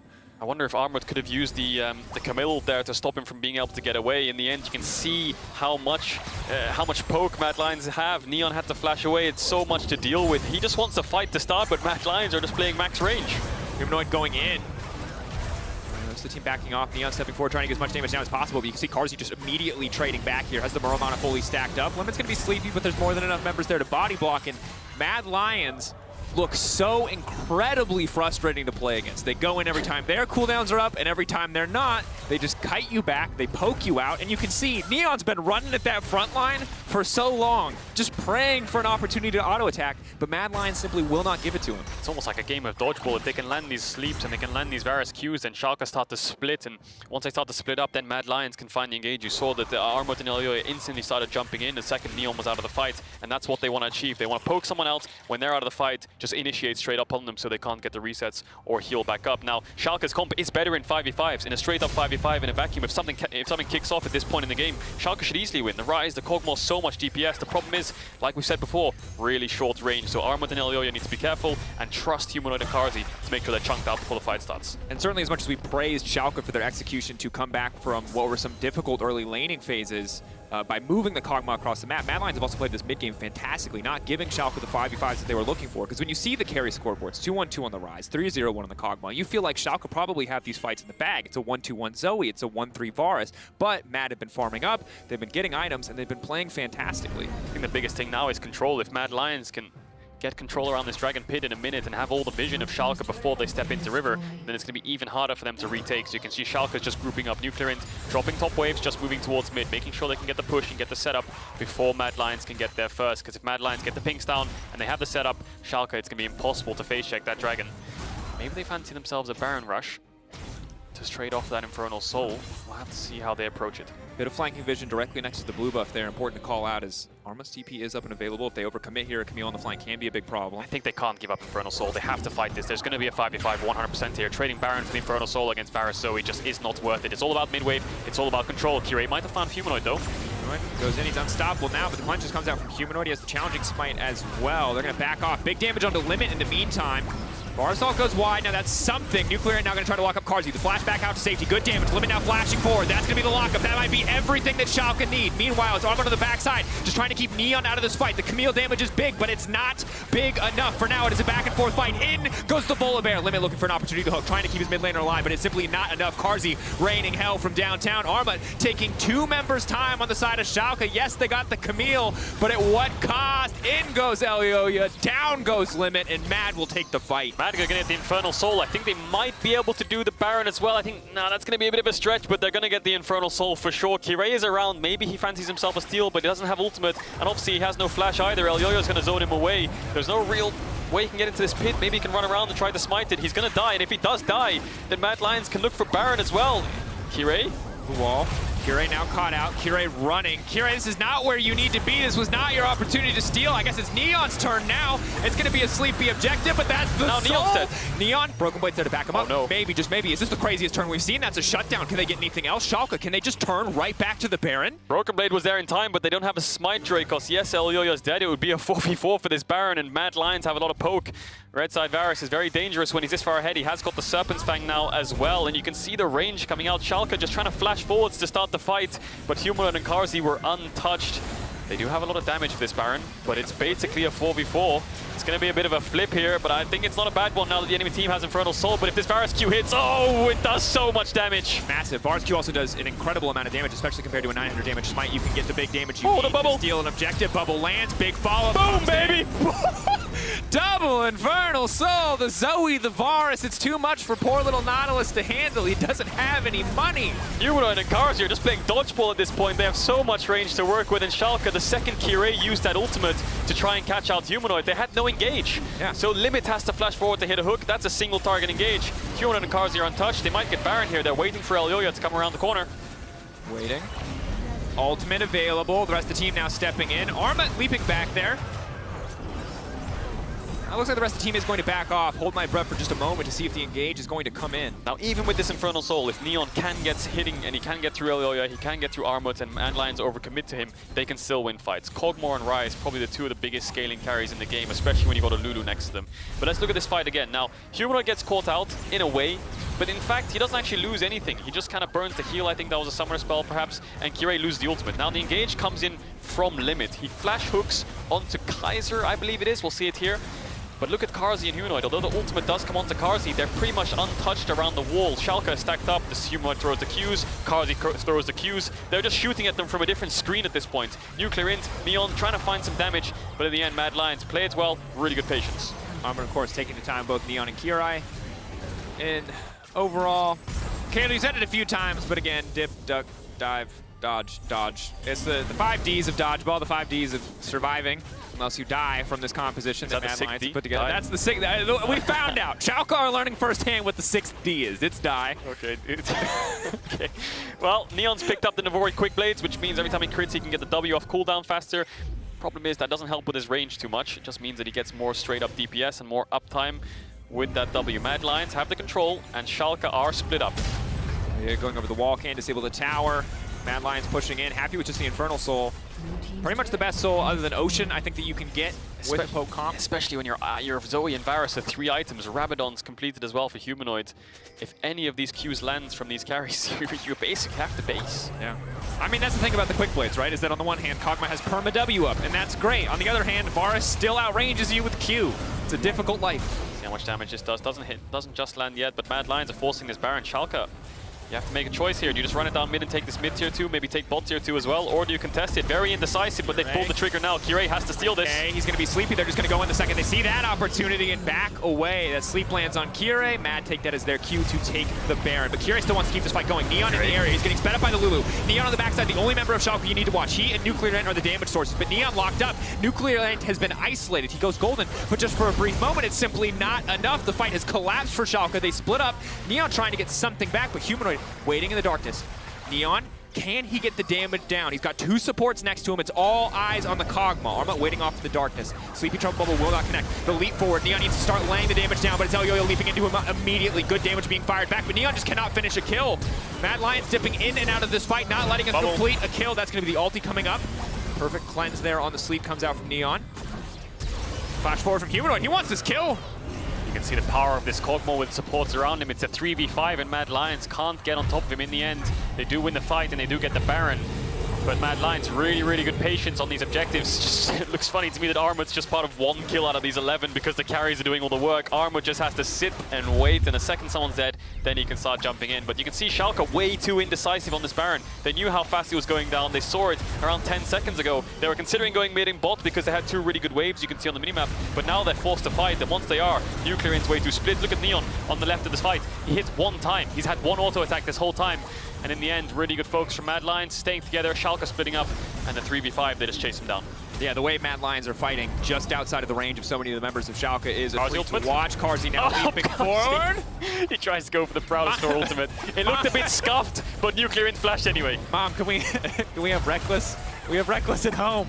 Oh, why you gotta do him like that, man? He flashed. He's popping off this game, honestly. Yeah, okay, it's 4-3-3. It's not a flash scoreline. I want to see the damage dealt. He's hitting the arrows, and that's honestly all that matters. I want to see the damage dealt. Humanoid and Carzzy they must be massive damage dealers right now. They must be through the roof as they're getting the siege going. And sieging with Varus is pretty easy. You just keep playing dodgeball and you keep buffing the creeps. Armwood's obviously on the side lane because grouping up mid won't do too much. Pressuring other lanes is always good. They're playing on 2 lanes here. Mid tier 3 is already fallen and Mad Lions are going to take this inhibitor. Now I'm backing off. This game was so close for so long, but a 5k gold lead, Infernal Soul. Oh, feels like it has to be it. Neon just getting chipped out. He can't even get into auto attack range. Everyone's getting so low. Down low too. Where's the arrow going to go? In. Not quite enough. You could feel the air on his backside there. Neon almost got hit by that one. You can see 1 skill shot and they have to base. They can't even hold their own Nexus towers at this point. The siege is unreal from Mad Lions. Look at the damage. Nerfed, by the way. Look at the damage. That's going to be the rest of the team. That's the shutdown. The Rizal takes nobody out, and here we go. Mad Lions are done messing around. They're going to take the kills in this one. It was close in the early to mid game, but Mad Lions brought it back with some excellent execution as they'll take the win over Schalke 04. Man, that damage was nuts. Just instantly one-shots the Kog'Maw the second he came out of base. Carzzy and Humanoid must have had a lot of fun that game. I'd love to see the damage charts, but really good execution. I think that's a very good representation of what a PokeCom can do when they're played to perfection, played with patience, and up against the team of Schalke, who would win 5v5s if they overcommitted. Yeah, and I think there's this kind of misconception around how poke compositions work, where you look at lethality bars and you go, is he going to scale as well as a hyper-scaling marksman like the Kog'Maw? Well, no, if they both stand still and auto-attack each other. But it turns out, when he's got 3 items and he can take 70% of your health from 1,400 range, it doesn't matter. Kog'Maw can't even hit him back. So yeah, he absolutely wins that one. Kia player of the game, though, at LEC on Twitter. Elyoya, Humanoid, Carzzy.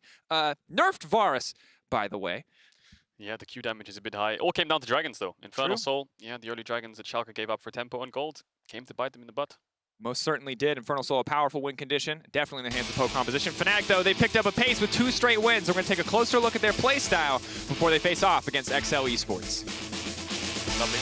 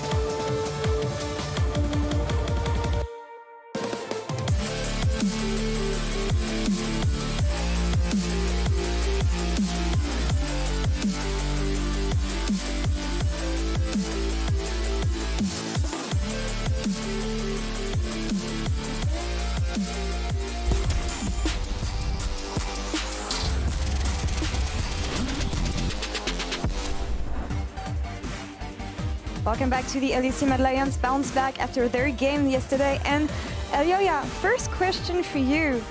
Schalke and 04 focused more on kills and early action in the game, while you focused more on Drake and map plays. I want to know, what was the impact of the Infernal Soul in the later team fights?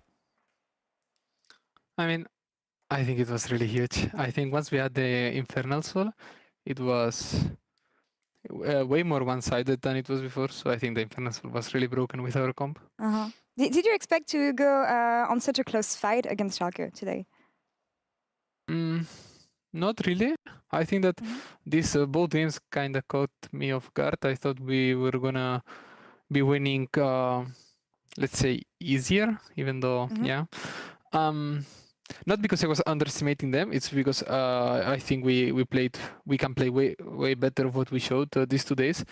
But yeah, it is what it is. It is what it is, indeed. And I mean, I get what you're saying. That's the level that would be expected from the spring winners, actually. But Mac and the other players told me that you wanted to take things slow after MSI and have time to rest, which is good for players and like mental health and everything. But I want to know how do you address these games and these losses to make sure that they don't impact your mental too much? I mean, it's just kind of because we've been practicing for for a really short time, and also the fact that everyone in our team is quarantined, so we cannot see each other. We can't leave the house. I mean, that's what the team says. That's what also I kind of believe, even though I think that are mostly excuses and we're just like underperforming really hard, me especially. But it's hard to not get influenced by these games. I think you always do, and you just need to like think that we are gonna be playing way better at the end of the split because we've been only like practicing for 1 week or like 1 week. So. Yeah, and that's what Mac told us also during the week 1, that you're aiming for the end of the split and not the first game because he knows you can get there. I understand the frustration though, and I hope you can get back with the team as soon as you can. But actually talking to Veteo last week in an interview, he told me that Mad Lions was actually the only team who was playing to the expectations in a way, because some teams made some roster changes and some others didn't, and that the level in the LEC was kind of disappointing so far. Do you agree on that? What do you think of the teams so far in this summer? I don't think so. I think that actually the level increased. I think that actually Vitality is playing better for sure, and same for Misfits. I think Misfits is actually a pretty decent team. And maybe Rogue and G2 are not playing as good as I expected them to play. But overall, I think the level of the league has increased. All right, well, interesting. We'll see how this develops in the weeks to come. But Elioya, for now, thank you for the interview. And I hope you can see your teammates soon enough. Thank you so much. And we're going to take a break now, and we'll be back with the UK Derby, Fnatic versus XL, coming up soon.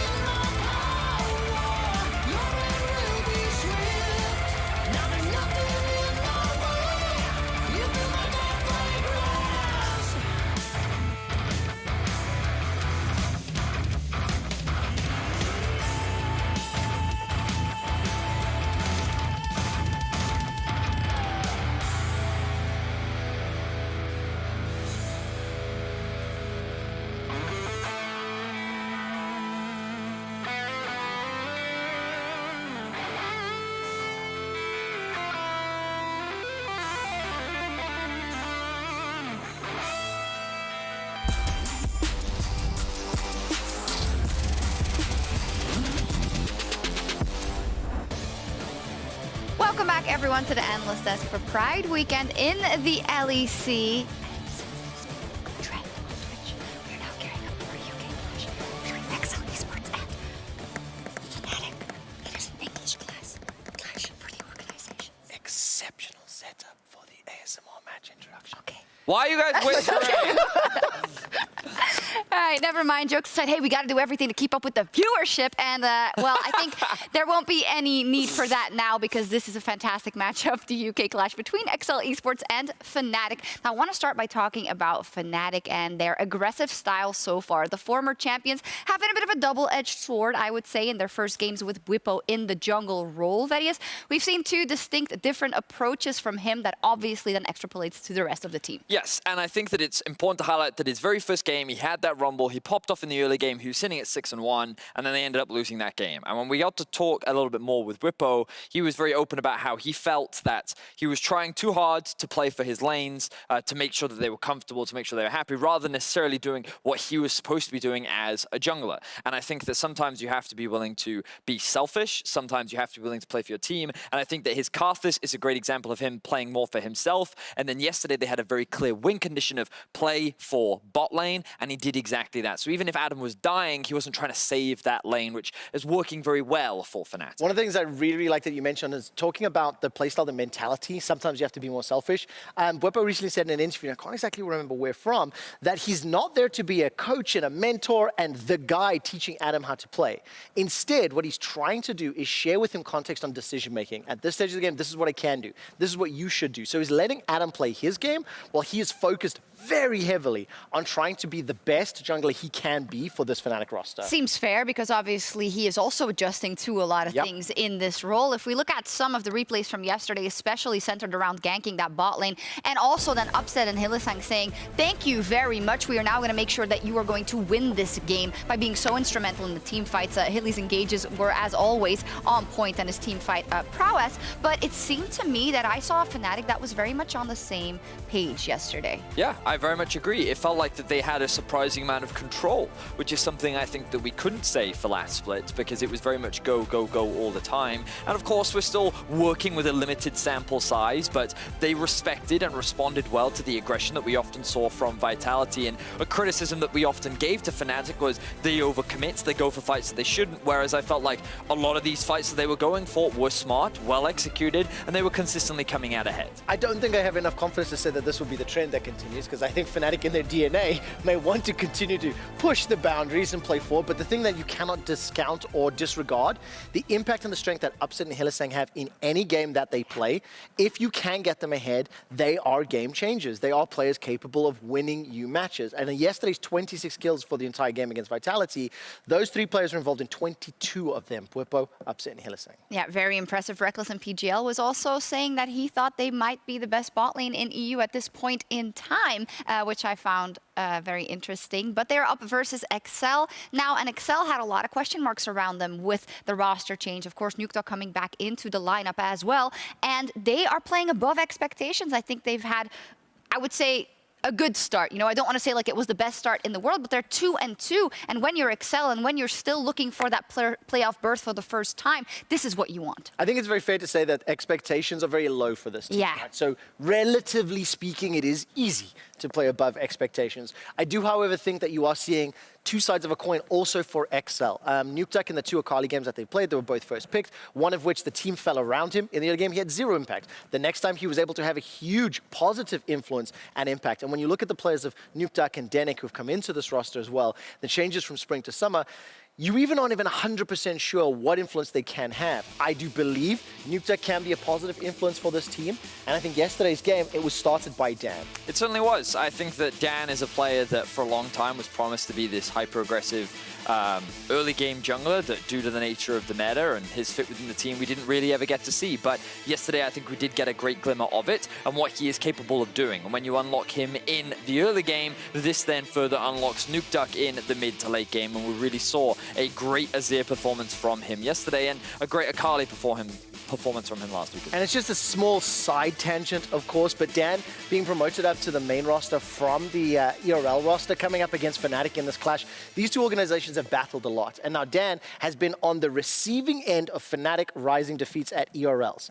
As he gets promoted and manages to take down Fnatic Rising and rise to the top of EU Masters, now he was an influence in yesterday's win against Mad Lions. Can he be the positive change for the organization of XL against Fnatic, a team that organizationally, historically speaking, they've really struggled against? I really love it. The storylines that are intertwined between the players and between the organizations. And both these teams have managed to turn around an 0-2 start to the season. And a win tonight will allow them to keep their momentum going into next week.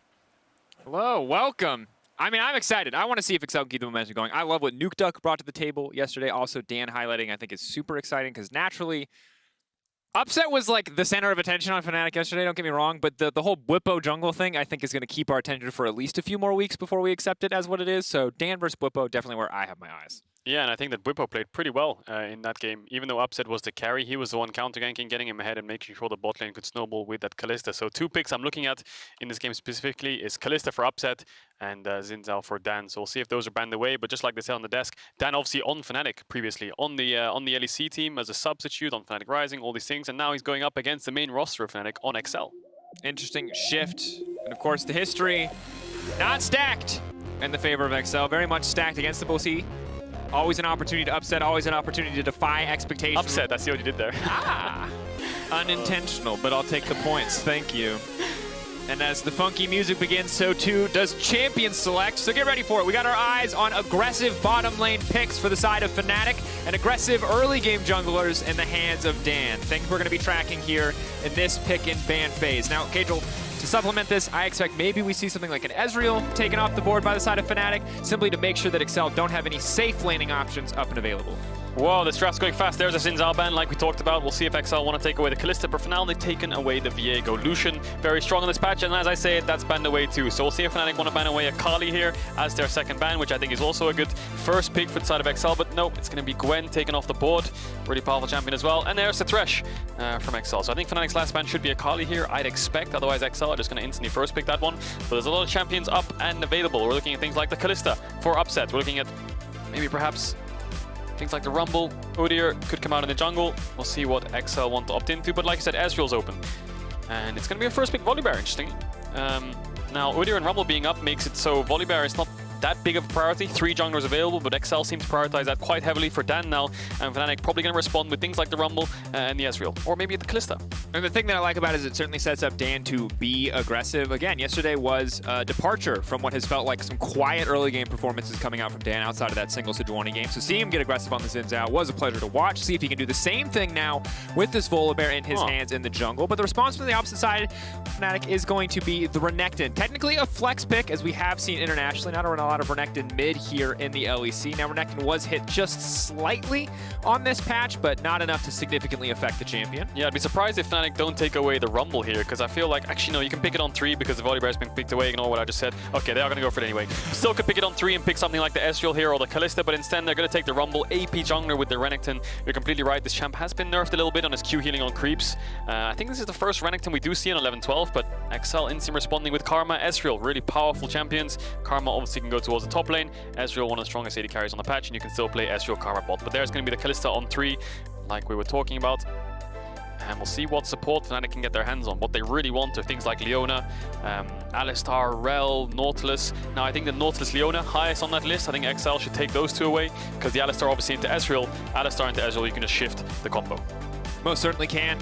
See what the options, what Excel wants to take away to try to limit the bot lane. Of course, Hylissang is a guy that we have to look towards as well, because as much as Upset was the man with a fantastic scoreline, a fantastic gold lead, Hylissang always has been and always probably will be an enabler for this Fnatic lineup to find the leads that they want to find. Excel really taking their time on this one. Now, there are so many engaged supports that it's difficult to know exactly which ones to prioritize and take away here.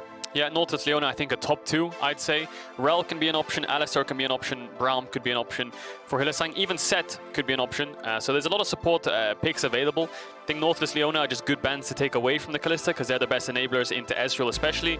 And Fnatic, maybe they're going to ban away another mid laner here. Maybe they want to go for an Azir ban because of the scaling. Nuke Duck obviously having a great performance on that after taking away the Orianna already. Nope, they're going to go for the Victor. So similar sort of playstyle. Nukdog can opt into that Azir if he wants. And now I think the big question to me here for Fnatic's draft is, what's their support going to be? It's probably going to be an engaged support. And the second question is, are they going to play an AD mid? That would have to be a last pick Yone or something like that for Niski, which I don't think we've seen just yet. I think Lucian was basically the only AD mid we've seen come out of him. It's very true. Aurelia, of course, came out in spring as well. He had one game on that, but so far against these champions, I think it would be nigh impossible to land an Aurelia E against an Ezreal and a Karma together here in these mid-game fights. But certainly a lot about Excel's composition is going to be discovered with their last picks here. That said, Fnatic going to have to blind pick something else, and it's looking like instead of the support, it is going to be the Zoe in the mid lane. Yeah, the Karma's a flex, so it's not guaranteed go down towards the bot lane, and you have the Kalista, so counter-picking bot makes a lot of sense if you can blind pick a Zoe here. Akali's down, Viego's down, Lucian, Orianna, Victor, Sylas. There's around 5 mid laners taken away, so just picking up Zoe. Still a very powerful champion. Gets you early mid push, and we saw Humanoid do damage on it last time around. So it looks like it's going to be a Leona pick here. I think I know what Fnatic's last pick's going to be here. It's going to be a Braum again if that Leona gets locked in, and it does. So we'll see what mid lane they round it out with. Maybe they want to go for things like the Azir that Nukdog played previously. And I like two things about this. One, I like that we're getting more aggressive supports on the bottom side anytime we're in a upset versus Patrick matchup. I like more fighting personally. Now, and additionally, you've got Kryze taking the Karma most likely into the top lane, although with the Jace here, there is some room for flexibility, and Kryze in general has always looked like a very proficient ranged top lane player, but it will be difficult up against the likes of a Braum here. We saw yesterday how important concussive blows can be when this champion was picked up by Mickey X. Yeah, there's the Braum, no surprise there, into the Ezreal Leona. Good matchup for them in the bot side, and that's why they saved the last pick for support. So Karma is going to go up towards the top lane for Kryze, like you talked about, and Nukdog is going to be on the Jace. Now, a lot of poke, similar to the Mad Lions comp with Humanoid and Karzi playing Varus Zoe. Now you've got Jace Ezreal. Similar sort of poke champions, not as powerful you'd say. Maybe a little bit of AP damage lacking on the Excel side, and you've got a lot of team fight there, right? Side of Fnatic, exact same thing. A little bit of poke, a lot of team fight, not so much side lanes going on here. I think there's going to be a lot of dragon fights.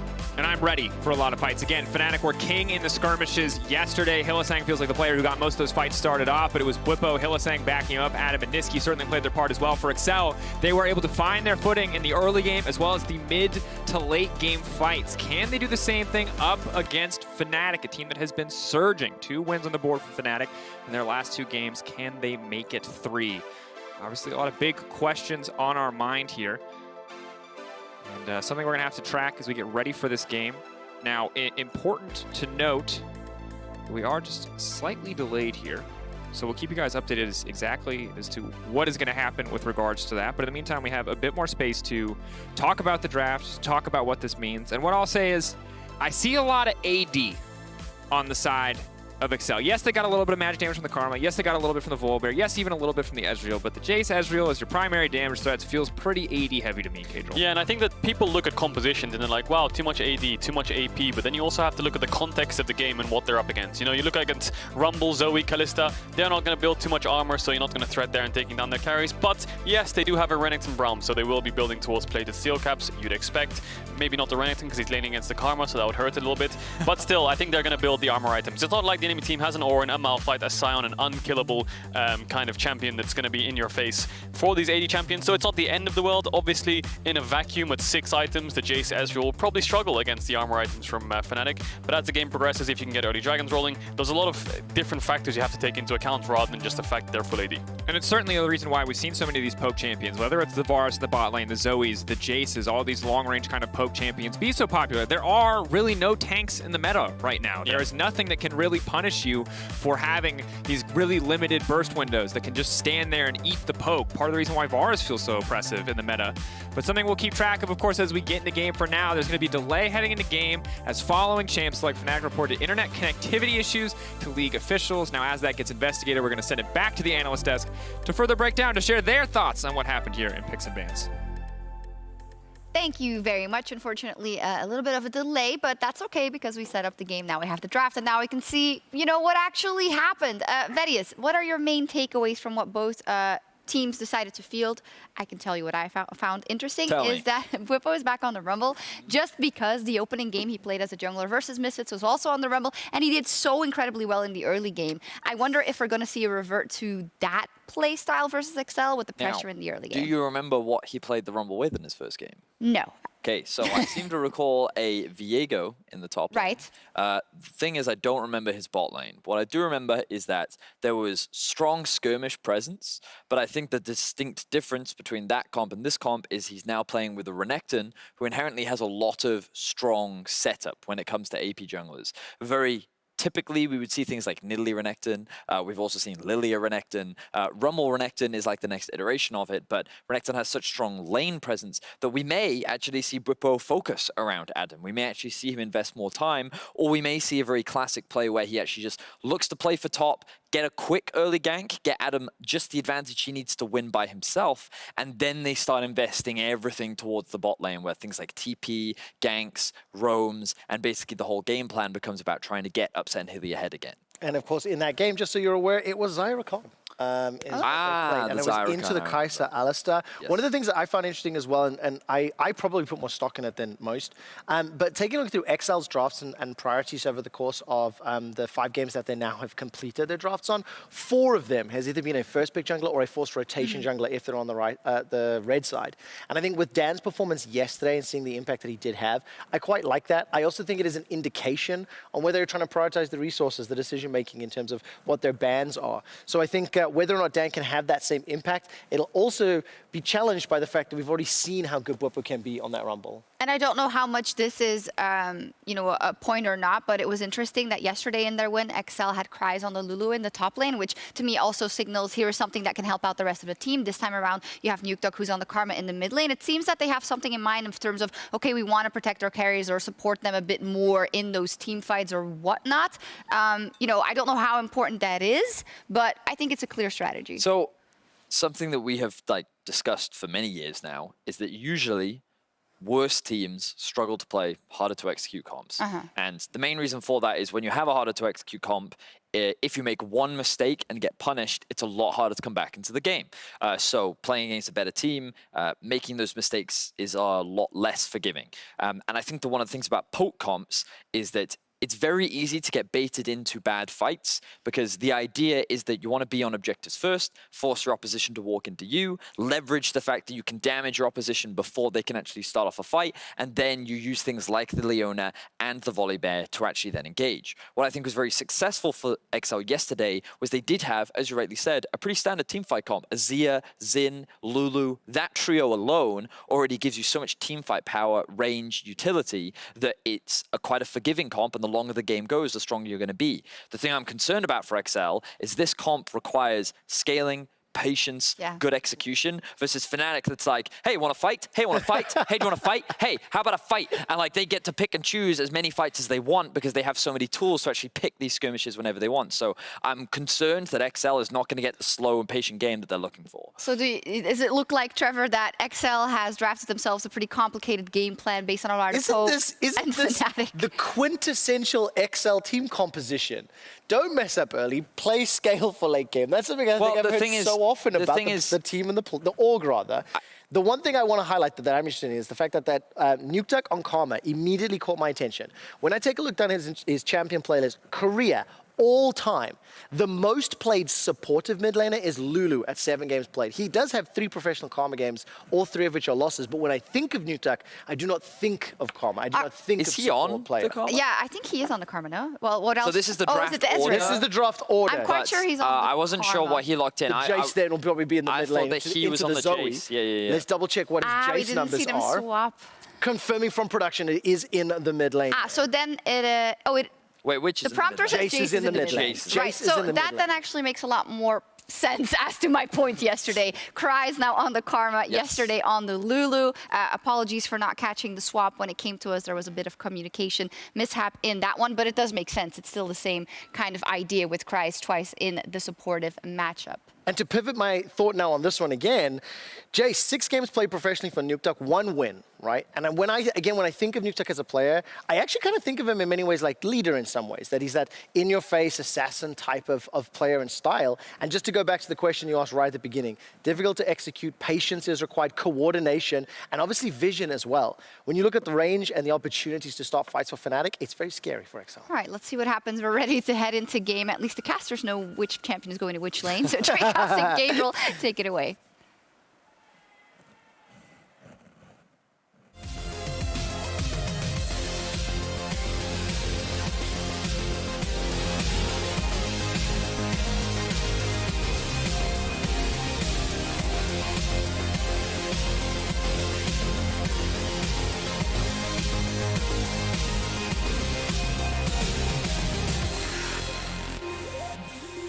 Oh, I can't wait to cast Nuke Duck playing Karma mid. Wait, what? It's Jace? Okay, dude. Well, sorry, Trevor. He's on the Jace now, and it looks like they're late invading bot side. They don't have a sweeper though, so I think they're just doing this for a little bit of information. And Dan and Denik have a sweeper of their own, so they can sweep that out at around 1 minute 20 in the game when it comes up. You can see it's on cooldown right now. And they have got Kalista Braum, so the level 1's quite strong. XL know they're around. They need to be a bit careful as to where they're going to face check. Yeah, and I think a little context here for what happened here. Quote from Pete Nguyen over at Fnatic. I'm so stupid Adam was having high ping, so I unplugged his network cable from his PC and plugged it into another router. Router to router, not the strat That if you ain't want it. internet connectivity. That ain't it. Unless you're a Wi-Fi gamer, which also probably not the strat for competitive games. Pete, but the tech genius. Yeah. Sometimes you just got to make it work.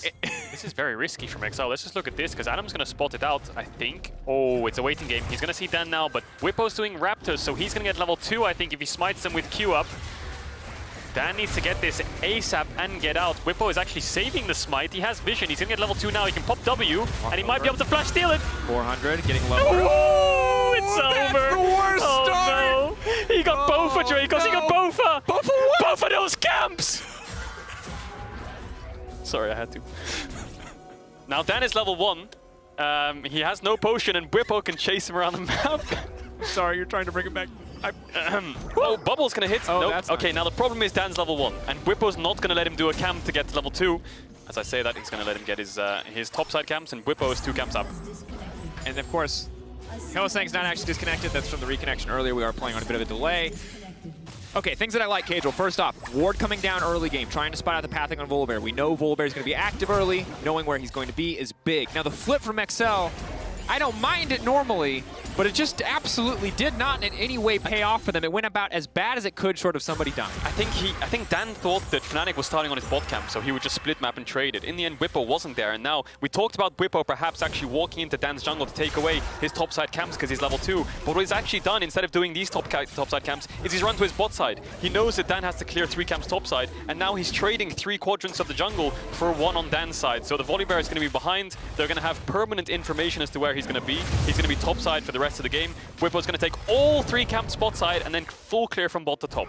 And a quiet early game from a Volibear is not ideal. Now that said, Denik is in the area, Patrick's in the area, Big Smite's trying to heal up. Looks like they're not going to be able to grab that camp. Whippo trying to use the Guardian to stay healthy. Patrick now getting exhausted, now forced to back away. A lot burned there just to make sure that Whippo can stay ahead here in the jungle. Yeah, and they might get dove here. Niski's on his way down, and it's Fnatic, so you know they're going to go for this dive. It could be a bit risky though. Patrick, level 3. Has Okay. the E up in a bit. That was. Yeah, there's no one to tank really. Hylissang, there's no exhaust, there's no heal, there's no juggling available. Yes, Hylissang could tank and maybe jump out, but at max he can tank around 3 shots this early in the game. And Dan is up towards the top side. Adam took a bad trade. He's going to have to base and TP back. Dan's going to be able to get Whippo's Krugs. Maybe he can look for his Raptor respawn because he used a lot of time down towards that bot side of the map, but he's going to be behind at least a level in this early game. Certainly, and as he picks up this camp, the CS will even out for a brief moment, but Whippo again grabs a camp here. He's going to grab his entire bottom side and be massively ahead. Now, interesting, because when we saw this matchup, we expected early aggression out of Dan. We expected Whippo to continue to maybe innovate here, but Dan now fishing for that early game play. Maybe this is some of the same early game activity that we saw yesterday. Cry stepping forward, but Adam just staying in the wave, trying to keep this fight going. This is awkward because he's just going to play Ring Around the Rosie with Dan. Dan might have to flash to get the play started. He is into the wall, so Adam's just going to have to flash out, and his wave's pushing into Cry's now, and Whippo's down towards the bot side, so he's going to lose a lot of creeps up here. Adam, obviously famed for these more melee bruiser-style champions, and Cry's being someone who's very comfortable in the rain matchups, bringing out the Karma here, leveraging that flex fix makes things quite difficult, and Adam has no business being here. The double dash back to safety, the stun now comes out, Cold Meek not available, that's first blood for Cry's. Yeah, Adam should know that he's weak side this whole game. His wave management's slightly poor there. I mean, he tries to get the ward into the bush, fails the E, misses the ward, and in the end, Dan just punishes him because he knows he's going to have to step up to try and get the wave. And that's going to be first blood for XL. So Dan helped out a little bit by that play, but still a level down. And Whippo still very far ahead in camps, as Whippo might be helping Niski push out here. Nope, he's just going to run through mid and take his Raptor respawn again. Whippo's got the timers on the camps. He hasn't even based yet. Dan obviously picking up the Sheen. He's going to be late to defend this camp. And Whippo just snowballing his lead. Hasn't even really gone back and bought anything quite yet either. There's no way he goes for his Krugs as well. This would be way too greedy. Okay, thank God. But again, Dan, yes, he got something back by helping support that kill on the top side. It was a disaster for Excel. They've mitigated some of that impact by getting that kill. They are ahead in gold, but the XP difference is massive. Dan is here on the bottom side, but he has been spotted. There's no room for him to make a play. Dan has cleared 4 camps. Bwipo's cleared around 10 to 11, so he's really far behind right now. Dan is 400 gold, and he was spotted on that ward that you just saw. So Fnatic know he's here. He's trying to cover the push out in case Bwipo based and ganked. I think now he's going to move down towards his Krugs, but Bwipo again. XL don't have vision here. He could look for a play from zone. He's also just level 5. That's a very strong rumble. He's going to overheat. You can see how much damage he's doing to Denik. Hylissang now going to leap in, block the potential bomb. Concussive blows. Dan strong in these duels, though. They want to keep it going. Hylissang now trying to flash back out to safety. Flamethrower isn't going to be enough. Dan getting burned down. The kill comes in, but he still manages to live. Hylissang, how does he keep getting away with it? They leap in. The flashes over the wall. I mean, the Fnatic are going to have to stop in their tracks, but overall, a kill going in favor of Fnatic. Fnatic win the 3v3. Dan basically gets blown up instantly as he overcommits. Straight try to take down Hylissang. There's a TP coming in top. Adam's level 4. Not going to be a good look. Adam now finding the lockup, but Nukeduck's there with the TP to shut him down. Really good play from XL there on the top side, punishing this Renekton, who's been weak side the majority of the game. I mean, when you think of Renekton Rumble, you think of a strong 2v2, you think of setup, you think of mixed damage, you think of maybe iterations of Nidalee and Renekton like Vedas was talking about on the desk, but if you split the map like this so early in the game, yes, the Volibear is behind, but the Renekton's weak side. TP comes in, level 4 Renekton really far behind, but Bwipo did base after we saw him on the Raptor entrance, got his Sorcerer shoes and ran straight back towards the bot side. You can see the damage he has now. I thought Denik would have to flash away here, but because Dan's here, he feels comfortable to just keep the fight going. Hylissang flashed out. Look how fast Dan dies. 2 auto attacks from Upset with the QE, and Bwipo manages to help him take him down. Then obviously Fnatic's going to flash forwards for more, aren't they? Happy to trade 1-for-1 for the flash. Bwipo, of course, as we take a step back, because it's been chaos here in the early lane, absolute and total chaos. The good news for Excel, Kryze is strong. Kryze getting a lead on the top side with the TP from Nukeduck now means Nukeduck is getting stronger, able to cement that lead. Adam is in the dumpster this game. Oh, yeah. That's just what it is, and that sucks for Adam, but now the name of the game is lose gracefully, hold on, survive, and in this case, shift into the mid lane just for a little bit shorter lane, so you're not going to get run down by this Karma. Yeah, I think Adam's actually lower in XP than Dan is right now. He just hit level 5. Nukeduck's really close, level 7. Look at the damage coming onto the Renekton. Big damage. EP is going to die here. Auto E. No, he can't get the finish off. If he could change stance earlier, maybe he could get the passive, but in the end, Adam's going to have to back off, and you can just see by the CS, right? Adam's at 28, Dan's at 29. Jungler and top lane are really far behind their counterparts, and that's just how the game's played out. And it's rare that we see a game like this where you have massive differences, one favoring each side so very clearly. Bwipo just incredibly far ahead of Dan by all accounts. Level 7 to level 5. Opposite side, Kryze in the top lane, absolutely demolishing Adam. Again, level 7 to the level 5. 55 to 28 the CS, that one going in favor of XL. 68 CS for Bwipo to the 33 of Dan. This is just a wild early game, honestly. Yeah, and Adam should be a bit scared here. You can see he's trying to put some vision down because there's another stacking wave from Kryze in the top side. If Dan was around, level 6 Volibear, that's a quick dive on the Renekton, who hasn't even level 6 yet. Niski using the exhaust to slow down Nukeduck, and Dan is showing on the map. So Adam should be able to get this wave safely. Let's say that Kryze is going to trade aggressively on. And this early game's been a bit of a mess. Bwipo getting a lead, Adam falling behind, slight trade-offs coming in. But I think the big thing here is Upset's ahead. But XL don't really care about the bot side of the map. They're just sticking to the top side. And I feel like when people say this early game's a mess, it's like the bat signal for Fnatic, because they are bloody, they are scrappy. And ultimately, while their games are very high tempo, oftentimes they're not pulling very far ahead in the kill department. It is trading left and right 1-for-1. Yesterday was a different story, but what we're seeing here in this early game is that unless Fnatic find a few more skirmishes, that the differences in the top lane might start to compound against them. And you know they're going to force something down here in bot lane. XL's bot lane is just going to have to back off. They don't have flashes to work with, and Bwipo's around. Niski's missing from mid-wave. When they see him on this wave, I think they can start to walk up again. And now Bwipo just keeps going mid to bot, waits for Niski to push in. They go back together towards the bot side.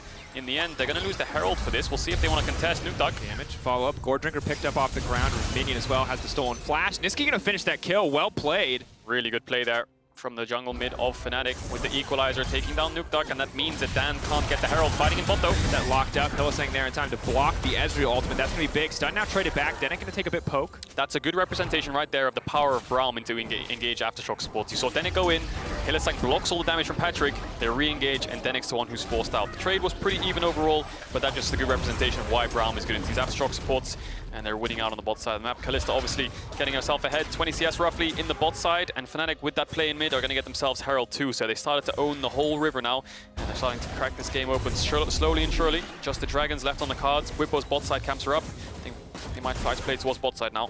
Certainly makes sense. Could try to go topside and bail Adam out of some of these deficits, but it's a 3-level gap there. He's just now hitting level 6, so doesn't make sense to invest resources where you're already losing to try to balance it out. Instead, make sure that your bot lane can get further and further ahead. As Adam is just going to hold on. This is not going to be a fun game for Adam. Adam is a spectator in this Fnatic match. Yeah, level 7 now, so he's 2 levels down. We'll be able to collect these waves, but in the end, I think XL, once they show numbers up here, that top tower should fall. But Fnatic, it's all about making sure they get things on the opposite side of the map in time. They have Herald now, bot tower, 3 platings left. This is looking very similar to Fnatic's last game with the Kalista Braum as they play towards the Kalista, and Upset, my lord, did he deliver on that Kalista. Insane mechanics, carried the game against Vitality.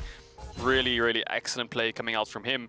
Exact same bot lane champs, Kalista Braum, exact same kind of play style for Fnatic, playing towards the bot side. They have the Herald, get Upset rolling, and even in the interview, Upset said when he picks Kalista and he does get ahead and his team plays for him, he feels comfortable to be able to carry them in the mid to late game. So we'll see if he can replicate that again here today, as he's stacking up these bot waves, and Fnatic obviously playing towards the bot side now. Bot tower should be free with the Herald, and the Dragon is up.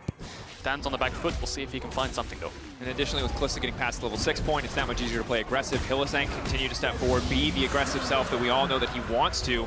And really difficult for Ezreal to sit and survive under this tower. His ultimate can help clear away some of the waves if they want to threaten a dive, but if Braum blocks it, it makes the dive still quite easy. And you can see Denek already retreating here, already respecting the man advantage the Fnatic have presented on the bot side of the map, knowing that Herald will one-shot the tower with a charge. I wonder if Whippo could have saved it here. Fnatic's just basically giving it up anyway. He's shown his presence. Maybe saving it and using it mid would be better, because Fnatic should be able to get the plates anyway. And you can see XL use their support to just run towards topside. They're trying to cross map here. Adam has to be careful. Like we said, once XL start investing numbers up here, the tower is going to fall. Adam can't really do anything apart from give them a thumbs up and say, enjoy that tower, mate. And then Fnatic are just going to cross map bot. So trade up gold here. 3 members on the top side for XL, but crucially here, Upset's the one taking all the plates in bot side. Whippo still hovering around the top side as well, just to make sure that no dive comes through. Niski landing that bubble is massive. Here we go, Paddlestar from downtown, getting locked up. Denek not going to be able to connect on the ult there. Patrick's going to be forced away. This means a few more tower plates over. Hylissang can look for an auto here in a second. You know Hylissang's looking to Q-flash the Ezreal to try and kill him. Niski tries to get the bubble. Patrick just backs off. And there's no ignite for Fnatic, so they couldn't finish him off. And it looks like they might be able to defend this top tower now. Look at Upset in the bot side. He's letting creeps die to the tower, so XL are bleeding gold. He's taking his time to take this tower. He could one-shot it whenever he wants, but he sees top tower is not going to fall. He's obviously going to get the first tower. He's denied waves. He's so far ahead in CS now. He's so far ahead in XP and gold. So all the resources going to Upset here. And again, observers, if you can show us the individual gold, it's something that we would just, yes. Oh, 6K for a Kalista to the almost 4K of an Ezreal is disastrous. And yes, the Karma is really far ahead on the top side of the map. That is a good news, but it's a Karma. Exactly. It's not a carry. She enables your carries, and your carries are behind. You can see the Herald coming in mid now for tower plates. Adam getting dove. Shock Blast going to get blocked by the creep there, though. That's pretty favorable for Adam. Adam now on the retreat here. Stacking more Fury, can buy a bit more time if he needs to. Second Herald charge going to come into the mid lane. Hylissang there to block any potential wave clear. And Adam just doing everything in his power to stop this top lane tower from going down. This is a bit risky from Adam. Upset's on the way, though, so it might be a bait.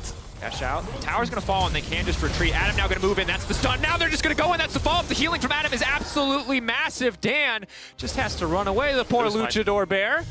Hylissang's behind him though. He's probably wanting to force this. They have the Kalista ult to reset tower aggro. Q-Flash could come in from Hylissang. Q-Flash does come in. That's going to be 1, 2, 3, and 4. Adam going to pick up the kill as well, helping dig him out of the ditch from early in the game. Fnatic gets absolute dominance here in the early game. Fnatic gets absolutely everything. Upset gets bot tower. He bases. He covers top, and they managed to get 2 kills top. Not only that, but because Whippo didn't use Herald on that bot tower earlier on, he used it mid. They got all 5 platings on mid tower. So Fnatic now 4,000 gold ahead just from good plays around the map.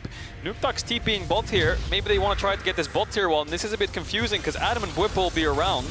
There's no point in TPing top because he's going to get dove. Mid lane's pretty even, so I think he just wants to put pressure on the map for XL. Maybe a bit of a desperation play, just trying to get something back, hoping to catch Fnatic slipping. Adam, if he overstays here, will be in trouble, but Adam, after those first few mistakes, has been playing very well on weak side. So this is a good representation of tempo here. Again, Noobtuck wants to get this bot tier 1 because he sees his top tier 1 falling. You need to get something on the cross map, but Whippo can just ult the wave.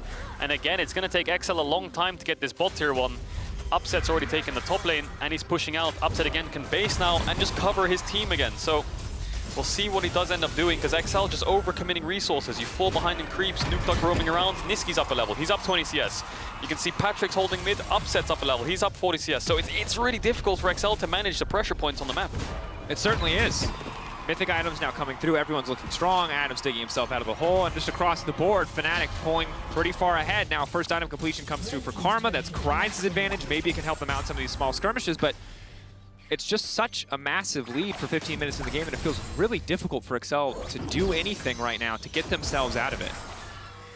Yeah, and like you touched on earlier, most of the resources have gone to Kryze this game. I think that's because once XL lost that bot lane 3v3, if you just cast your mind back when Dan died at the level 4, it was basically over the 3v3 on bot side. You can't really bring it back, so Dan was forced to play top side and the resources go to Karma. Now let's just look at the items. Shurelia's building towards supportive items on the Karma. I mean, that's all good and dandy, but if your carries aren't ahead, it's not going to give you as much value as a Kalista and a Zoe being ahead. And even now, Renekton, Adam, still 2 levels down, but he's got a shutdown, so he must have got a lot of gold back from the kills.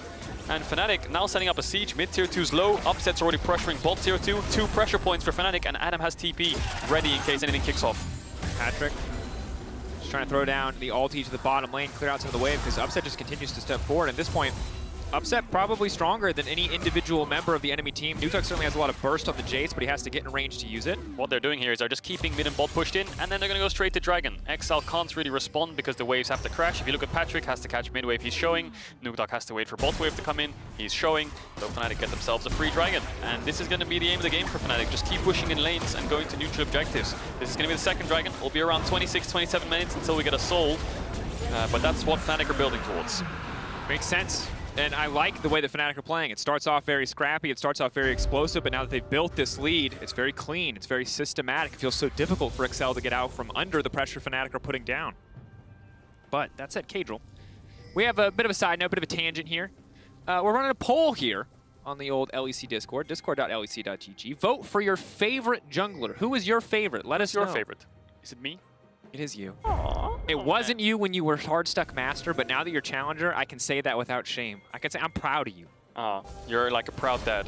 Yeah, I mean, I'm not that old yet, so I don't love being Okay, called proud brother. There you go. Thank you. Flatter me. That's what I need. I think you're a good bard too. Adam might be caught here though. 3 members of XL. Well, no bard magical journey to get him out of this. Maybe he can TP out, but they have a lot of CC. I think he's pretty much dead, but Fnatic just pushing down mid. Now Leap in going to come out for the Volibear, Dan with the follow-up. Adam going to be easy picking. Shutdown going on to Nukeduck, exactly where they want that gold, getting the Jace ahead, but at what cost? Again, Fnatic stepping in, big poke from downtown. Kryze going to take a bit of poke here. Patrick now forced to retreat. Fnatic have total control over the second Herald. At what cost is the best question to ask yourself when you commit that many members down towards the bot side. They're going to get the Herald. They got mid tier 2 as well. They're pressuring the top tier 2 now, 18 minutes in. And Fnatic can start pressuring these tier 2s. XL have base and they're ready to respond on the defense. Fnatic might need to be careful here. Adam's alive in 5 with TP. And Whippo's around, so they should be alright. Such a hard game, Kadril, now for XL. It's hold on. It's pray. I guess it's scale. I mean, you got to tell me, because I don't want to say the game is over, because it's 18 minutes in, and it's only at the end of the day a 4K gold lead, a couple dragons, a herald, and well, it's a lot. But what do you do in this case if you're XL? I think you just have to look for trades. That kill on bot, 450 gold onto Nukeduck, that's exactly what you need. You need gold on the carries, so the poke actually is valuable, so you can counteract the siege of Fnatic. Because if the poke's not good enough, then they can just keep hitting the towers in your face, and it's not like you have really good engage. Yes, the Leona can jump in, but Hylissang is going to block most of the damage coming out of the carries, and then Upset can turn quite easily. So XL side lanes are the aim of the game here. Maybe Jace can start pushing in the sides and getting some towers. Maybe the tier 1s are down. Trying to focus on the tier 2s. When the Baron spawns, I think they're going to really struggle to get into the pit against Zoe, Rumble, Kalista. These champions, once they're ahead in the mid game, so powerful. And Fnatic are just going to stick to the Dragon game. So a very simple win condition here for Fnatic. XL need to cause chaos or numbers advantage fights to make Fnatic start to make mistakes. Certainly just a very, very difficult task. And of course, the history of this matchup, it's just a best of one, and Fnatic and XL, well, they played a lot of them over the years, but sadly for XL, it's been a bit of a one-sided affair. You heard it on the desk, you'll hear it again here. 10-0 in the head-to-head LEC all-time. Now again, XL have never made playoffs, so this is just best of ones in the regular season. But that said, We actually have a surprising, I want to say this is rare, but we actually have a surprising amount of these 10-0s present. G2 have also had the 10-0. We'll see if they can keep that up later today. But for Excel, this is crushing, and at a certain point, it just feels like it's just cursed. Yeah, they beat G2, they beat Rogue last bit, I believe, as well, towards the Super Week. They just haven't beaten Fnatic yet. We'll see if they can do it this time around, but Fnatic definitely in the driver's seat this game. So far ahead, pushing in lanes to tier 3s and tier 2s. Adam again on the weak side, ready with the TP. Fnatic playing around their own vision, and Upset just keeps pushing in these top waves. So XL need to group up, force something so they can get Fnatic out of their jungle, get them out of the river, so they can actually see them. They're just playing in fog of war, just poking them out, and XL are just too scared to be able to answer these plays. Herald on top tier 2, that should fall. And XL get the mid push at least. Now roaming around, and XL are going to find themselves in a pinch very quickly here. That's the equalizer. Hylissang can step forward with the ultimate. It's just going to go for concussive blows for now, but just bullying XL out of the mid lane. They've got the Herald providing pressure on the top side. 1 minute left until the Drake. It's a difficult position here, again, to play this out, Cadril. Patrick ultimate's going to at least help them get some of this mid priority back, but Fnatic are just staggering their recalls, backing off, keeping this pressure, keeping the vision that they need to. And right now, interestingly, the Dragon's up at 49 seconds. All of their vision is around the top side. All of the vision is around the Baron. Maybe they want to go for that. They could go for a Baron rush if XL overcommit to try and stop this Dragon. I mean, they have the Kalista secure it, but Hylissang only has 1 ward left. He has no pinks. If he wants to get to this Dragon pit, he's going to have to base so he can pick up more wards. So that gives XL a little bit of time on the map. They have time to work with. Bwipo's in base, Hylissang's basing as well. They're going to get the mid push. Now, where are they going to place their vision? I'm guessing they're going to go towards the bot side to try to get the Drake set up before Fnatic can, because I think with their composition, starting up Baron looks a bit too difficult. Not enough damage to actually burst it down and rush it. So we'll see what Fnatic wants to do. They're going to be the ones who have to retake. And just like you said, they could opt into a Baron here. They've got really, really good topside vision. But it looks like, looking at their positioning, they want to get this third Ocean Dragon. Get the Dragon stacked up and get an Ocean Soul Point.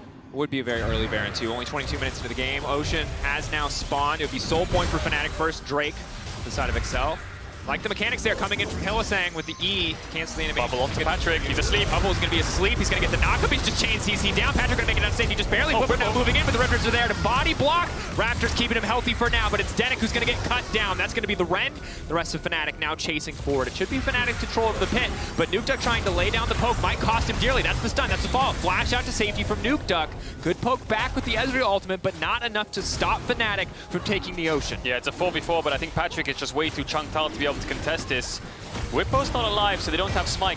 Upset will be able to secure it, but Dan could look for a steal with ultimate. He has flash too, so he can get out. 900, Dan's gonna move in and get it! Dan flash back out to Savy, and it's a flashy play. He's gonna grab that one. That slows Fnatic down so much. Yeah, very clean there. Fnatic obviously had no Smite, so he can just ult in, get the W Smite, and then flash over the wall. So 2 jumps to get himself out, and that delays Fnatic's Ocean Soul points.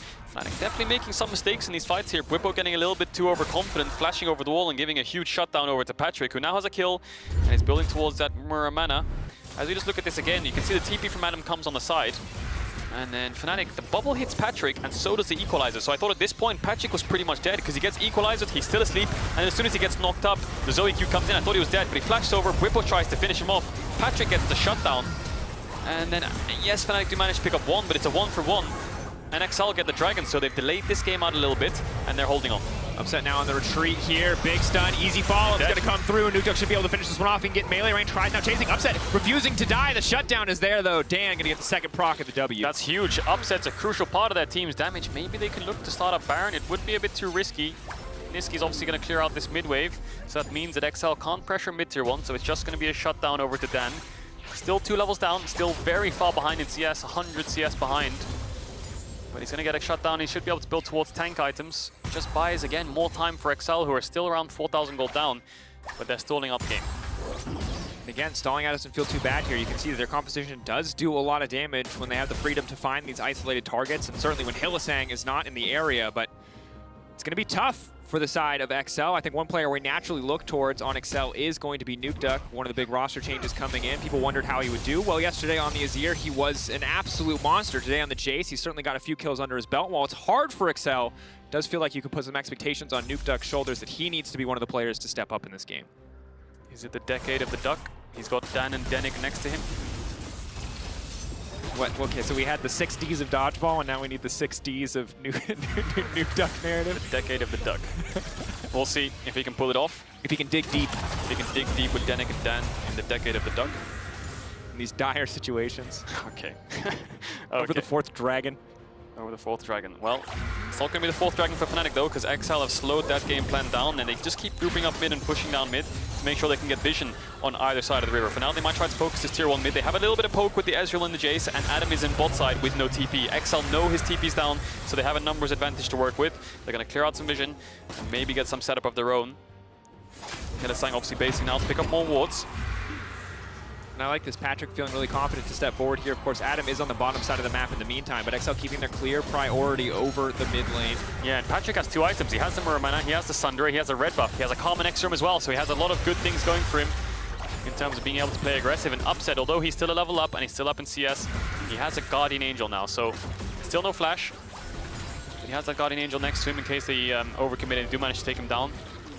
We'll have to see how this game progresses though, because it's quite slow. I think in 1 minute 50, we might get a lot of team fights going on for that Drake. Grab going to be picked up by Fnatic here, and you can see Patrick, pretty easy for him to hold on to mid lane control. It's just the 1v1. Has so much range on the Mystic shot, has the Ezreal ultimate, as you can see here, to kind of pre-prep these creeps to be one shot down. Makes XL's take really easy here, but in this brief window where Fnatic do have mid priority, they're laying down vision. They've got set up around the Baron. At some point, XL might need to be willing to face check into this.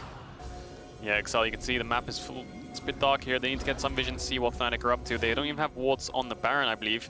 The blue orbs aren't up just yet. Kryze has it, so he could use it on the Baron right now. And XL trying to get some mid push. Kryze does use it, but the pinks are there. The engage is coming in. Bubble lens. New jungler, gonna be happy with just the ultimate coming out from Dan for now, as Patrick tries to trade back a little bit of poke here, but that's gonna be the stolen item active used. Now it's gonna be the Leona locked up in the midst of the entire team. Hylissang, does he have the E up and available to stop any follow? Eyes on Patrick and Nukeduck on the backside. They're laying down a decent amount of damage. So far it is just a 1-for-1 trade of supports. Yeah, Denik was very deep, but he landed a 3-man stun with that ultimate, and that allowed Nukeduck and Patrick to use their poke and take down Hylissang too, so it's a 1-for-1 trade. Pretty hard start for XL there, but they pull it back. It's a 1-for-1, 40 seconds on the Dragon, both supports are dead, so neither team can contest vision. And if you're wondering why is this game such an ARAM, well, neither team has any side lane priority. Adam can't win over side because he's too weak, and XL can't over push side because they have no mid lane priority. That's why it's all about playing around mid lane and setting up poke with Zoe, Jace, and Ezreal. So we'll take a look at this again. Dan gets hit by a bubble. He has to ultimate away. If he doesn't, it's a chain CC, and he could die. Now, Patrick, it looked like he overstepped here, and that's why Upset does go forwards. He lands the slow. But big thing here, Denik, obviously way too deep, but look at this stun from the ultimate. 3-man stun comes in, Jace QE comes in, Patrick throws the Q2, so it's a 1-for-1 trade. Really good dying last breath there from Denik to make sure it's a good trade. Certainly. Denik overall feels a little bit quieter this game, but the Leona CC always something that has to be expected, especially when it's paired with the Ezreal and the Jace.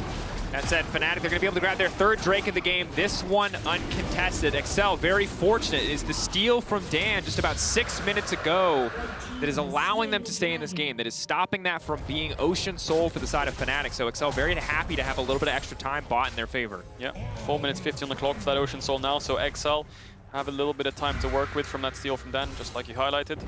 Now the problem is they don't have that much engage. The Volibear flash, yes, the Leona ult, but you're gonna have to lock down someone like Niski because Upset has the cleanse and he has the GA.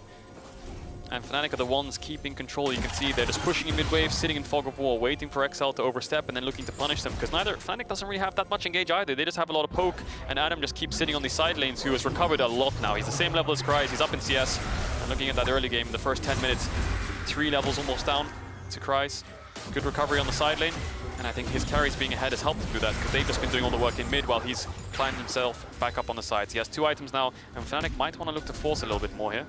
Able to pick up some of those kills as well. Has been a good showing from Adam to come back after some mistakes in the early game, maybe not respecting weak side enough, as you highlighted. XL now Fish can look for an opportunity, trying to use this Ezreal and this Jace and the extra range that they provide to poke down this wave, setting their sights on that one. Every time they do this, though, you can see Niski still fishing for these bubbles. That said, Adam taking out Hylissang now in the midst of the entire team. That's going to be the ulti coming out. Patrick locked up in the midst of everybody, but now Dan looking to turn it. It's the meat grinder of Fnatic. They do not have the damage where they need it. XL still have Nukeduck on the backline untouched. Kryze still untouched, but it is not enough. Patrick is down. Dan is down. Denik is down. XL have lost the fight, and all Kryze has left is to run away. Oh, Hylissang, that engage was beautiful. He just jumps forwards, Q flashes up, Patrick, and then ults his E, and then Patrick has no escape. The equalizer comes down, Adam flashes in. I would love to see that replay of Hylissang's engage. That was really impressive on a champion like Braum to find such a clean engage in a 5v5 situation on mid-wave.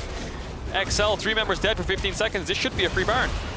Easy pickup when you got a Callista. Sustain that she provides the burst of Rumble, but let's take a look at this one more Keep your eyes time. on Hillesang. W's forwards onto the creep, and then Q flashes Patrick. When Patrick E's, he ults him, and then the equalizer comes in from Whippo as well. Patrick locked up, rooted. Adam comes in with the E flash, finishes off Patrick, and there, the fight's won instantly. Wow, that engage. And you just talked about before this fight came how hard it might be for Fnatic to find some of these engages. Braum, again, Braum ulti, one of the slowest abilities in the game. So easy to get out of the way. It's not a very good surprise engage tool, but Hillesang finds a way to make it work. And it's the most unexpected thing ever if you're Patrick. Braum Q flashing you, then ulting your E, it's basically unheard of on a mid-wave when you're 5v5, but he knew Patrick didn't have flash for around 30 seconds to a minute, and Hillesang, no hesitation whatsoever. He's had a bit of a few inconsistent performances here and there, I think. Things like the Leona just dying for no reason, contesting when he shouldn't, overstaying on bot lane, going for crazy dives. But that's the Hillesang we know and love. You know, he has his good games, he has his bad games, but overall, he's still one of the best supports in the league. Absolutely. In these last two Callista Braum games, sometimes it feels like he gets away in situations where he absolutely should have died. That was the case in the bottom lane exchange, what we saw at the start of this game, and only one death to his name. He's playing phenomenally on this champion. And the thing I love the most about Hillesang is his favorite statistic is most deaths of any player. And he's been keeping that one. I'm not sure for how long, but he definitely had it last split. We'll see if he can keep that title this split. But for now, his KDA has been pretty good. Even last game yesterday, he had very few deaths on the Braum. The Callista obviously helping out because he can pull him back out of fights. Upset can like get him on a leash. And I know you're coming back here. But we'll stick to this game now. Hillesang only one death. Yeah, and credit, again, yesterday, Hillesang, while the Callista did help, certainly there are also plenty of situations where he seemed to get away with a sliver of health even without that ability. So definitely taking Braum to his limits. Proactive engaged champion, solid defensive champion, somehow always manages to live. It's a good look for the Braum right now in the LEC, but Patrick unafraid as it's just Hillesang, and now they're looking to chase him down. Cry's gonna get the speed up now coming out, the rest of the team going to back off. It's a 1-3-1 going on here. You can see Fnatic using 2 members to push in mid-wave, Whippo's hopping around, Upset's pushing in bot, and Adam's pushing in top. So 3 pressure points for XL. The reason Patrick wants to step up is because he knows if these pressure points keep coming in, they're just gonna bleed towers. XL might need to force something because Fnatic Siege is deadly. Top tier 2, I believe, is down as well. So Fnatic have all outer towers. It's just the inhibitor towers now that need to get down. The 1-3-1 is activated. 1-man top, 1-man mid, 3-man bot. See if they can get these towers, but XL have a really short route. You can see they can just move in between these tier 3s really easily.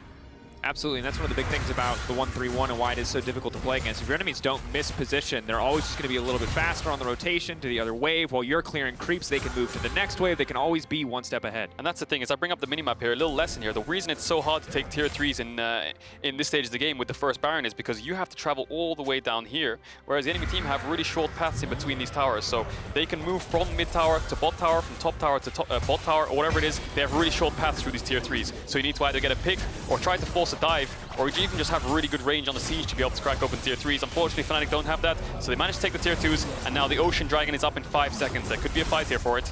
So know that they need to fight, they need to commit for this one. Trying to isolate Adam for now. Hillesang backing away, though. Fnatic splitting. They don't want the fight, they want the objective. Upset uncontested for now on that one. Equalizer comes down. Adam blocked up to the bottom side, but keep your eyes on that Ocean Drake. Fnatic gonna grab that one uncontested. They can walk away. They don't need to overcommit for the fight. Yes, XL tried to find the pick, but it ultimately did not work out, and Fnatic have the Ocean Soul. That said, health bars are low. Health bars are ticking. Hillesang going to be in trouble. The ultimate going to pull him back, though. Now it's Nukeduck who has to be careful. Hillesang going back in. Stopwatch, I think. Leap away, trying to bait XL in. They're healing up off the Ocean Drake. Hillesang gaining health in this whole exchange, but should now get taken down. Goes golden. This man just refuses to die. No one can kill Hillesang until Patrick snipes him from downtown, and they're running Fnatic back into their own base. XL, if they play this one slow, maybe, just maybe they can turn this. Adam waiting for an opportunity to find his stun. Upset. No room for him to maneuver. It's eyes on Patrick and Nukeduck. The long-range poke might just be enough, but Dan in the midst of everybody. Now it's up ball. Whippo clapping in the middle of the team. Now it's going to be Upset off to the bottom side. Whippo's flash ultimately not going to work out. Zanya's comes in, and I think Excel taking the fight. Upset comes back up. He goes right back down, but now it's all eyes on Adam. The immediate turn. The Cole, the Meek. Nukeduck now has to run for the hills as Niski looks to finish the job. It's going to be one sleepy Jace, and it's a nightmare, not a dream. Excel, they were so close, but not close enough. 35 seconds on the side of XL. The members are dead. Maybe they can push in to try to get some inhibitors here. Niski's pushing in bot. Adam's pushing in. Niski's pushing in mid, sorry. Adam's pushing in bot. Maybe they can get some inhibitors. I think they can probably get one, but Cry should be able to wave clear here. The reason that fight went on for so long was because Fnatic got the Drake, but they were chunked out. XL had to chase them down to be able to win the game there because of how low Fnatic was. In the end, Fnatic are going to win the fight. Really excellent play from Adam to clutch it out at the end. Upset lost to GA and died, and it looks like they're just going to get a mid inhibitor. And they keep the Ocean Soul. That wave will collapse, a bit more gold in the pockets of Excel, but a difficult fight for sure. This was such a messy fight. Even the Rumble Equalizer comes up for the second time during that whole fight. Was used initially. Hylissang tries to get the engage going, but his team's way too split, and I think XL have to force here, because if Fnatic get away with Ocean Soul and base, it's a pretty tough game. They're chunked out. We have to force this, is what XL is saying. Patrick snipes off Hylissang. And then Fnatic, the thing is they're running backwards. If you're playing Kalista and running backwards, you can't hit. Upset can't hit anyone. He's getting outranged by the Jason and the Ezreal. So Fnatic need to turn somehow. Unfortunately, Fnatic turn on the top side of the map. Dan flashes in, and that's where Fnatic put their focus. They leave Upset alone on this bot side of the map. Denik, Nuktak, make sure they focus him down. Patrick as well. So Upset does die. The thing is, XL are so low, so Adam comes around the side. The Equalizer comes back up again. And because of how low they are, Adam's able to clean up. Golden Meek's still powerful. Renekton's still a champion that has to be respected. And Nuktak tries to make it out for a moment there. Right before Renekton pushed Q, Kadril, I was like, XL have won the fight. Maybe that is enough. And you can see the damage, though, in a fight that long. 7,000 damage dealt from the Zoe in a single fight. But I think also important to know, look how low Upset's damage is. The fact that XL were immediately able to pop him at the start of the fight really limited the Kalista. That said, Fnatic have the Ocean Soul. It's very easy for them to just keep sieging for the rest of the game now. They're slowly but surely breaking down these towers. There's always going to be this pressure point in the mid lane until the inhibitor respawns. And Fnatic, they're just walking over to Baron. It should be an easy take for them. Fnatic or XL have to be willing to fight, but if XL lose here, they lose the game. Yeah, they should be able to secure this Baron as well. They have the Kalista. XL are on mid tier 2 right now. They're way too far away. This Baron's pretty much dead. Unless Patrick can steal it with the ultimate. No, he doesn't have it up just yet. As I say that, they're getting pretty close. 6k on the Baron. Hylissang wants to make sure they can't get towards this pit, and Fnatic are just going to finish it off. Fnatic using their skills just to make sure that they do not have to take the fight now. This time they're walking away. They learned from last time. They don't want to take any risks. They've got Ocean Soul, they've got Baron, they've got an inhibitor down. It feels like this should be the victory lap for Fnatic. They've got all the advantages they need to close this one out. Yeah, and if they want to, they can wait for the Elder Dragon, but clean execution there from Fnatic. They used the Rumble Equalizer, they used the Brown ultimate to make sure XL had a tougher time in getting towards the pit. Dan couldn't get there in time, and now Fnatic, like you said, have all these buffs that they need to look to close out the game. Whippo even having the Rabidons now on the Rumble. We'll see how they set up, because mid inhibitor's down. Bot tier 3 is up.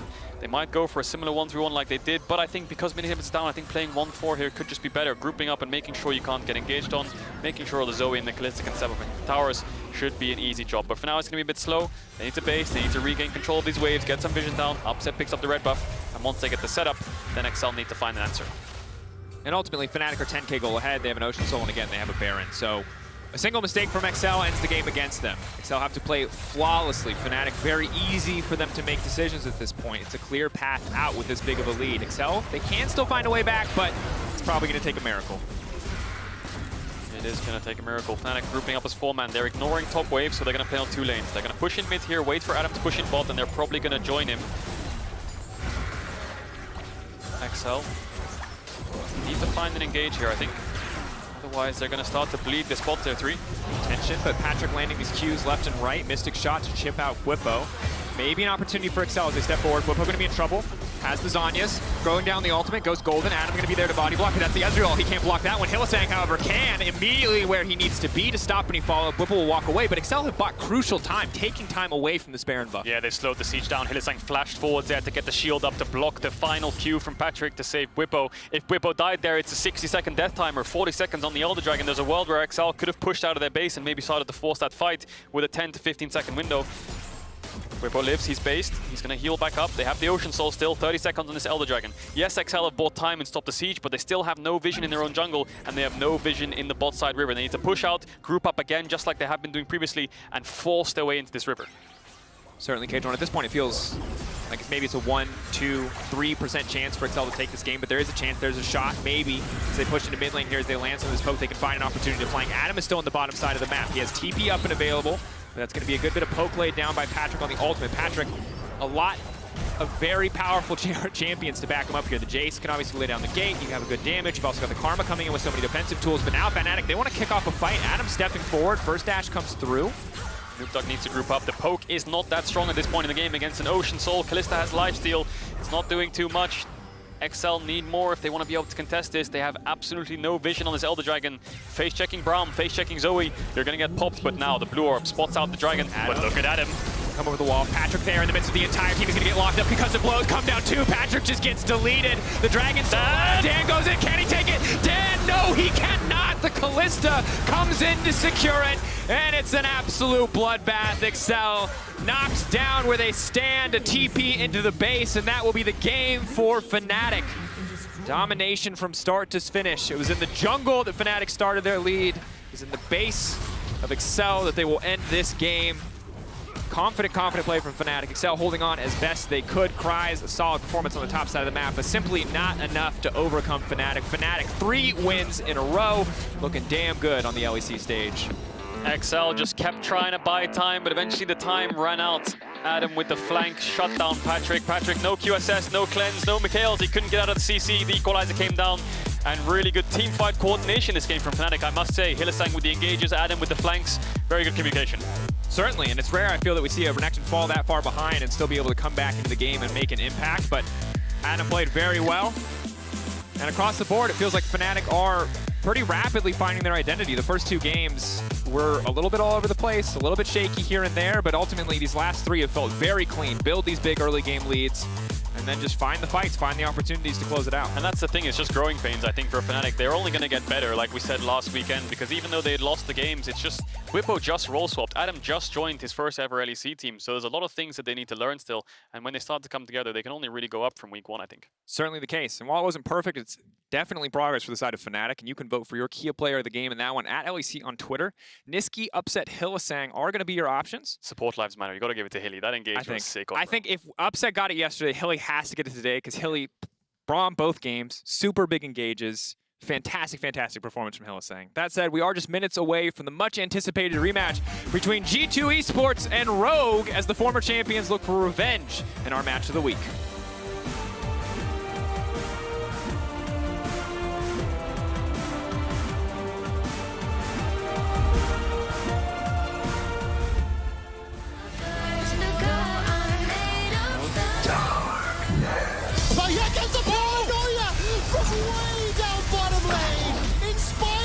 G2 to sleep.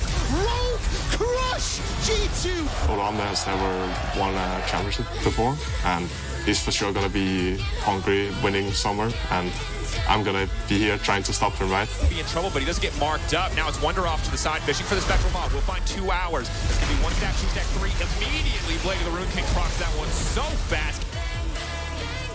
To actually be in a place that you just talk about Rogue more than G2, you have to beat them. We will show up, that we're back. Sure, Rogue beat us, sure, Matt beat us, but that's like a one-time thing. G2 are here to prove they are back. Rogue are here to dominate.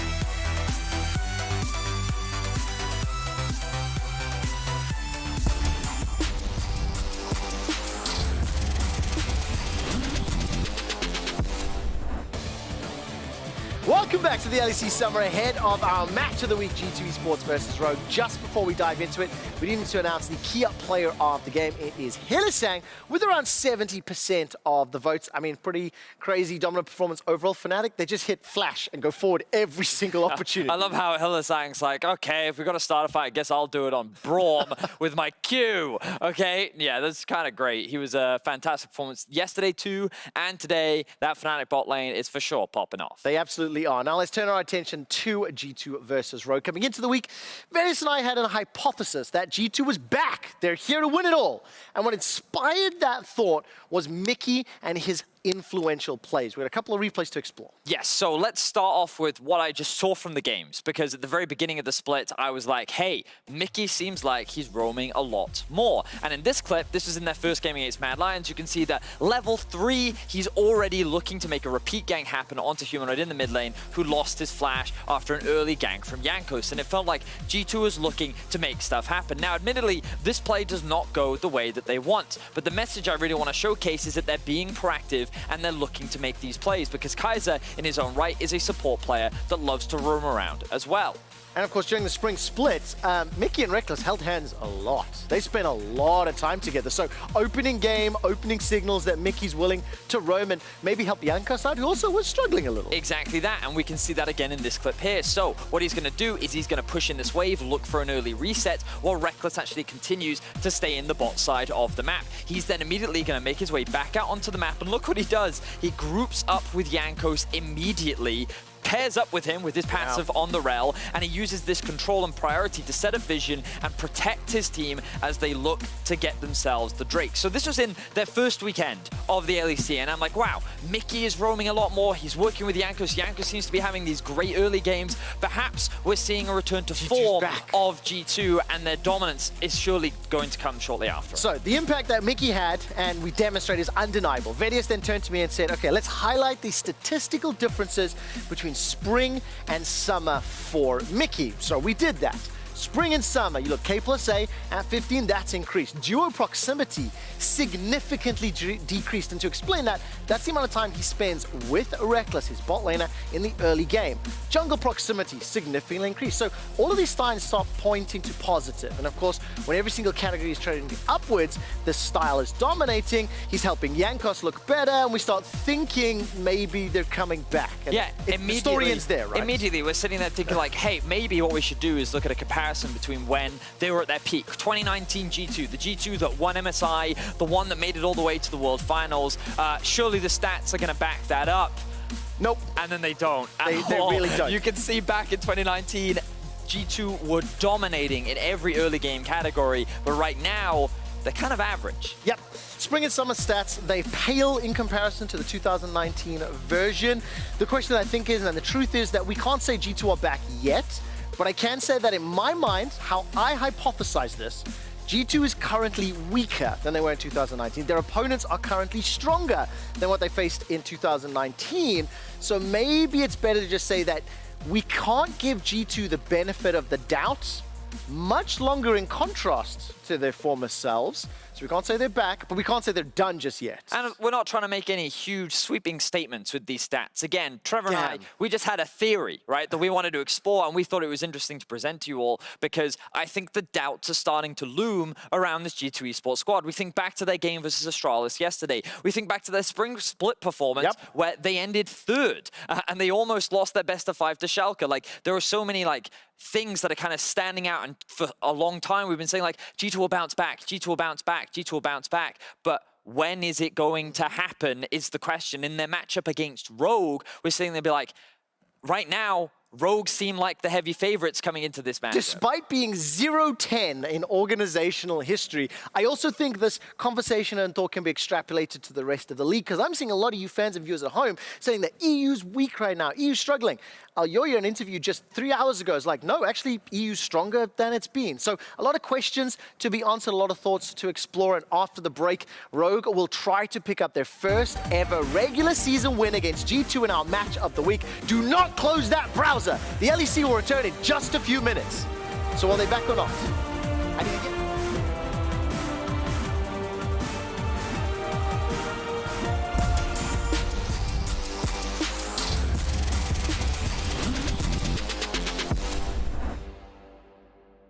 Let me out of the system, yeah. I just feel like drifting away. Get it out your system. Why don't you just listen? Hanging on the words I gotta say. Where do I begin to take control? Where do I begin so we grow old? Feel a situation, change it to my station. We got a situation, yeah. Oh, I know you know there's nothing in our way. And you know I know there ain't a price to pay. Yeah, I know you know you'll never go insane. Feel me in your brain, I'll never let you go insane, yeah.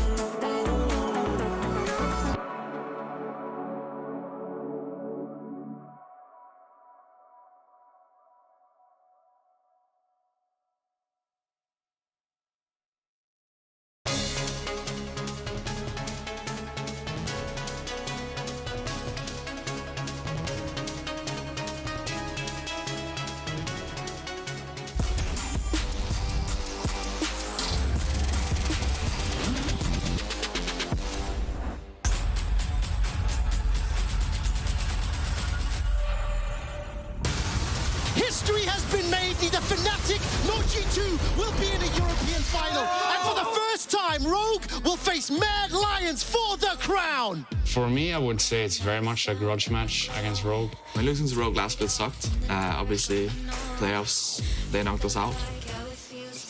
For G2, this match is now about whether they can bounce back from losing the last split and regain the top spot. So I don't think that if they make a comeback right now, they're going to be like this insane team that's going to stomp everyone like they did in the past. G2 Esports dominates Rogue. To pieces. G2 are ruthless. Mad finding kills across the map, but not enough. As we get into this late game, it is all G2 all the time. Ulti coming in, equalizer down. Neon gonna be in trouble on the backside. Immediately suplex the dunk down. Wonder now stepping forward. Reckless in the midst of the pit. Who can get the dragon? Who can get it? As Yankos in the end. Reckless still alive for just a moment. Reckless ends up going down, but Limit off to the backside. Wonder getting peeled off. Reckless is the absolute MVP of that fight. His ultimate took 3 people out of the pit. G2 and Rogue have always had a clash of styles. One plays very clean, by the book, League of Legends. The other is scrappy and in your face. Hansama and Reckless, however, clash in opposite ways.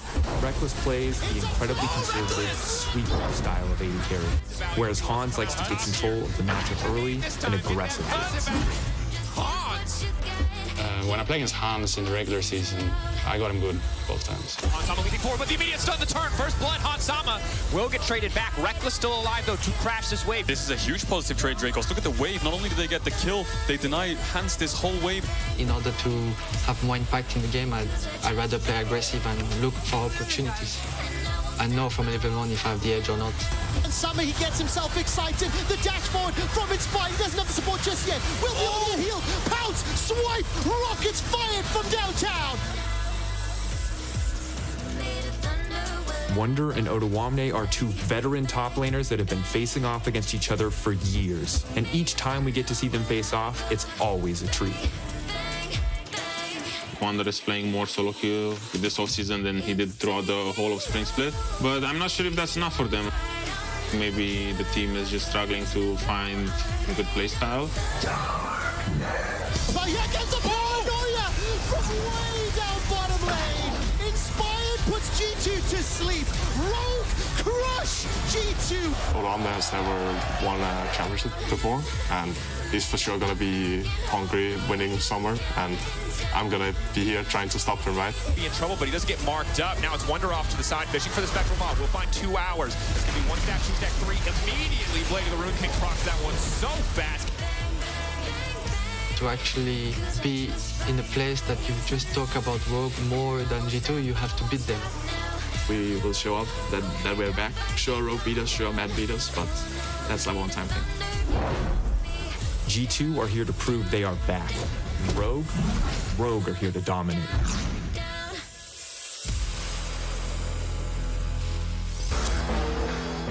Welcome back to our match of the week. It's Rogue versus G2 Esports. I'm Dragos, this is Cadril. It's a pleasure to be bringing this one to you. It's going to be an absolute banger. Not just because these are two of the best teams in our league, but because Rogue, as they've improved and improved. G2 maybe looking a little shaky. Yes, they talked about it. Mickey's roaming, more positive signs for G2, but G2 have a record to uphold. They have not lost to Rogue in the regular season. Can they keep that record going? Can Rogue finally strike back against G2 in the best of one? Yeah, I think they're 10-0 up against Rogue, G2 in the regular season. I don't know if that's like a mental thing or a mental block, or they have to overcome their demons somehow and actually beat them in the regular split. They beat them in a best of 5. They should be able to beat them in a best of 1. And looking at both forms, Rogue, look, fundamentals are good. Early game is clean. A little bit of throwing here and there, whereas G2 kind of scrappy, needs to be a bit better in the team fights, I think. And certainly for most teams, a clean early game against G2 or an even early game against G2 has not been enough to win them the game. Outside of Schalke, G2 have been just about unstoppable in those mid to late game team fights. Before we get to that, we have to take a look at the draft. What is the focus going to be from both of these lineups? Both of these sides star-studded across the board.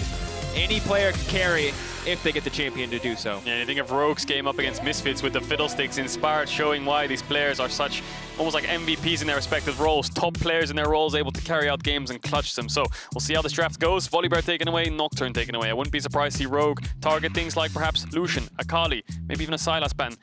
We'll see what they opt into. But run 11-12, Sinzao taken away from Jankos. That's an early game champion to deny from the first rotation. And that's 2 early game champions taken away on Rogue's side. Volibear and Sinzao. So now you're looking at things like the Udyr, well, he got nerfed. Hecarim has been rising up, but there's a Lucian ban. I think G2 should probably ban Akali as well. And Rogue can target ban a Thresh here, I think. I like the target ban on the Thresh, certainly limits the carry pool. Both of these bot lanes you expect to want to play a little bit aggressive. What the priority is going to be is a bit hard to say. Normally you'd assume Ezreal would be high in the draft priority, but as a relatively safe pick, I expect more maybe along the lines of the Varuses and also the Kallistas. Yeah, so Gwen's taken out instead of the Thresh, so that could be an option for either of these two teams. Thresh in Europe's always banned on blue side, so Rogue swapping it up. We'll see what they want to first pick. Ezreal's open. Varus, we've still seen Varus, Mad Lions running that composition. Rumble's up. Udyr still viable, you'd say. Renekton as well was picked last game despite the nerfs. So the nerfs hitting these champions we saw at MSI, but they're still being picked here and there.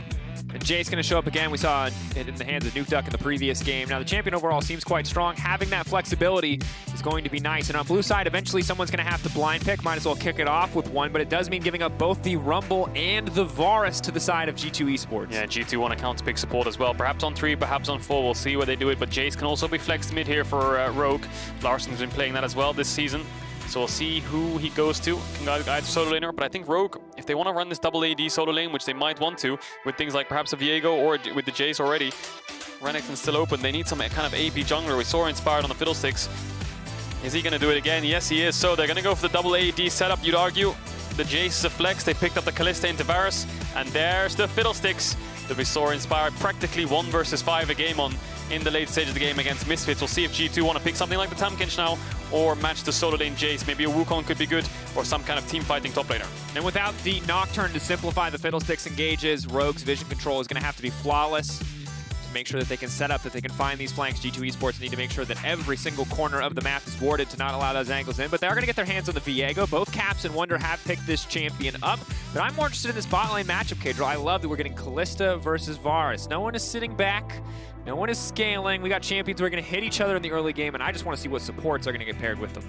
Oh yeah, definitely. The Viego flex for G2, the Jace flex for Rogue. Now G2 have the last pick, so Rogue are going to be the one who can have to show their cards. Morgana ban, maybe that's a Varus thresh that G2 want to go into. They could ban Nautilus second if that's what they're opting into. Maybe Rogue have read that. But the Morgana ban is slightly confusing to me. Morgana support with Kalista doesn't make much sense. It's not going to go in the jungle either. So maybe a solo lane Morgana is what G2 are targeting there. Slightly confusing ban to me, at least, but maybe it's something that I don't know. But Morgana's taken away regardless. We'll see what Rogue want to respond to. The only thing I can really think of is Morgana bot lane with Kalista, but even then, that's not that strong. Just kind of good into the thresh. Rogue missed a ban? Rogue missed a ban. I can confirm, production has confirmed Rogue missed a ban. That's a very G2 thing to do, not a very Rogue thing to do. And have to hope that it doesn't cost them too much. We'll kind of see. It's going to be one of those things where maybe in hindsight, they're going to wish they had banned something else, but for now, we're just going to have to see how they approach it. One ban less. Well, that's a misban for Rogue. Small blunder for sure. Will hurt them in the 4-5s. We're not really sure what they want to target, but the Morgana ban is the ban so far. Braum taken away. That spells Tahm Kench to me, but I think G2 might be baiting Rogue here. If they ban Tahm Kench, they're just going to pick Thresh on 4, I think, so they need to be careful how they approach this. They could just ban something else and trade off. Give them something like Thresh, maybe go for something like the Alistar and the Varus. There's a lot of complexity going on here, but I think that it's a Thresh Tahm Kench pick for G2 here, and save the Viego flex till last. Make sure you get a good solo lane matchups. It's just crazy to see how much bot lane focus is coming out. The Nautilus is actually going to be the ban away here. So G2 have their choice. They can give over the Thresh, Hansama and Trimby, and take the Tahm Kench themselves. I think at the end of the day, though, if you take the Thresh, you're not too sad, and Kalista plus Tahm Kench is not the best lane. Yeah, Nautilus taken off. It's for sure going to be a Thresh pick for G2. G2 kind of tried to bait out the Tahm Kench ban there. I'm not really sure why, because they're probably opting into the Thresh regardless. So Thresh picked up Kalista Tahm Kench, like you said, probably not going to be the lane that Rogue opt into. You've still got Leona open. Not the best with Kalista. Alistar just works normally a little bit better. Could go Blitzcrank here. I think Blitzcrank could be a really good pick into Varus Thresh, counter Thresh, and you have the Kalista Blitzcrank combo. We'll see if Rogue see that pickup, but they still have to pick their solo laner. They could go for something like Gnar Blitzcrank or some kind of team fighter.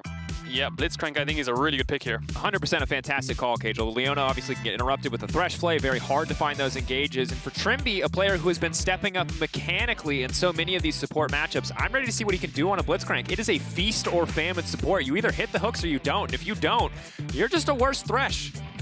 You are indeed, and Blitzcrank naturally counters Thresh, especially Varus Thresh. It's going to be a tough laning phase. It's basically Armageddon in bot lane with two hook champions. So junglers need to make sure they're down there. I think Rogue needs some kind of solo laner here. Maybe priority or team fight is what they have to focus on, because they have got a lot of team fight already. Kennen is a good team fighter, and that's going to be a blind pick Kennen for Rogue. And now that tells us that Jace is going mid. G2 could respond with a top lane pick here to counter off the Kennen. You have the Viego flex. We'll see what they opt into. Because Wunder could pick up something like the Camille here, perhaps. Certainly an option, but it's a massive AoE combo coming in from the side of Rogue with both this Kennen as well as this Fiddlestick. Some good AD to clean up the fights. But now the Orianna actually was going to come in here. I was thinking perhaps double AD solo laners for G2. Something like the Camille could work for them in the top side, but no, Wunder's going to go back to the Viego. He had a bit of a rough performance on the set against Schalke. Did have a good performance on the Viego on day one, so he's going to run that one back. And Cap's going to go to a mage here in the mid lane. So there's no real side lanes here. Viego, yes, can go on the side lane, should win out against Jace on the 2 items, but no real big split pushing coming here unless the Jace gets really far ahead. You've got a lot of team fight here from both teams, a lot of dragon focus, and bot lane is Armageddon. Certainly is. Big question for me, can G2 weather the storm of a Rogue-favored engage with the Fiddlesticks, with the Kennen? And if they can Viego turn the fights around with the ultimate resets? We're also going to have to see how the Varus is going to build a lot of squishy champions. Lethality Varus would most certainly be lethal in this game if Reckless gets ahead and can start poking people down to half health before the fights even kick off. Well, we saw what happens earlier today when Carzzy was playing it. Very easy for you to pull ahead in these mid-game fights. Yeah, a lot of focus has to be on the Kalista. We've seen Upset play the Kalista 2 times, lots of resources funneled into him. Rogue playing a similar sort of playstyle. They like to prioritize Kalista, they like to prioritize Draven, these pushing lanes to win lane, and they have the champions to do it. Lots of early game aggression in the mid lane as well from Larssen. We'll see if Inspired can get that level 6 as fast as possible, because Fiddlesticks not that good on the ganks compared to champion like Rumble. Certainly is not, but it's about time. Let's get ready. It is time for our match of the week. It is time for G2 Esports versus Rogue.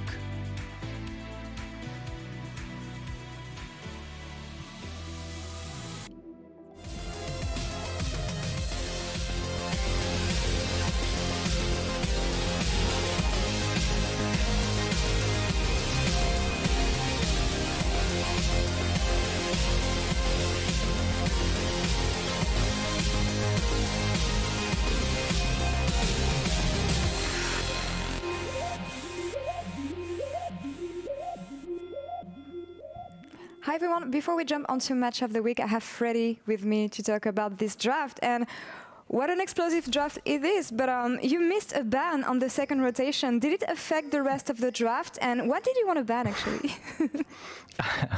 No, we had a couple of different ideas on what to ban, and we were talking about banning Fresh or playing Blitzcrank into it. So in the end we were a bit indecisive.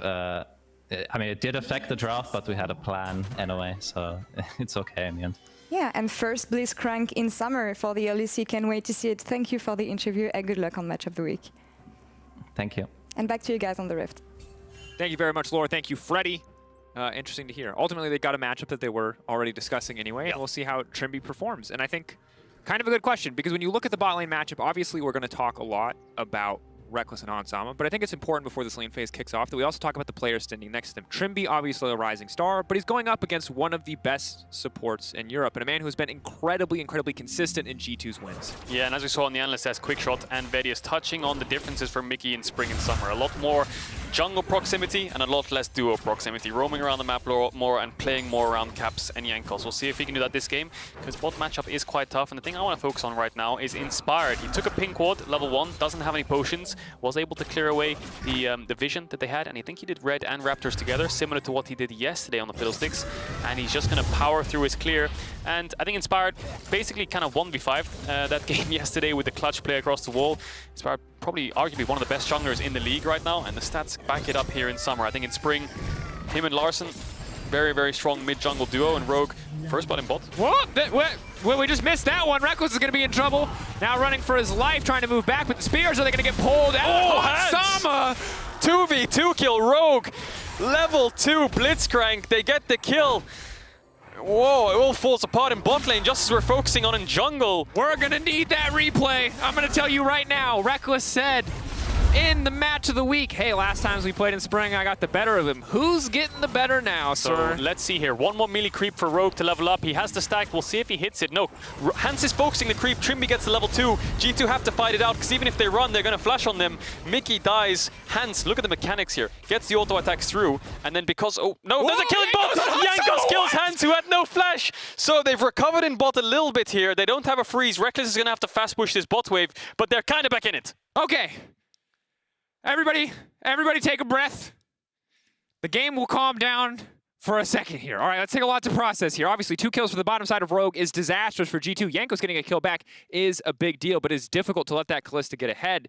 And as we check in on the game, I think wild first few minutes. This was not the game that I was expecting whatsoever, but we talked about it. You love this word, Kadro, Armageddon, and it most certainly has been Armageddon in the bottom side. Immobile AD carry and Thresh into Blitzcrank. It's practically Armageddon down there. One hook hits from either side. It's an all-in in bot, and we saw it level 2. Rogue actually got the push first. They forced the level 2, and they managed to win out on the fight. We'll have to see what Jankos actually did there. Maybe Hans was greedy on his recall and he got caught, or he got caught coming back to lane. Regardless, Jankos was able to salvage a little bit in the bot side, but G2, hardly any summoners left. They have a wave slow pushing in though, so they should be all right for now.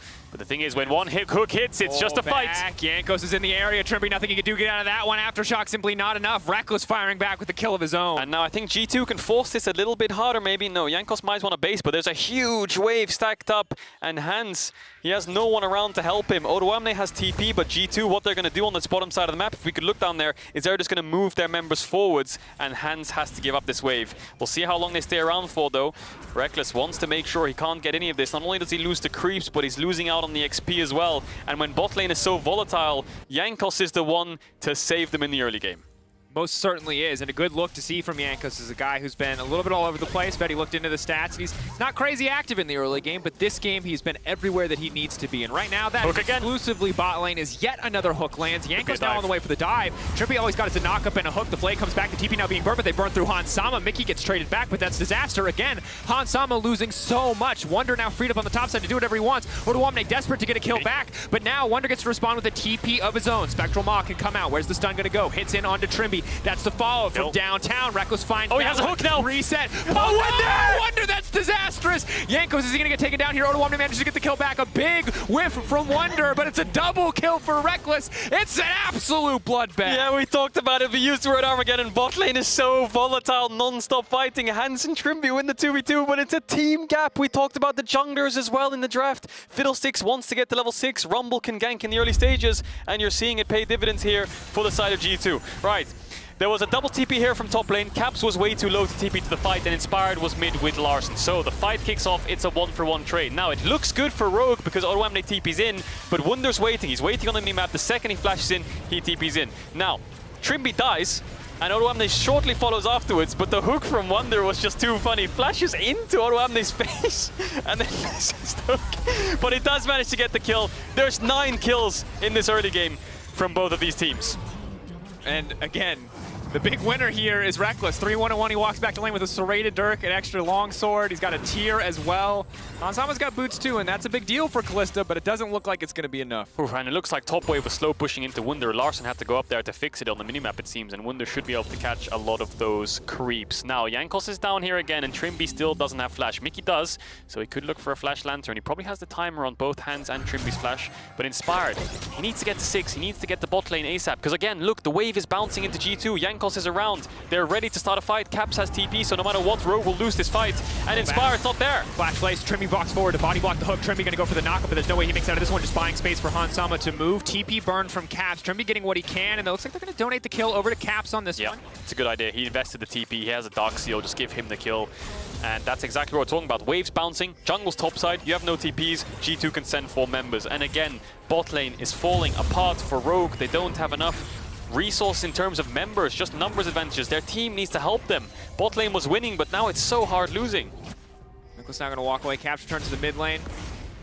See if Larson wants to step forward here, but it's just tower plates picked up. And again, I would love to talk about mid lane. I'm sure you guys are really interested. My ult on here. Bot lane's more interesting, and so is the Fiddle ult. Does he have vision?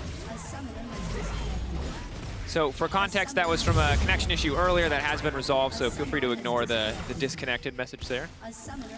Wow, this game's a mess, because now Mickey's in mid, moving towards the top side of the map. I think that maybe Inspired wanted to match the red buff invade top side, and Mickey's already there to respond. Herald's in 15 seconds. Hans and Trimby are pushing out bot. Maybe they want to base and run towards the top side as well, because Reckless is going to have to catch this wave. But it's all about Herald here, and it's all about bot lane tempo. Reckless on his own against a Blitzcrank, and a Kalista is still very vulnerable. Despite the fact that Kalista's a little bit behind here, she can still deal a ton of damage if she has the hook to set her up. So 10 kills in this early game, 8 minutes in. Rogue haven't taken the Dragon, neither of G2, but they're going to start up the Herald. 8 minutes in, very powerful objective. We'll see if G2 give this one uncontested. Jankos is around, but the gold is not a huge difference. It's around 700-800 difference in gold, and it's all on the bot side of the map. So a 3v3 top side might not be bad for Rogue here. They have the Fiddlesticks ultimate, and Jankos and Caps are around. Caps no flash, of course, and he has half mana. Top priority as well for Odoamne. Mid push for Larson should be an easy objective. Certainly should be. The gold lead for G2 will shrink once his Herald has been picked up. Larson, a big reason why that gold lead isn't as massive as he is building a lead for himself in the mid lane, especially after Caps TP'd down to the bottom side. Now that said, again, the top side, it's interesting. It's a fight for pressure. Caps and Larson going toe-to-toe. But we gotta talk about it again. I wanted Hans Sama versus Reckless. Instead, Kadril, I got Reckless, Jankos, Mickey X, a TP from Caps, a TP from Wonder versus Hans Sama. Yeah, it's not very fair odds, is it? And it looks like that might be the same case here again. Luckily, Inspired actually based. Look at the minimap here, as I'm going to bring it up. He left all his top camps available to make sure he's down to bot in time, but a hook hits. He catches it on the Lantern. The exhaust now comes out. Reckless immediately forced to flash. Jankos in the area. The ulti connects, and now they can turn it back onto Trimby, but Hans Sama, he's got an ult of his own. He pulls his support back out to safety. Yeah, they get Reckless as summoners, and they get the exhaust. Really well played there. They trade Ignite for 3 summoners, and Hans uses uses the ult to pull him out. But the point that I wanted to make here was Inspired actually sacrificing himself now. He's level 6, Jankos is level 7. All his top camps are up, top crab is up, everything's up top side, but he knows he needs to base and be ready for any kind of bot plays as we see the aggression coming out from Rogue now that their jungler's down there. TP's coming up as well soon on their solo laners, so they should start to have numbers advantages. We'll see if they use it. It's a good question. Can they find the setup? Can they find the opportunity? On the top side of the map, I think he might hit a hook here. Jankos is around with the lantern. If Rogue overstep, waiting in the darkness, waiting, looking for these opportunities, fishing. Top side of the map, Wunder again. He's building a bit of a lead for himself as he pushes that wave forward. Now that he has sustain, it's a bit harder for Odoamne to really pull ahead in this one. And certainly while he could use the ult in the individual 1v1 to try to win out big on these trades, it would be massive loss for the team fights. You can see already in the early game, the gold steadily growing in the favor of G2 and Reckless, the man you need to keep your eyes on. Yeah, and I think if you're up against Rogue, especially for G2, winning out in the early game is so important because Rogue has been one of our best early game teams in the league. First tower percentage, 100%, always getting the first tower, always ahead in gold at 15, 3.5k on average, first, and kills at death at 15, 1.7, first. They're really, really strong early game team. The problem is Rogue's mid game, they tend to throw a little bit here and there, but G2 getting the better hand of them here. 1k gold lead. I think the Herald play could even that out for now. But most of that is on Reckless, as we saw. 1,000 gold up on Hans Sama, has the mythic item now, and Hans only really has the Berserker Greaves and the Noon Quiver. So the 2v2 is difficult, but Rogue now have both solo lanes with TP up, and Inspired's cleared his top camps, and he's coming down towards this bottom side of the map. Dragon's up. I think both teams want to try to contest that.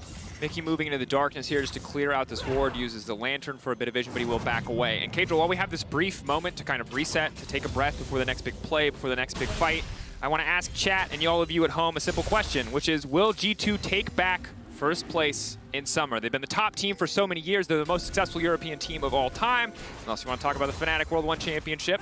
But this is a team that you have to keep your eye on. Can they make it back? Reckless, no flash! Hook coming in. Now Reckless is going to be in trouble, but that's the lantern. He can't even click it. Body block. He can't get out. The body block is there. That's the shutdown. That's going to be massive. But now everyone is moving into the midst of the fight. Inspired has been locked in. The Fiddlesticks is so squishy. The pullback, he manages to flash out in time. He's got an ult of his own. Odoamne now zooming forward. Rumble now coming in. Mickey X, a clean sidestep. He manages to make it out alive. The command protect will keep him going. Wunder waiting over the wall. It is a single death. It's a 5v5 in the bot lane again. 11 minutes, 40 seconds on the clock. The Herald is used. Reckless had no flash, and Mickey was clearing out vision, so Rogue find the opportunity. Trimby lands the flash hook. Inspired was around for the follow-up. Herald's used, and now this gold is going to be evened up as Hans gets some gold in return, gets the shutdown onto Reckless. Clean mechanics, good hook from Trimby, and good body block from Hans and Trimby. They don't have a ward to place on the lantern, so instead of placing the ward, they place themselves. Trimby, the flash over. That's a zero ping play right there. You can't make that play. You can't make that play on EUS. Maybe if you're directly next to the server. Yeah, and Wunder TP's in. Caps is already there from the roam. He doesn't have TP, but he's around. TP's come in. 5v5 on the bot side. Jankos does arrive slightly late, but Rogue are grouped up. G2 is split up, and it's a 2. I think they get 1 kill from that, actually, just a shutdown onto Reckless. Mickey barely lives, and they're going to get the Dragon on the return, though. G2 able to pick up the first Dragon of the game. 12 minutes, 30 seconds into it. And it's been a neck-and-neck game, but the poll still very much in favor of G2, and the history would back you up again. G2 10-0 over Rogue in the regular season. Now Wunder fishing for the 1v1, but Larson looks like he might win out on this one. Wunder has to run as fast as he can, trying to get stealthy here, but Cab's coming in to ruin the day. Wants nothing to do with it. Larson, not quite enough damage to finish the job. Tries to flash forwards. Q flash to try and finish off Wunder, but he does die. He can't find it. And Rogue defend their red buff as well. Hans picks up that third red buff of the game, and the hook almost lands onto Jankos. He has to flash out. This Blitzcrank pick is going to get even harder to deal with as the game goes on. Thresh, Rumble, Orianna, these champions, when they walk up to clear waves or contest 5v5, one hook hits, they're basically dead. And again, the progression of Trimby as a player is such a pleasure to watch. He was the guy that was a little too aggressive at the start of spring, got caught left and right. Now he's the guy that's been clean on the mechanics. Yes, the early bot lane was bloody, but here in the mid game, now that they've gotten out of just baseline laning, he has been hitting every hook when it counts. That said, is it going to be enough is the big question. Prowler Spawn now coming out for Reckless. He's strong. It's really hard for Odoamne to sit here under this tower. And now Trimby roaming to the top side. Maybe he can get something done, but there is no room for Rogue here on the bottom side. Yeah, really odd lane assignments. Hang on, Wunder has no flash. He has the ultimate to use this on the Unstoppable. Up, pull back, chain CC, silence comes in. Hans Sama just finishes the job. Yeah, really weird lane assignments coming in. The game is still pretty much even, but G2 will slightly edge ahead with this first tower of the game. Odoamne was bot, Larson was top, the bot lane ran through mid to top, so now Rogue are trying to stabilize their lane assignments. They should be able to answer on this top tier 1 because the platings are down, the tower is a lot squishier. But wow, felt like they were back in the game after that bot play, but it just seems that G2, after that top play, they're the ones a step ahead. Certainly are, and knocking in that tower just in time to manage to get plays, just in time to manage to get a bit more gold. And the first time that Rogue have not gotten first tower this entire season. G2, they weren't even that clean in a lot of these early games. They've been very close. It's been their mid to late game team fighting that's often brought back so many of these games, but this time around, even after such a difficult start where Han, Sama, and Trimby were able to find 2 kills in the 2v2, G2 have come back swinging to find this lead. They have indeed, and now Reckless and Mickey moving towards mid. Hans will eventually finish off this top tier 1, and Herald is up. The thing is, Hans has his mythic, but he hasn't based yet. He must be sitting on a lot of gold, and Herald is the next objective for both these teams. 2 minutes, 40 seconds on the Dragon, and we might see a 1-3-1 come in here for G2 and for Rogue. Just the solo laners to catch the side lanes, and then the bot lanes contesting mid, but Hans needs to base soon, and he needs to join his team. He does. Han Sama, the strongest individual member on the map, and definitely the strongest member for Rogue. The man you must keep your eye on in the team fights to come outside of the big AoE ultimates from the side of Rogue. I think he does have a tough task ahead of him though, because the Orianna Shockwave, the Varus range, the Rumble ultimate, he's got a lot of things that he has to dodge away from to be able to start dealing damage. Kalista obviously quite a low range champion against things like Varus Orianna. It will be difficult, but if his team can find the engage, keep your eyes on Odoamne for the engage, Trimby for the hooks, Inspired Odoamne for big ultimates in these fights, very important. If they can get those ultimates down and Hans can start free hitting, then the fight should be good for them. But G2 are going to watch out their flanks, and they're going to make sure they can poke them out before the fight starts. And clear on the second Herald here, coming in for Rogue. We'll try to use that to even out the gold. Again, the gold lead not really too consequential. The Dragon lead probably more significant at this stage of the game, but something to keep track of. Of course, we've had a mountain and an ocean, so it'll either Cloud Rift or Infernal Rift. Cloud Soul, very, very, very good for Rogue, as is Infernal for either side. But when you're looking down a Kennen and a Fiddle on the opposite side, giving up Cloud Drakes is going to feel bad. Look at that ward that Mickey's standing on top of right now. That could be a good TP ward for Odoamne if G2 overextend on a mid fight. And as we were talking about, the 1-3-1 is coming in, as we said a minute earlier. Hans based after taking top tier 1. Both bot lanes are mid to contest the mid push, which is the most important push in the game. And both solo laners are catching sides. They both all have TP, so it shouldn't be too hard for them to rejoin a fight. And a fight won't really break out until this Dragon spawns. 1 minute, 10 seconds on that. And Rogue have the Herald. They can use that to get this mid tower and then move into the Dragon afterwards. We'll see if they do. Pedro, it's always tense here in the mid lane because, again, yes, every time Trimby steps forward, a single hook can knock Reckless out here. Now, the wave clear from AP Var, or not AP Varus, excuse me, Lethality Varus is very strong. Makes it easy to hold on to clear out these waves to match what Han Sama's bringing to the table, but all it takes is a single hook to land. That is the power of the Blitzcrank that can just constantly threaten here in this mid lane matchup. Yeah, and everyone basing here before the Dragon spawns. 40 seconds before it spawns, everyone wants to base. Trimby getting wards, Larson getting items, and Wunder doing the same. They're all going to come out of base here and move towards the bottom side of the map. Wunder could go and push top because he has the TP available, but he has his mythic completed. G2 are the ones with initial control. They have the pinks in the river, and they do have the fog of war to work with. They have deep vision as well, so Rogue, what they want to do is herald mid, push in mid, and then move into the river once G2 answer on the waves once they get vision there. And again, if G2 have to move into Rogue territory, into Rogue vision to contest an objective, they will lose that fight. There is a Kennen, there's a Fiddlesticks on the opposite side. If Rogue have to push in, if Rogue don't have the advantage of vision, it is just significantly more favorable. Yep, TP flanks on Kennen, Fiddlesticks ultimate, the hooks from Trimby. And they should win the fight. I think G2 might have to give up this Dragon, and what they want to do if they give up this Dragon is trade. So I think all of G2 are going to move towards the top side here, join up with Wunder, try to get this top tier 1, because all of the bot side of the map is gone. Rogue have a bot wave for this bot tier 1 as I bring up the minimap. They should be able to get this bot tier 1 with that wave, so they want to move top side to help out Wunder and trade off towers at least. Always trying to match, never trying to give up too much. Again, gold dead even, Dragon's dead even. It's going to be Infernal Soul, big deal for either of these sides. Damage threats across the board, really only the supports non-damaging champions. It is actually just 4 damage threats for each team. The Infernal's massive here. Now the ulti coming out. Trimby to go wide on the hook, but Han Sama can't throw him right back in. Protobelt in the meantime used by Odoamne. Try to dash away from the shockwave on Cap. Smart play from Trimby there. Not only does he flash forwards, he forces Reckless's flash, and he doesn't lose his life because Reckless throws the ultimate out. Hans brings Trimby back. It's a flash for flash trade. That's it. So now 5 minutes, Reckless has to be even more careful than he previously was. Larson, of course, in the meantime, is just continuing to push on the bottom side, trying to take camps away, trying to build a bigger lead for himself. The CS has evened out a bit. Caps does have 2 kills to his name, but something we have to keep our eye on is the Jace poke to a certain degree in the fights to come. Matched, of course, on the opposite side. Oh, he'll tilt his ult. Not going to matter. Inspired now has to back up, but with the ulti gone, he needs to hightail it out of there. Yanko's now Wunder moving TP forward. behind on the red buff. Inspired has no ultimate, Caps has no flash. It's going to be a long flank, though. It's going to take a while to get in. The flash forward from Jankos. He has overheated. He doesn't have the second stack of Electro Harpoon, rather. Excuse that, I mean, he does. Larson now going to be locked in. Larson now going to be stunned. Inspire now turning around with the field. Larson does good damage, but not good enough. Flash out to safety. Wonder going to whiff on the ultimate. He gets the reset. He's going to turn into Jace. And this is going to be an easy kill pickup to the skies to finish it off. Caps now on a killing spree. Good collapse, good punish from G2. What can they get out of it, though? Because top wave's pushing in, mid wave's pushing in, and bot wave is way too far away. So they're going to get 2 kills, and they're going to force summoners out of Rogue, but they're not going to be able to get any objective for it. So it's not the end of the world for Rogue, and they're going to lose 2 members. Hans has the 2 items now, building towards that Rage Blade. Hans is the man you want to look at in these fights. If Rogue are split up there, it's really impossible for them to join them. Rogue had no vision to move into bot river, and Odoamne could have TP'd in, but then it's a 3 versus 4, and they don't want to opt into that fight. You can see Hansama just constantly stepping forward here, and this is kind of the struggle of being reckless in this matchup, is with Boots 2 coming through, Hansama has so much mobility, it's just hard to land those Qs without any first supporting CC, and Hansama and Trimby just stepping forward, continuing to threaten. 1K gold lead, of course, has been built up for G2 Esports, but again, neither team really feels like ever holding on to a significant advantage in the game so far. Yeah, Rogue just overextending in bot there. G2 punishes it again. Now there's a TP behind Wunder. He has no flash, no ultimate. Maybe Rogue want to punish him for over pushing these sides. Odoamne has the flash ultimate to commit.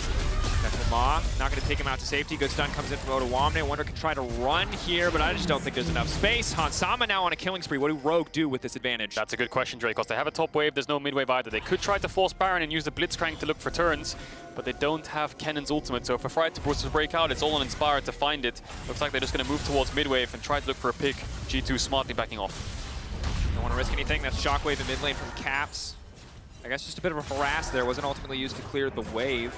This game is so even. 20 minutes in, both teams have a dragon, both teams have the same goal, but Hans might want to crack it open here. Certainly does. Gonna move forward, gonna miss out on the Reckless Ult now. The silence comes in, Jankos taken out. That is the jungler gone. Baron is up and available. It's only 20 minutes into the game. They have a Fiddlesticks to tank it up. Hansama does a lot of damage, has the pseudo smite secure with the rend, but it would be a big, bold call from Rogue. They're definitely going to force this, and I think the reason for that is because G2 have no flashes on any of their members apart from Mickey, so whoever steps up first is going to get hooked, and Trimby's going to be lying in wait.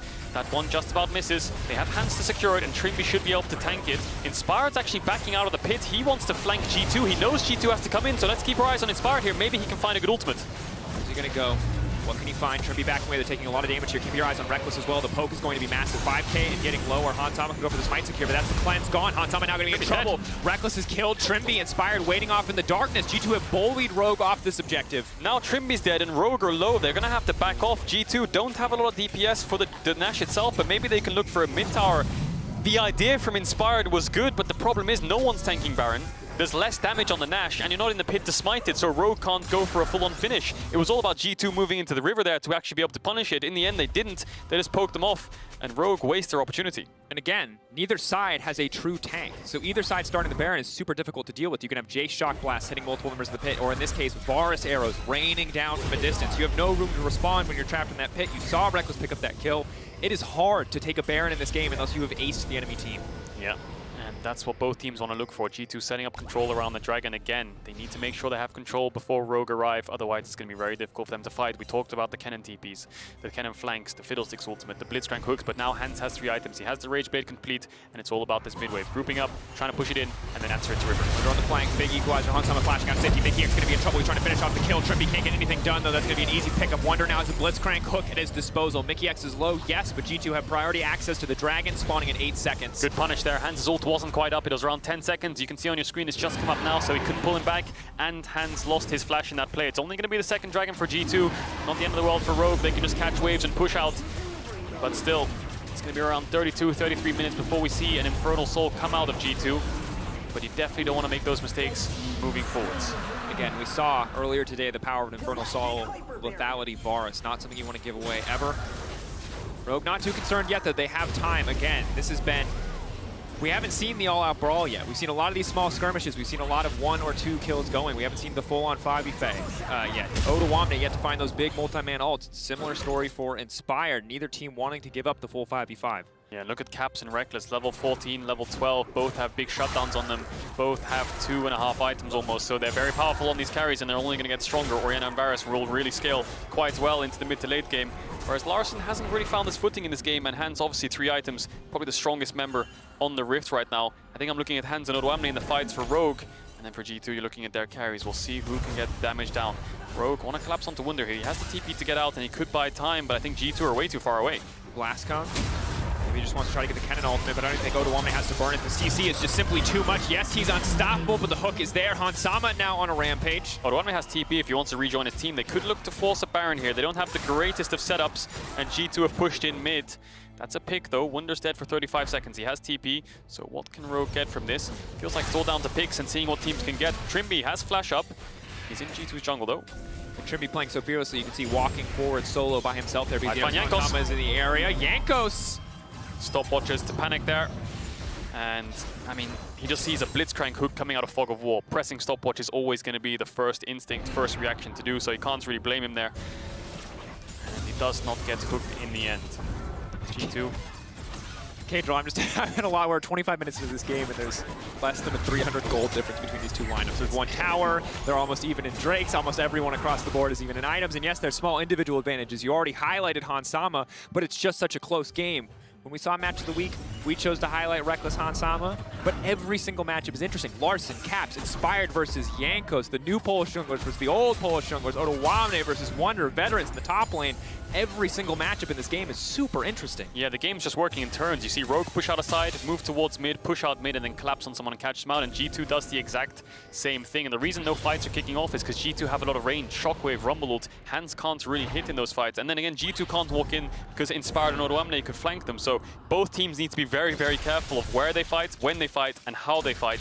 And that's what they're communicating around, because whichever team fight is a one for either side, they get Baron, and the game just snowballs out of control. So it's on a knife's edge right now. You'll see Rogue push out sides like they will do in top, and then they'll move towards mid, contest division, and once G2 catches the wave and pushes out again, they'll be the ones moving towards mid. So it's a game of turns right now. We'll see who pulls the trigger first.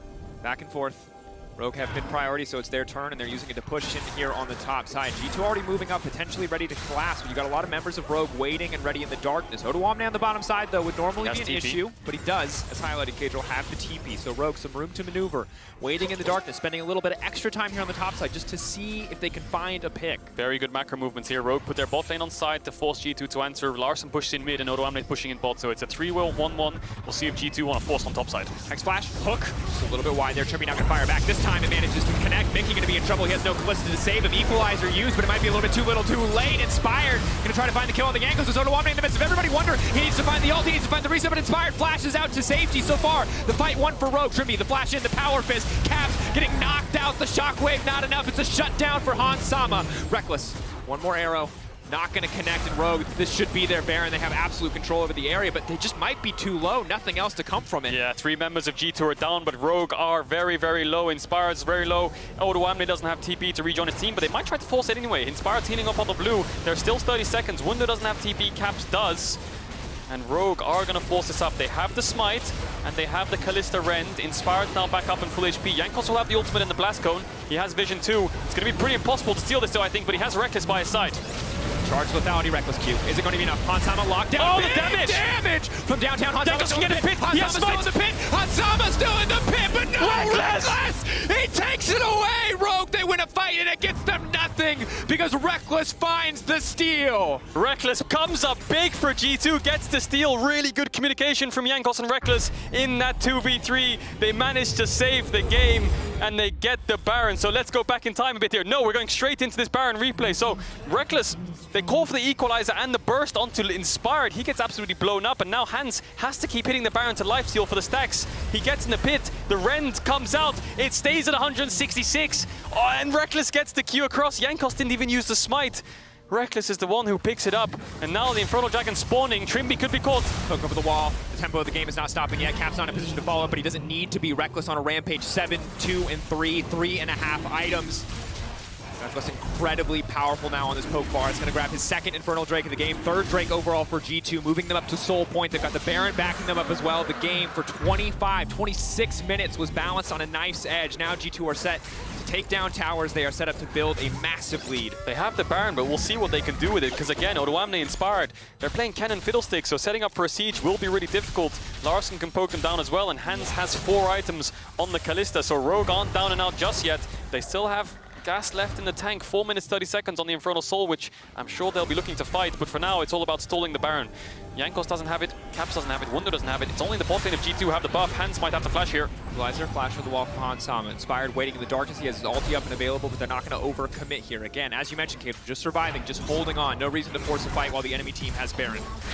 Yeah, like we highlighted, only the bot lane of G2 have it, but they will still manage to get this tier 2. I'm expecting tier 2s to fall, and Hans, no flash. You have to be very careful here. Bot tier 2 falls. G2 might want to look to take this mid lane tower. But again, stepping up too far against the Fiddlesticks, you can see Inspired at the bottom of the screen is in Fog of War, and if you don't know where the Fiddlesticks is, it's very dangerous to walk up. So G2 gonna respect it, gonna back off. And I think Reckless might have a lethality item coming out here. Yeah, he does, the Yomus, so he's 4 items as well.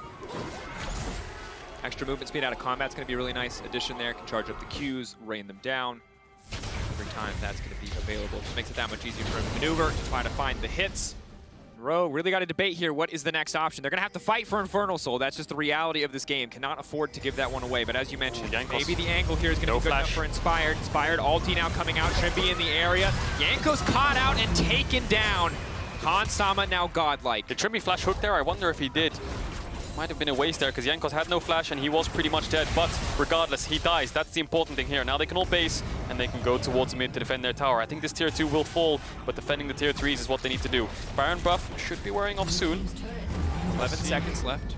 We'll see what G2 want to do. I'm sure they're probably just going to back off here. 3 minutes on the Dragon, and that's when the next team fight will be. Trimby. Might find Wunder here if he blind hooks. Gonna step forward. Ward comes out, Wunder gonna step away, dodge the hook, grab the lantern, get out to safety. G2 retreating slowly but surely. Oof. Okay, so Rogue. Oh, engagement! To go in. Trimby now going to be the one who's in trouble. Hans Sama stops the engage for now. Inspired. Step forward with the silence, but doesn't have the ult to fall. If the hook goes in, it's only going to take away the spell shield from Reckless. Trimby getting low, but Odoamne's in the area. Shock Blast comes out from Larson. Acceleration gate to speed them in, but G2 just pulling back and using their lethality. We saw the same moves from Mad Lions in their match for Schalke earlier today. It's just risky to go in onto G2. They will get poked for free if you do not find a good engage. Just as you think there's a second to take a breather, someone tries to find the engage. Trimby getting pulled back. That hook hit Reckless. If he didn't have that spell shield, he was pretty much dead, but that's the reason he bought it. Protects himself from the hooks. And Rogue don't find anything in the end. 2 minutes left on this Dragon. It's an inevitable fight to come, and Trimby might want to find Reckless here.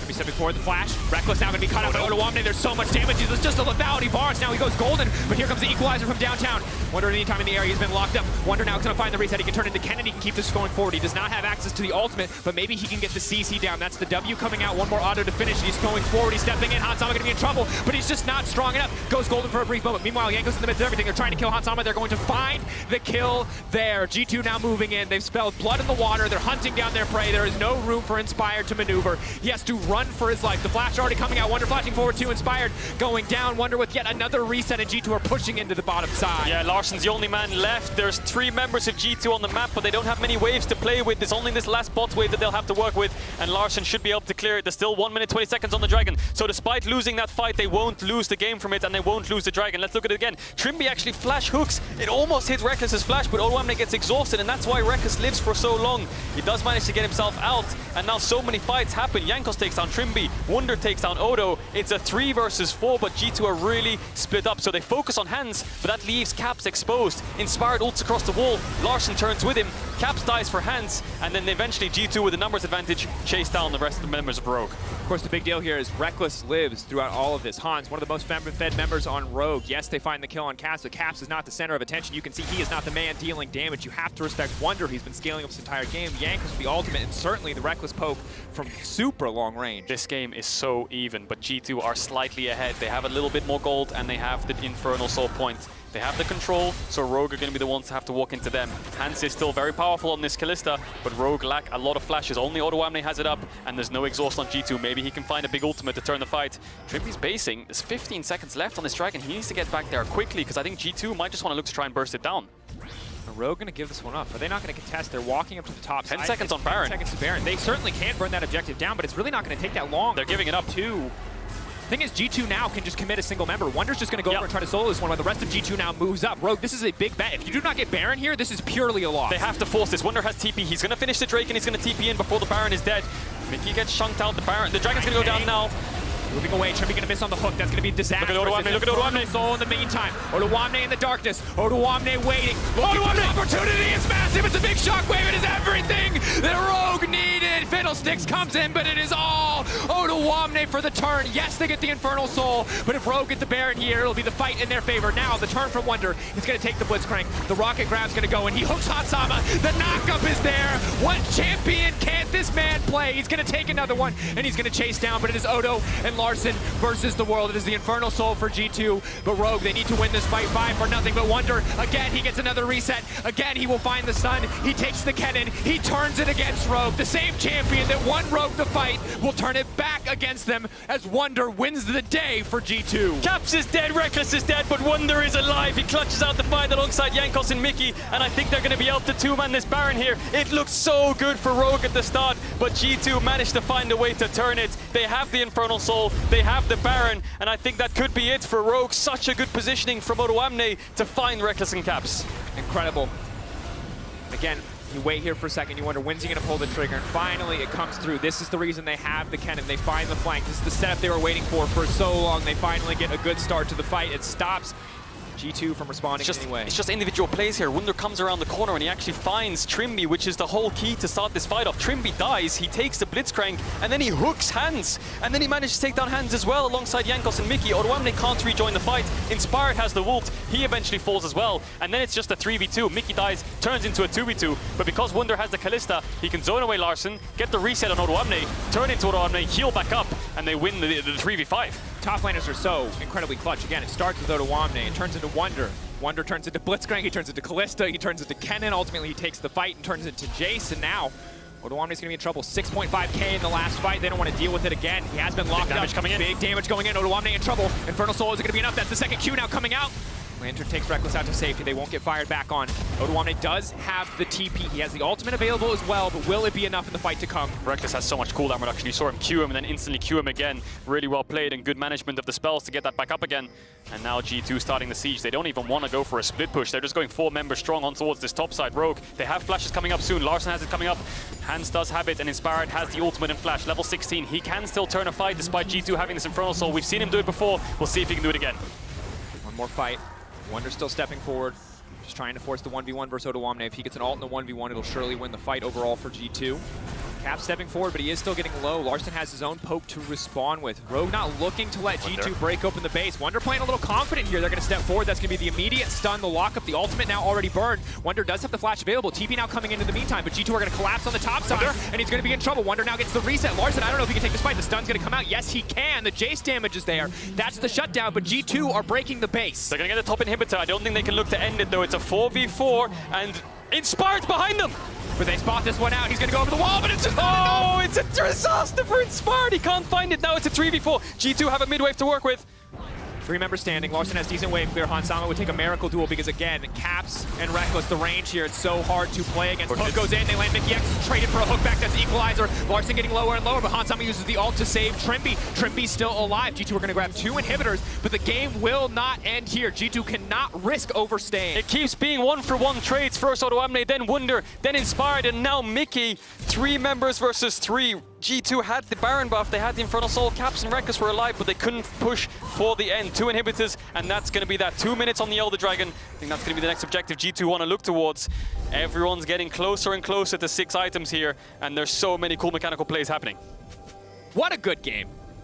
Match of the week. You look at the record, you look at 10-0 for G2, maybe you expect to stomp, but this is a world-class game of League of Legends. 38 minutes in, 21-25 the kill score, more than a kill a minute, an absolute bloodbath here as we've gotten to the late game. And Cagel, this next fight, ultimate cooldowns, flashes, every single small detail matters. There's no TP for Larson, but flashes are just about up across the board. Only Mickey really missing his. Inspired on the opposite side as well. These are the things we have to keep track of. Yeah, keep track of Odoamne. He did it before with the flash ultimate on Kennen, onto Reckless and Caps. If he can find that again, that could be a miracle for Rogue. Their backs against the wall, you'd say. 2 inhibitors down. G2's last objective is going to be that bot tier 3. They own the whole map, Rogue. It's going to be really hard for them to even leave their base. 1 minute, 20 seconds on the Elder Dragon, so they're going to have to eventually. And G2 with this full control, Rogue need to find a way to crack it open. There's top waves crashing, mid waves crashing. They have to deal with them and then find their way in.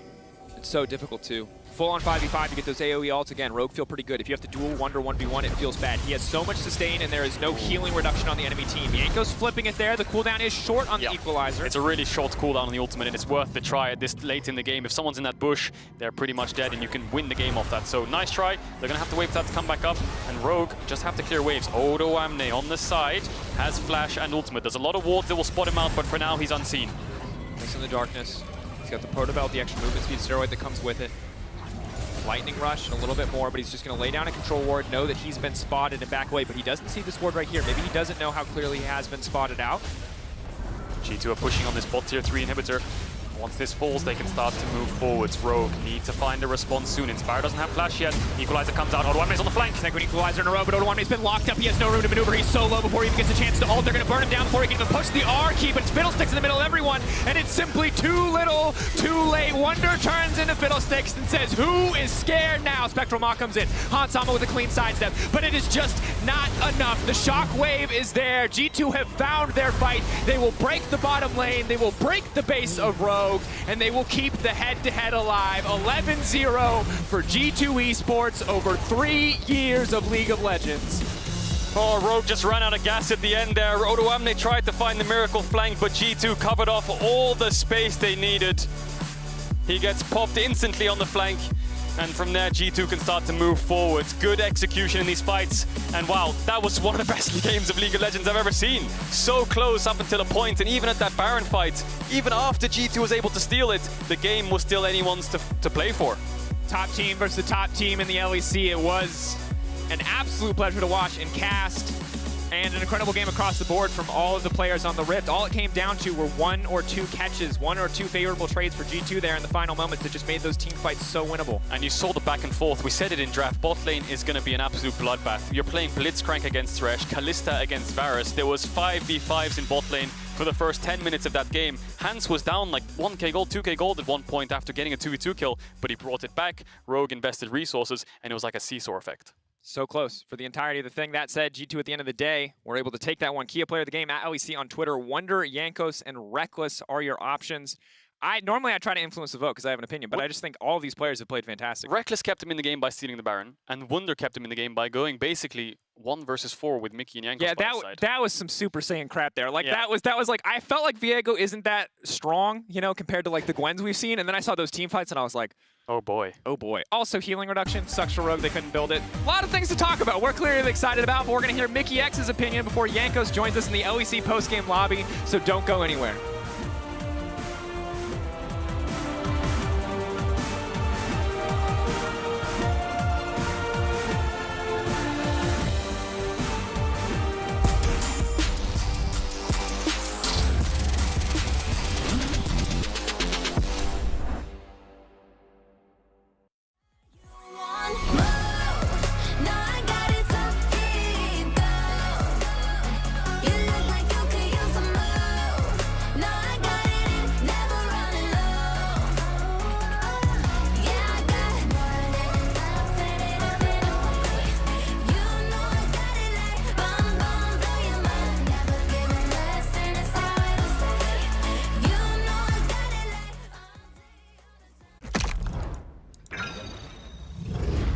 Systems are overloading. We can't risk another game.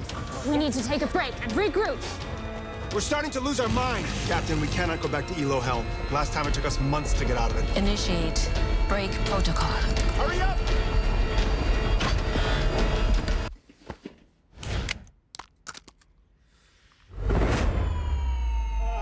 Yes! Yes! I did it!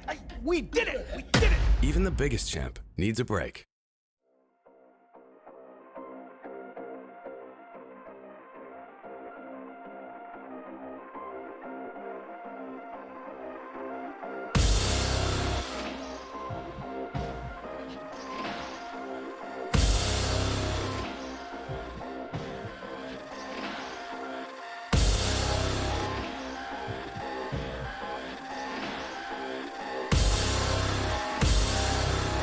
It's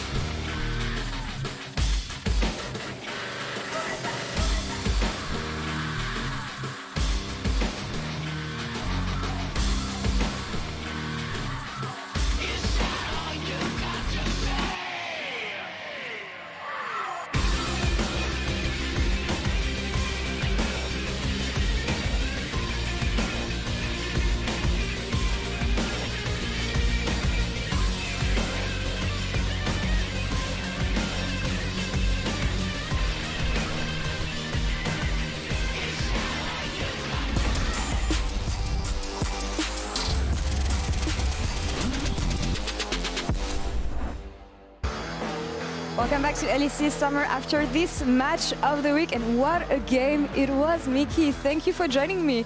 That was the most bloody game we had actually since summer started. 52 kills total. Did you expect Rogue to take you there?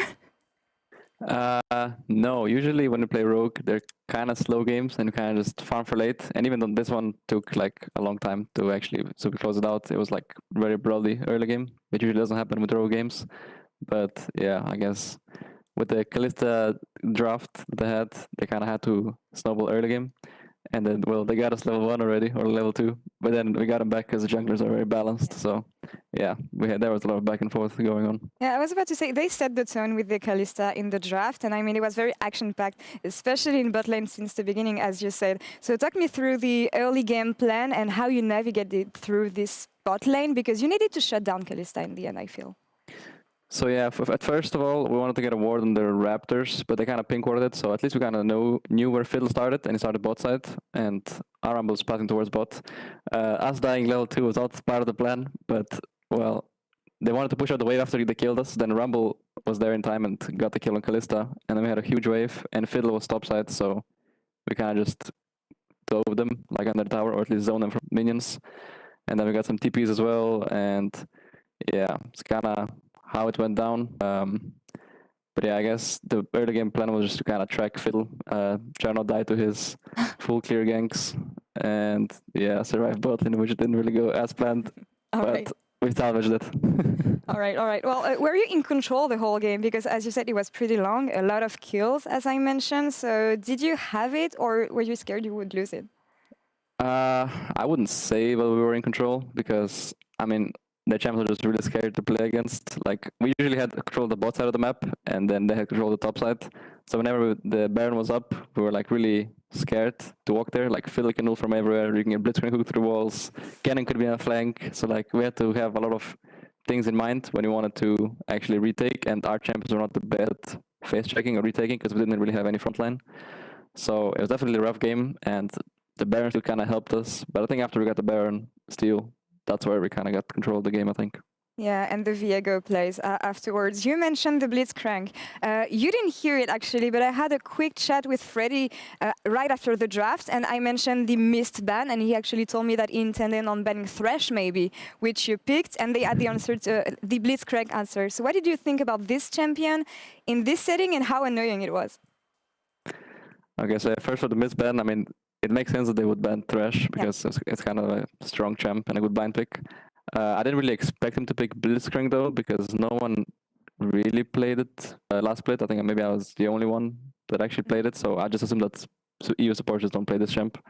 So I was a bit surprised, but it makes sense with Kalista. It's like a pretty decent 2v2 lane, like the Ballista combo.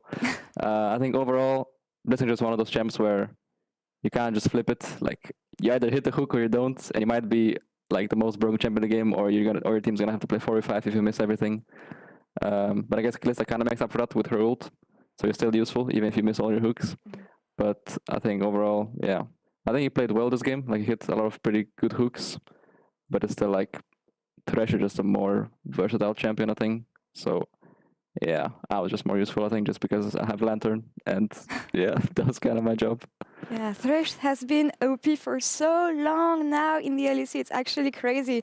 And I want to talk about you and your role, actually, Mickey, because Vedius had a segment about you earlier today. And he mentioned how you were roaming a bit more than in spring, even though it doesn't translate to very good early game stats for G2. But I want to ideate on that. Do you feel stronger than in spring? And can you tell me about this new style that you're thinking about, maybe? And how is it going to make G2 stronger? Yeah, so, I mean, I guess I'm trying it out because with the addition of Nelson, he like gave me a lot of good things and ideas to try out. And well, I guess roaming earlier on is one of those things, because most of the time, whenever I based, I just kind of either went bot or maybe to the mid. But I never considered like maybe going top lane. It takes too much time. My AD carry will lose too much.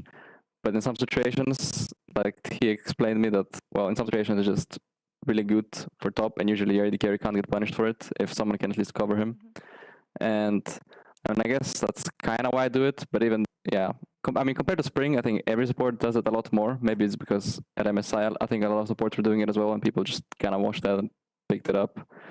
But I think it's kind of an LPL thing where support just kind of like or go all around the map since the first base, which is a lot different from Spring. I think I don't think it's very particular to me. I don't think it's like I'm the only one who does it in EU. I think everyone kind of does it. Maybe my roams worked out. Actually, now that I think about it, probably not. I don't think my roams were like that crucial, but you know. At some point, I'll just take over the game by roaming like 24/7 and not showing it late at all. I think also another decent thing by roaming this early on is your AD carry gets all XP. And on some champs, it's bad if I don't get level 6 first on Rakan. But like if I'm roaming with Braum, I don't really care what level am I. So yeah, that's another benefit of it, I guess. All right, well, thanks for all these insights. And actually, you're doing it more than the other supports in the league, but I'll get you some stats on that. And we'll need to hear about Nelson, because I heard so many good things about him. But for now, Mickey, thank you so much for this interview. Congrats on winning Match of the Week, and have a good weekend. You too. And we're going to take one last break for the week, and we'll be back in a couple of minutes with post-game lobby with Shox and Jankos. See you soon.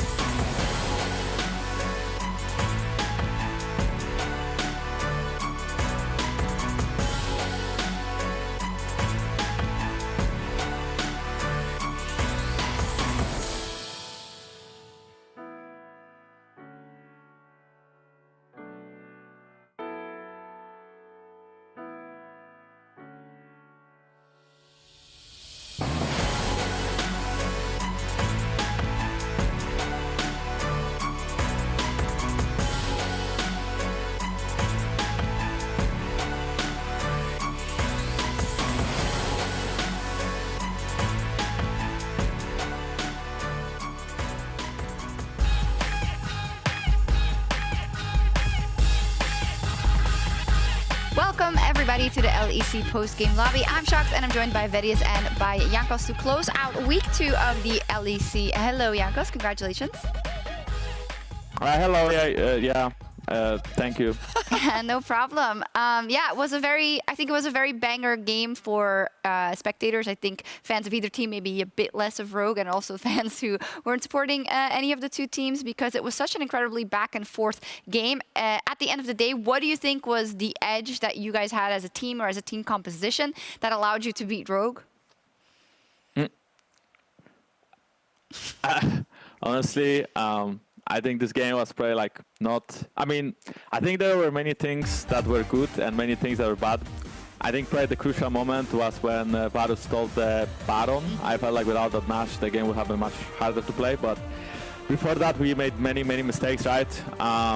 In the early game and then throughout the mid game. So it didn't really feel like we played that well, but we also made some good plays. So I'm really happy that we won. But I mean, again, there is so many things to work on that. Super cool that we have win on the board, but it's like a useless win, you know. It's like it's a win to just have a win and then just like have to play better, or it's lost in playoffs, you know. Yeah, I mean, you didn't have to diss Rogue that hard that you say this win is useless when you beat them for the 11th time. No, I don't mean that win against Rogue is useless particularly, right? I think that like any other team is useless too. So it's like basically it doesn't matter who we win against. It's just.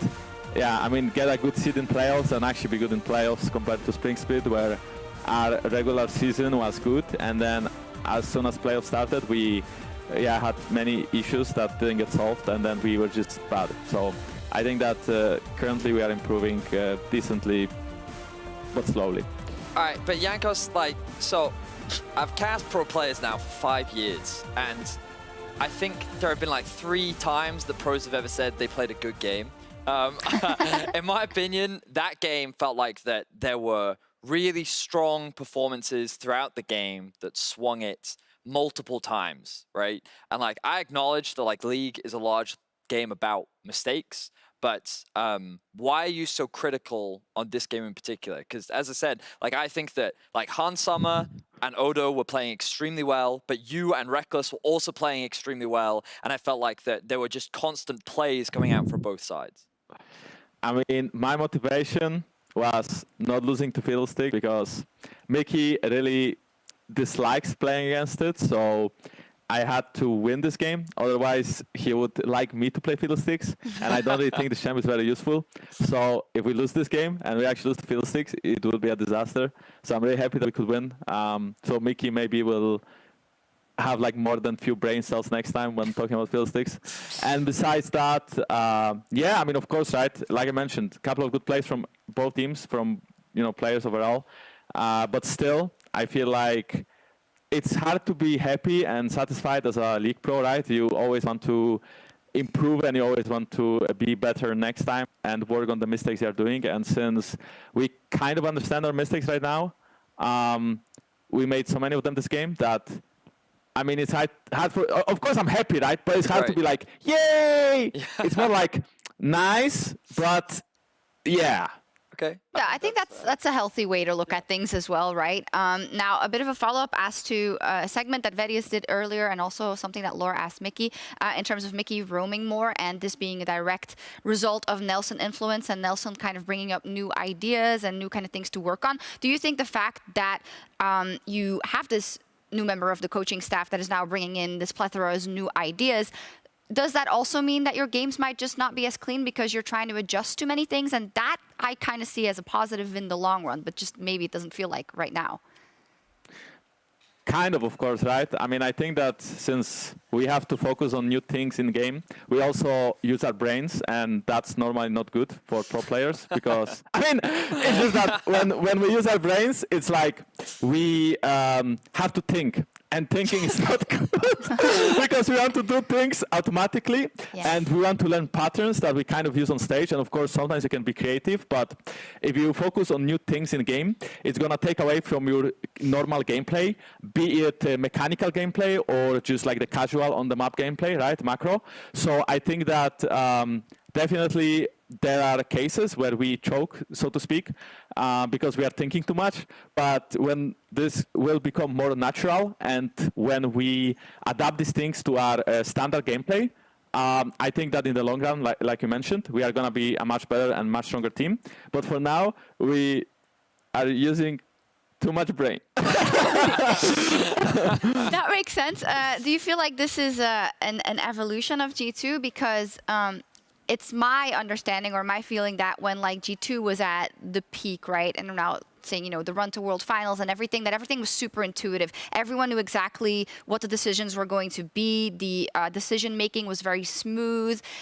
It seems now that this is like a new iteration. So if I'm understanding it correctly, right now you're making sure that you learn more in the other departments. Not to say that you don't know how a macro game works. I'm sure you do after so many years of playing, but there's a different focus. Is that also because the other teams you're going up against are, you know, becoming better in the LEC, or you feel like you have to do something more in order to evolve? I mean, I think it's multiple things. Of course, the teams are getting much better than they used to be. We can't just like not play any League of Legends and expect ourselves to beat everyone, because everyone is like worse. Right now, teams are better than us, as Rogue and Mad Lions proved in playoffs.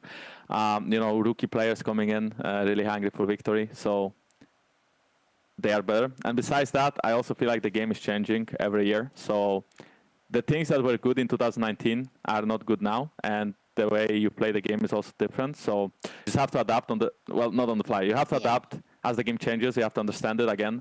And of course, there's many, many things that are exactly the same. But that's also why repeating fundamentals and having a strong fundamentals is so important, because yeah, when the meta is changing and you think about all these new things that are coming in, for me it could be, you know, jungle getting changed every year, then I may forget how to, yeah, I know, retake size or something, right? So basically, I think that fundamentals are really important, and it's something that we are thinking about now more as well. And besides that, yeah, we just have no new ideas from Nelson. But I mean, since the game is changing, then yeah, and the players are improving, we will see how it goes. Yeah, speaking about things that were good in 2019 and not now, the Kia player of the game is Wonder with 42% of the votes. I was just kidding. Please, it was so perfect. But Wonder, congratulations, Kia player of the game, 42%, 42 votes rather. With the Viego, how is it to playing with the Viego and kind of, I don't know, the unique interactions that he brings to a game? Well, I mean, the champ is really broken. So I don't know how Caps lost on Viego, honestly. It's Caps, and he was playing Viego, and he didn't carry. So I think the Schalke game is completely on him. And and yeah, I mean, Wunder, I think his second Viego game, I believe, and both games he was playing quite well, right? And of course, the champion is super imbalanced, in my opinion. So, you know, whenever he gets a reset in a team fight, it's the entire enemy team is collapsing. And the thing about the champion is also mental. It's not only its design, but also whenever he gets a reset and he takes the soul and he kills you with, like, I know, Alistar or whatever, you kind of tilt a little bit, because you think about how come this champ exists, why is it so OP, and why is it in game. So I think that since opponents are getting more and more tilted as the game is going on, the later the game goes, the better. That makes a lot of sense.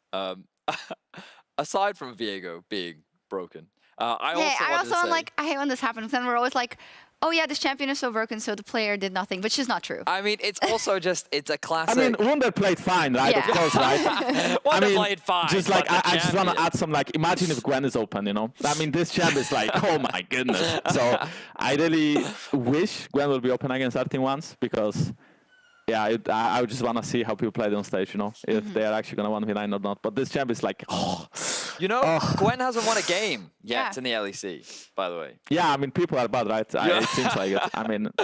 See, you can't win with pros. Either the players are bad or the champion's broken. It's never in between. I was going to say, Jankos, that I personally felt like you were robbed. I think that so far you have had a great split. But also this game in particular, I think your Rumble ultimates were the reason why you were able to win this game. So huge credit to you, and I think that... Wait, are you trolling now? No, I genuinely think you were really insane. Like, there was some really insane Rumble ults. No, I'm being serious. You had some really insane Rumble ults this game. Like, you yeah, really but I did. also had really bad ones. Yeah, I mean, but okay, no, I think I agree. I had like both. It's just, yeah, I mean, every again, in Rumble my has mind, both. I only remember the bad ones, because the good ones, you forget about them because they were good, but the bad ones stay in your mind because you know that the whole chat is spamming kick W, so that kind of makes you remember things. Maybe it's because I'm a streamer and it's just kind of like in my soul now, but we have Scarred this poor pro player for life with the Nidalee jokes, which honestly went, too far. We kept doing it, and now he's not able to recognize when he's had a great game. So we're telling you now, you genuinely had a very good game, Yanko. I mean, there were some. You can keep going. You can. Wait, what did you say? No, it's fine. It's fine. Thank you. No, actually, yeah, really good game. It's easy to F up with the Rumble Ultimates as well. Also, there was a little fun fact that in Twitch chat, G2 and Rogue, Ashley Kang tweeted this, agreed to have 60 kill game minimum, but there were only 52. That's sad, Jankos. By the way, 40 short of the all-time record. The maximum for in a season was 92 kills in 2014 from Alliance and Millennium. Now that's a blast from the past. I don't even remember that, to be honest. But yeah. Same. Yeah. Were you on Rocket back then? Yeah, probably. Yeah, I just started my pro career on Rocket, and yeah, I don't remember that game at all, actually. Yeah, just goes to show how weird the meta is. Like, if a team like Alliance could get... Well, they were actually pretty good back then. They did win a split. Yeah, they did win a split. 2014. Now on to a very interesting topic, because earlier today we asked the LEC Discord channel, which is full of 5-heads, for their favorite junglers in the LEC, aka the best. So the jungle tier. Why is the top lane main first? Okay, so as you can see, Discord voted Whippo as the top one, Yanko second, then Inspired, Self-Made, Xander, Razork, then Treats, and Curate all the way at the bottom. Thoughts, Yankos? I mean, I think like probably thinking about playoffs, spring split, I'd say, but this is popularity, I guess, and not actually good players. Well, I mean, Discord is very astute. It's Discord. I mean, I think that, yeah, Inspired and Elioya should be played top 2, just according to spring split playoffs. I think Elioya especially had like a really good performance during Masai, so I think he for sure should like deserve to be higher. And I think Inspired as well, he is super consistent throughout the whole 2021, and I think he has been very important in a lot of the Rogue wins.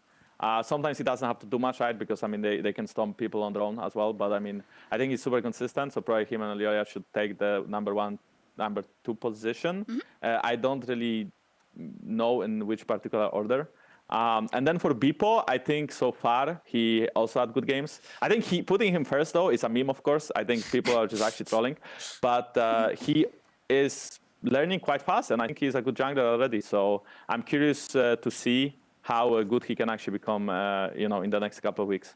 So I have a question for you, Jankos, which is about Razork, because obviously you've played against him now for 2 years. And right now, I think that he and Misfits are playing quite well. But what do you think about him on this list? Do you think that he should be in that top 5 conversation? Because obviously top 3 is quite contested. But what are your thoughts?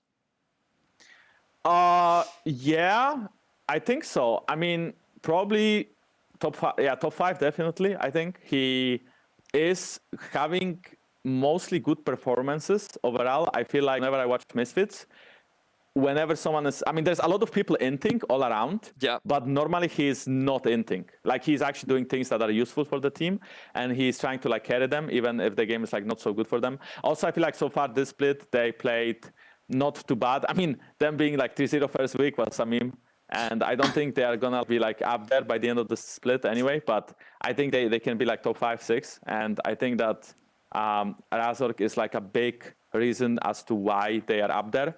But I would still rate a lot of junglers higher than him. But I mean, again, I think he is playing well, and I think Misfits as a team so far, this split has been playing pretty well too. Fun. It's like, I know you meant it in a positive way, but you were like in the top 50% of like the top 5 out of 10. That's like, I mean, there's only 10 junglers to work with, you know what I mean? It's just, we just have to say that we have so many great junglers in Europe. Yeah. That being in top 5 is actually insane. True. But when we compare ourselves to LPL or LCK, there is a lot of European junglers that have been gapped by Asian junglers throughout. Hey, world. I mean, Canyon's a mid laner now, so that's one less that you have to play. But yeah, I mean, I think that we still, are not as good as LPL and LCK, like as of our junglers. But that's also, I think, team diff. I honestly think that like LPL teams and LCK teams are playing so much better on the map and jungle that's why like they are actually, playing good. And I also don't think it's like extreme or anything, sometimes you just lose 3-0 or 3-1, but it doesn't matter in the end, so it's fine. But we can catch up, right, Jankos? We can definitely catch up, right? Does matter.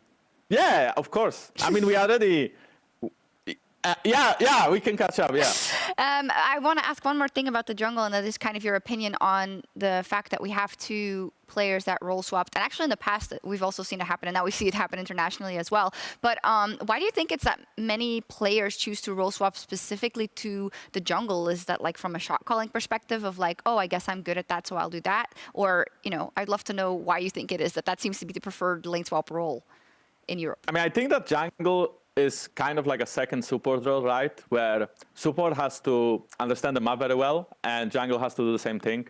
The only difference is that jungle plays PvE in the early game, and you just farm camps, and support actually has to understand the laning phase, because, you know, he can, for example, run it down level 2 and hope that Rumble comes bot and kills Kalista, because there's fresh dice level 2, right? So I think that, like, maybe for Treats and Beepo, since I believe, I'm not sure, I believe they were vocal in their teams already, you know, Beepo from the top lane and Treats from the support position. I think them role swapping to jungle and trying to lead the team from the jungle is much easier in the early game, because as a jungler, you don't really have to focus as much on farming camps. You can kind of focus on all 3 lanes at the same time and tracking enemy jungle. So then it's way easier for you to lead the early game, and it's way easier to lead your teammates than, let's say, playing top lane and thinking about TP bot, thinking about your own wave, thinking about trades. So I feel like maybe they want to be more of a team leaders in the early game, and they just feel like jungle will fit them better in that way. I also think that jungle used to be more about being creative,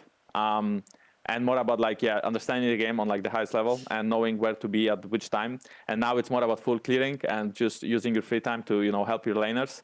But yeah, I mean, I do think that role swapping to jungle for people can work out, because I mean, I don't really think this role is that difficult in the end, so it used to be harder, I think. And right now, yeah, as long as you can full clear and understand the game, it's fine, I mean, I still think that Beepo overall is performing better than Treats, because I think he's actually farming.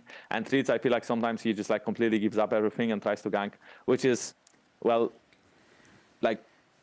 solo queue, just gank and beat behind so much. It's just not the meta that you are supposed to do that in. So I think so far from out of these two, I feel like Beepo probably adapts better, and especially today he had a good game where he was Flame Horizon over enemy Volibear. Of course, Volibear got kills because it's, I don't know, he got kills. He had camps to take only, and for some reason he still got kills in that game, whatever. But yeah, I mean, I think that it's yeah, that's the reason. Thank you very much. Very in-depth answer. I love it. Also, what you said about SK or about Beepo and Treats does reflect in the standings. Let's take a look at those after the second week of LEC Summer. First place right now is G2 Esports with Misfits Gaming at 4-1. Fnatic right under that in the top 3. But SK Gaming still no wins at 0-5. Edius, do you do you see what Jankos is saying in terms of SK? I feel like they seem disjointed overall. That's just I mean, I think that's what a lot of people expected from the roster, largely because it felt like that it was kind of like a band-aid solution. So yeah, SK definitely are struggling right now. I love the fact that Jankos was very honest on his thoughts with Misfits, and now they both sit at the top of the table. That's going to make that matchup very exciting, because I think that Misfits seems to have found their form. There's an argument that could be made that they could be 5-0 right now, had they been able to avoid that single Fiddlesticks ultimate. True. So yeah, I think that the G2 versus Misfits matchup is going to be a good one. I want to figure out when that is. Is that next week by any chance? We don't know. The one team I just want to ask you about, it's been a long PGL, I know, Jankos, but we're so glad to talk to you, is Mad Lions, because, we've had high expectations. I think they surprised a lot of people at MSI with the way they've played and the fight they were able to put up. Why do you think it's not working out for them yet? I mean, I think that they lost to Damon. Happened to me before, by the way, so I know how it feels. They were a bit closer. They went to 5 games. And I think that overall this team plays very well together, and they actually play around bot lane very well. I think Karzi, not even Karzi, just Elioya and Kaiser, I think they play so good around the map. And, Armut, I feel like he needs his comfort peaks. Humanoid is kind of same, but bot lane and jungle can carry, and they play really well on the map. And they are also, I feel like, they actually know where to be at which time, and they also understand when to engage and when not to engage. The problem is that currently they are just running it down. They are too overconfident, I think. They are maybe I mean, okay, so I don't want to flame them. I don't know what's the reason why they are playing so the way they are. It's just that they are running into your face and they are like disrespecting you quite a lot in how they play team fights and how they play skirmishes. So they just die and then they lose, right? So, I mean, they still are a good team. They will still have good Drake setups. They will still have good Nash setups. They still know how to finish up games. It's just they are taking skirmishes or fights that they shouldn't be, or maybe one of the players could be anyone, right, at random times, going like a little bit step too deep because maybe he feels like he can go for an outplay, which doesn't work out in the end.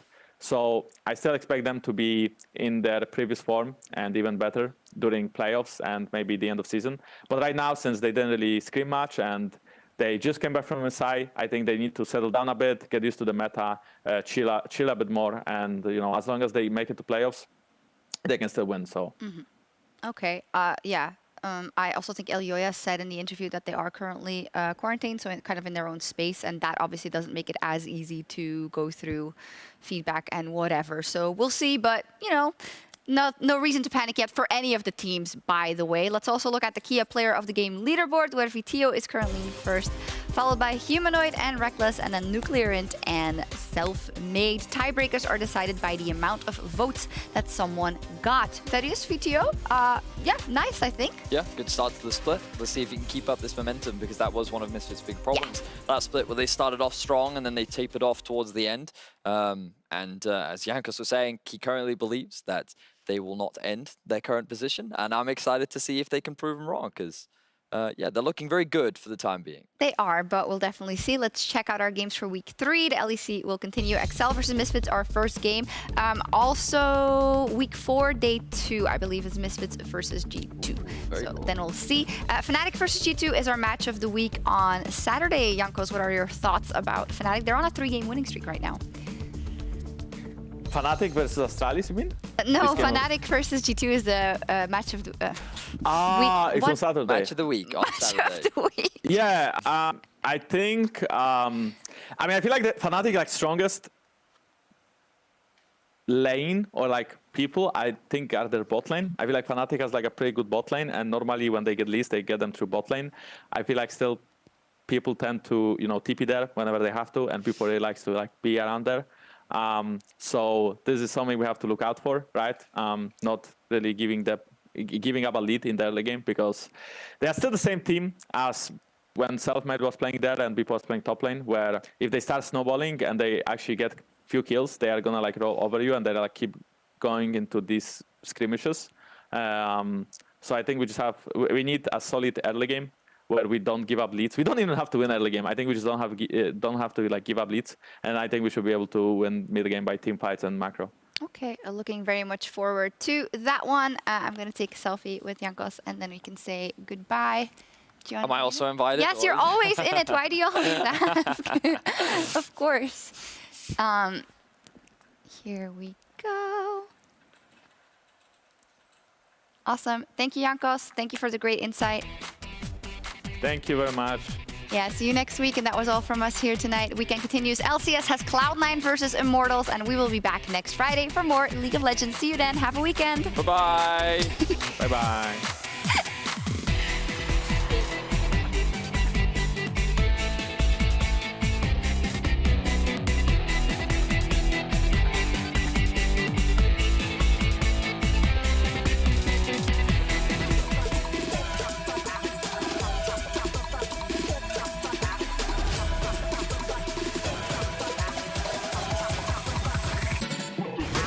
Going in straight onto Genax. Genax has got a teleport to back him up, but he's going down. First blood picked up by Leader.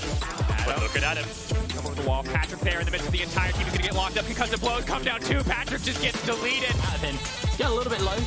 Jez is now also on the run. Lavrov going to force the flash out. As he flashes, he tongue lashes and crowd shot. Snipes him. I want a bit of a spike here as Blue. And Leader going to go for a light trade, but there's the Chaos Storm, and Treats is coming in. Oh! Great prediction on the flash. The Equalizer will not save Leader's life, and Blue will secure a shutdown.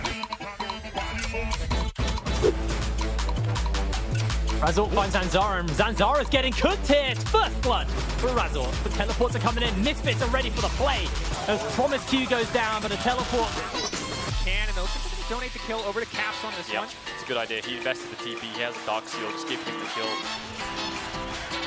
And they make it back. Hold your thought. Hook flash coming in. Now Rep is going to be in trouble, but that's the Lantern. He can't even click it. He can't get out. The body block is there. That's the shutdown. That's going to be massive.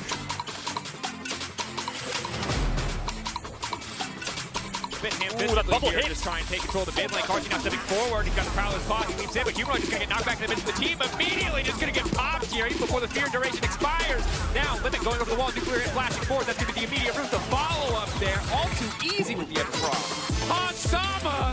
2v2 kill Rogue. The siege is unreal from Madline. Look at the damage.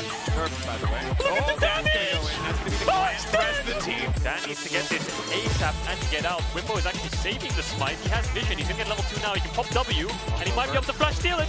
400, getting lower. Oh, it's over. Oh, no. He got both for Dracos. He got both for... Both for what? Both for those camps.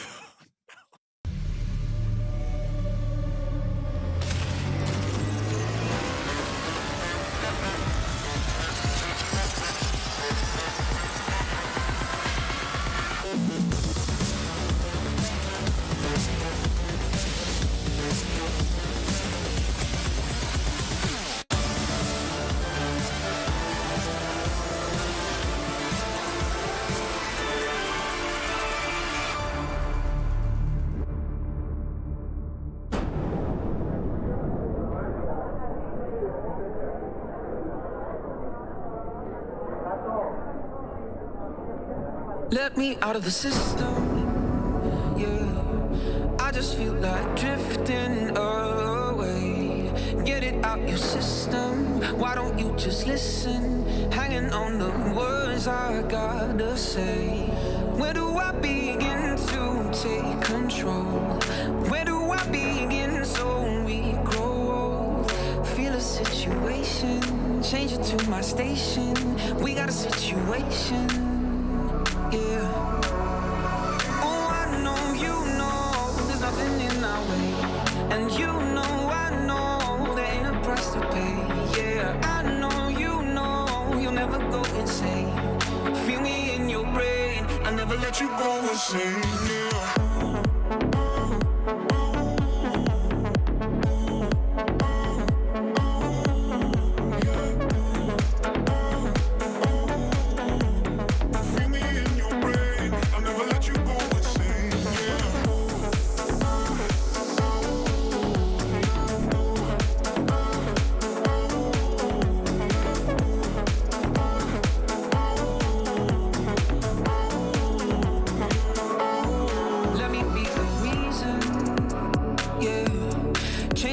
The seasons, it's getting hard.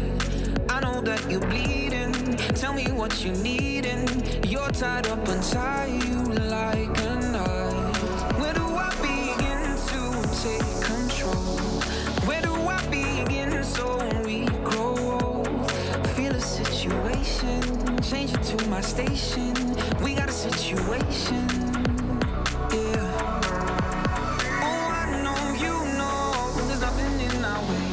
And you know I know there ain't a price to pay.